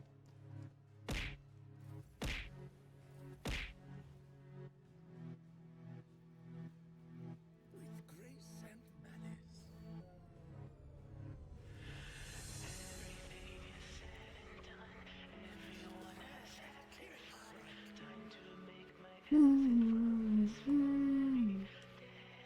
The death cultist is bleeding out, breathing with barely audible wheeze. You are unharmed, Daman. The temple, the vizier is waiting. He can help. Let me take you. The blade slips from his weakened fingers and falls to the ground with a clang. Examine the spinner. Heinrich was shooting to kill, and a perfectly aimed shot has torn the young man's lungs to shreds. It is a wonder he has not choked on his own blood already. I wish to know the name of my rescuer. Spinner Georg. He beams with pride. It is not every day that such a distinguished person takes an interest in his name. I have not yet done my duty. To the temple. It is safe there. Pick up the cultist blade. I'm afraid you are no longer a fighter. Leave the enemies to me. What do you know about what is happening here? Is this a mutiny? The spinner nods. I will be glad if with my weapon the Daman cuts the threads of the traitors. Ooh, ceremonial blade. Ooh, oh, wow, that does a lot of damage. What do you know about what is happening here? What is this a mutiny? Mutiny. Yes, the aberration of the ravenous star in humans. The vizier will explain. Trust no one. Take me to the temple. We must get you to a healer before you die of blood loss. Hold on, don't die. I'm not done here yet. The cultist shakes his head. No need to waste time. You must hurry to the temple, and then he will decide.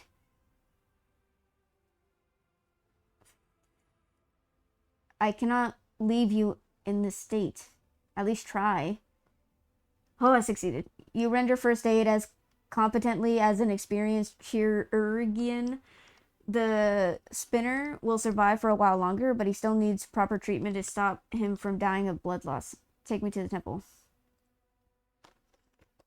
Take me to your leader. Yeah, I get paid per delivery, but still your boy is sore. I mean, yeah, you deserve a good rest. Just like take the whole day off.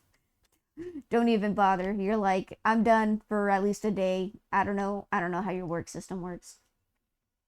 I'm just glad it's the weekend now. I don't know if do you work on weekends?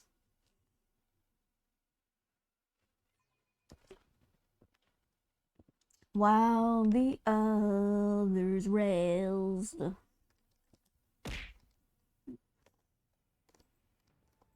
always have a backup plan.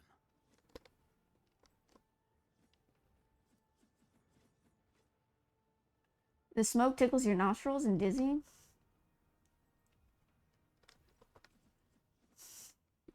The figure of the vizier stoops under the weight of his battle garb. His bony fingers tremble as they scoop blood from the bowl and begin tracing the symbols of war on his withered face. Without breaking the ritual, he addresses the emptiness.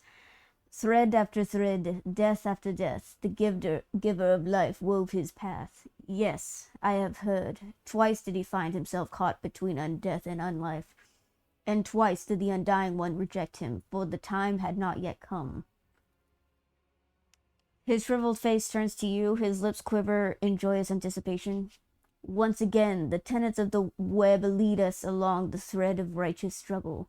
The foe, the flagship's tormentor, until now unseen, has shown its face at last. My blades have left their sheaths, and duty commands them to slake their thirst with monstrous blood. What is my retinue doing here?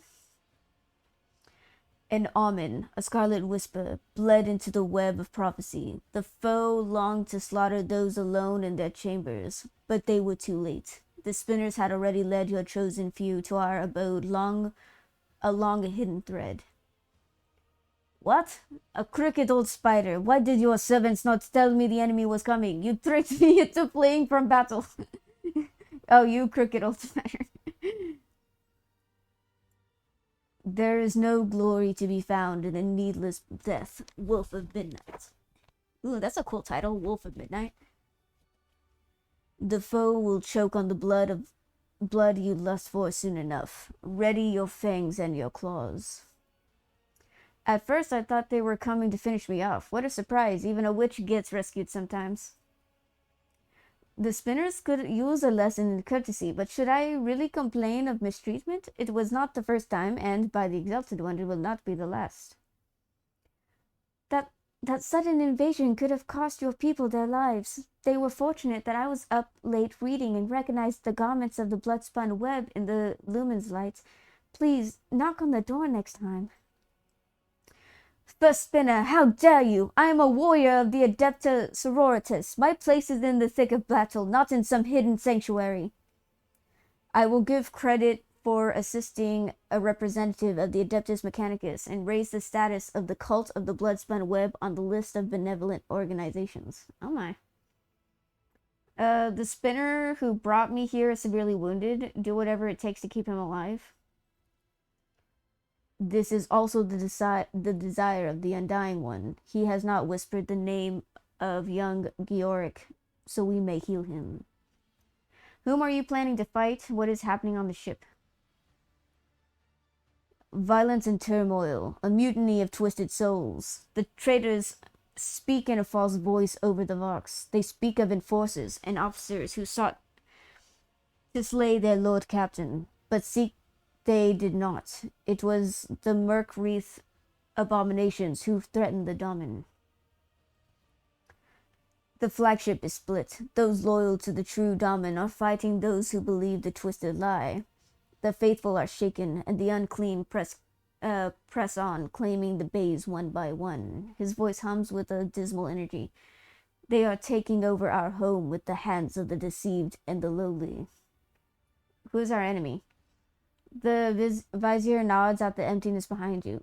Yes, it is time he learned about the ravenous star, about the beasts that appear as men, their malignant flesh imbued with Xenos flesh.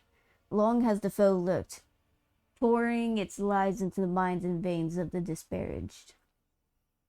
The dawns and dusks of generations followed upon one another, spawning veiled abominations, until the Holy Lord of the Ark stirred the profane lair of iniquity. The war emerged from the shadows in the chamber where the living honored death over the ashes, and then split forth. The sacred ark is nearing its ruin, but our lot is not yet cast. Your servant's not yet broken. The Undying One awaits your deeds to cover you in glory. If you knew about the cult all this time, why did you not tell anyone? We did not know who our foe is.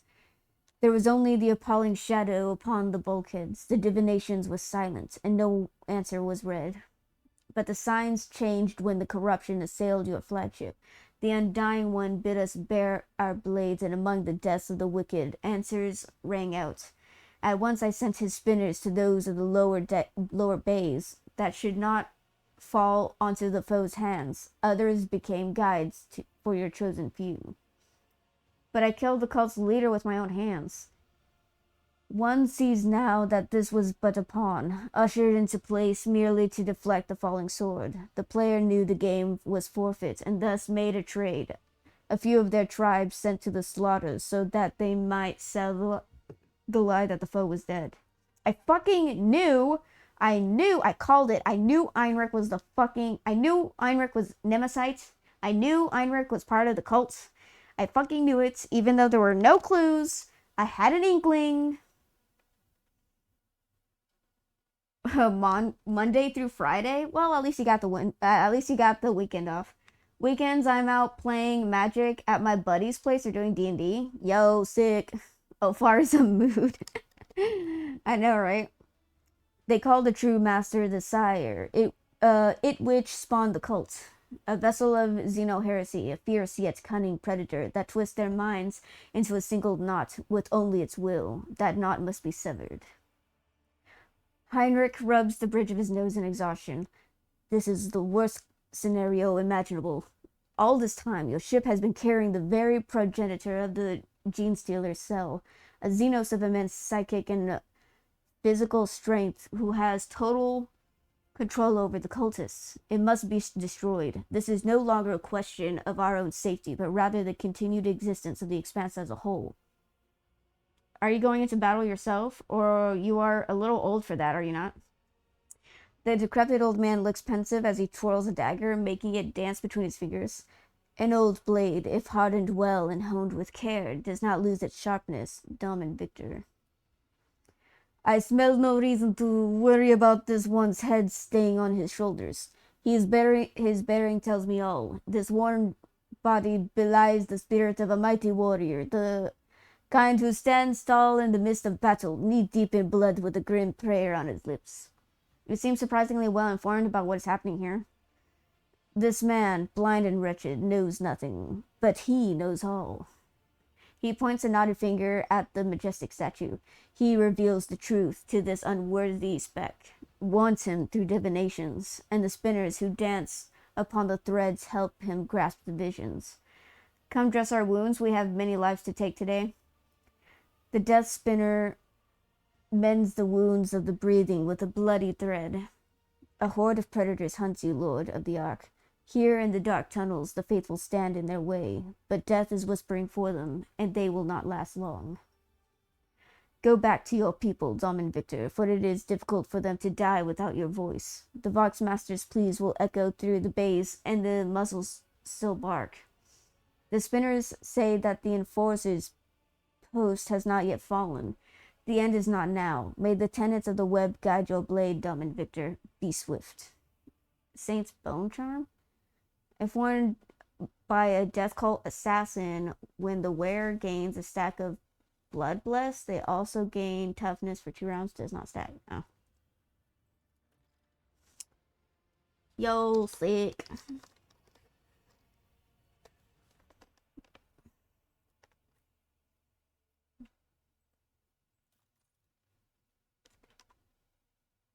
Da-da.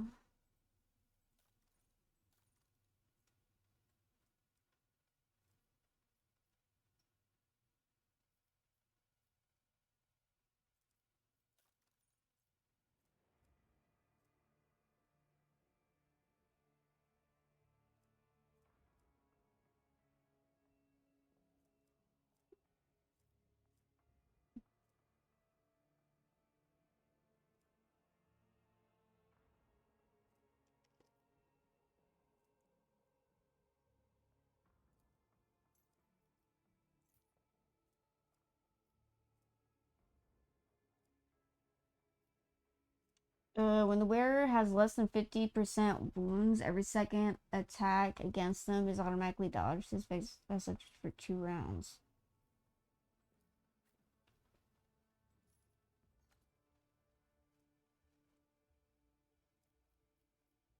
Okay. Alright, I'm gonna go to the restroom real quick, and then when I come back, I'm gonna go through their inventory and upgrade everybody, and then we're gonna go kick some ass.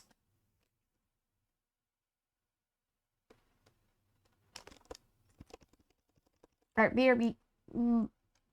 BRB.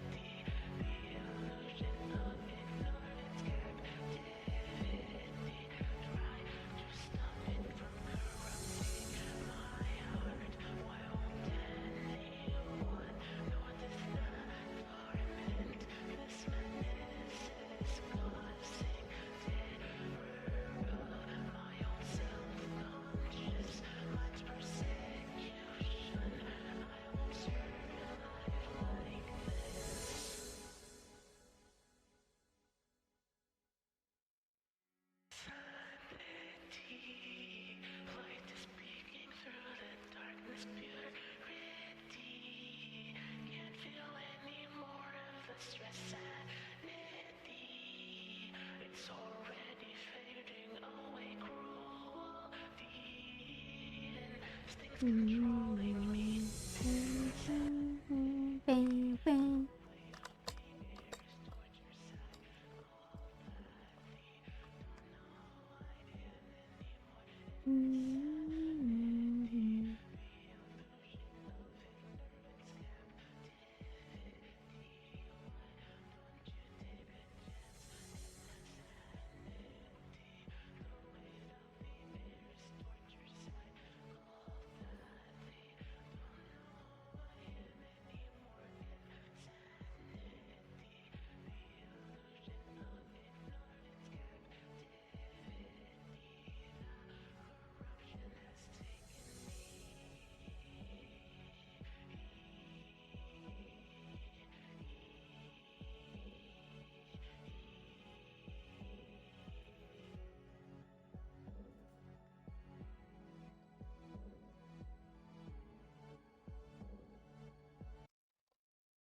Alright, what is the song request? What do you want me to play?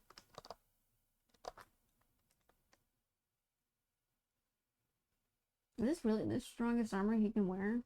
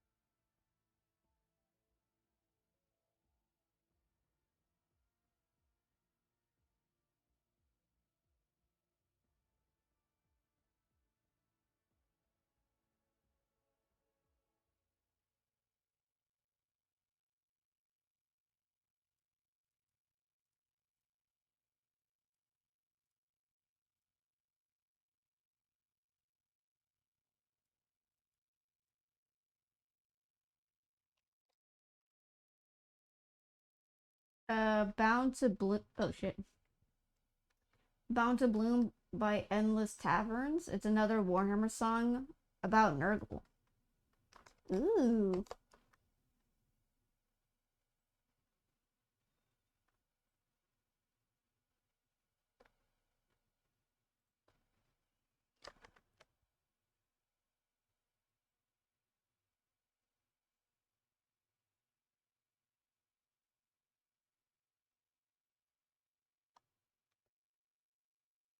A sonic clock blazing at Okay, sorry, I found a video I wanted to watch later. We'll watch it later. Oh, well, we don't have to watch it later. I just gonna watch it later.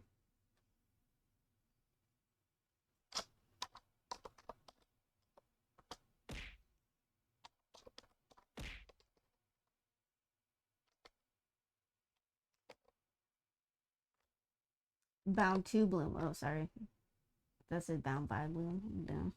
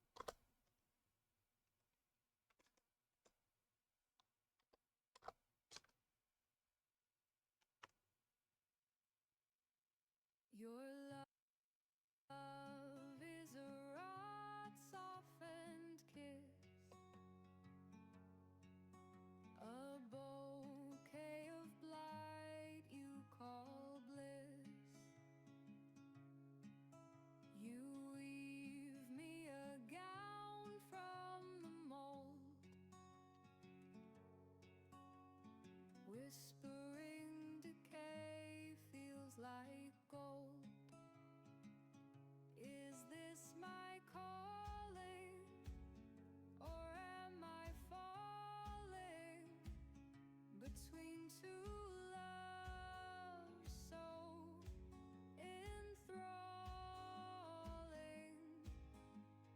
bound to bloom in gardens gray where love and rot both have their way, bound to bloom, no path is clear. Does love confine or persevere? Each flower grows through fetid soil, each cure becomes another spoil. When sorrow pours from tainted boils,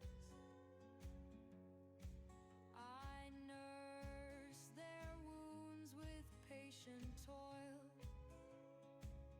Is this devotion or just emotion? A dance of life and death's commotion, bound to bloom in gardens gray where love and rot both have their way, bound to bloom, no path is clear. Does love confine or persevere? Perhaps there's truth in rot and bloom. Perhaps there's life within this tomb.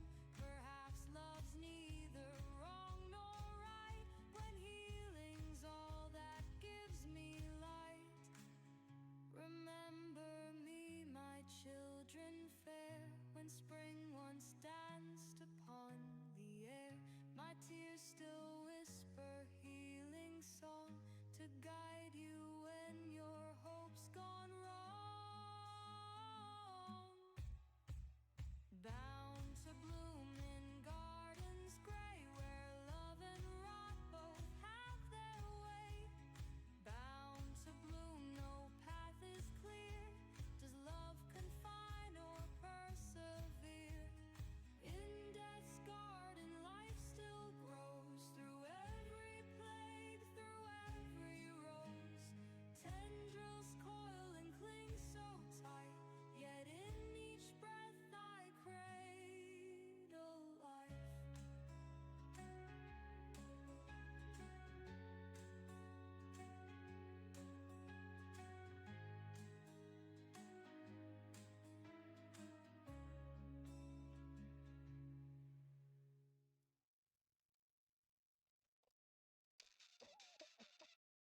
Okay, that was a good song, okay.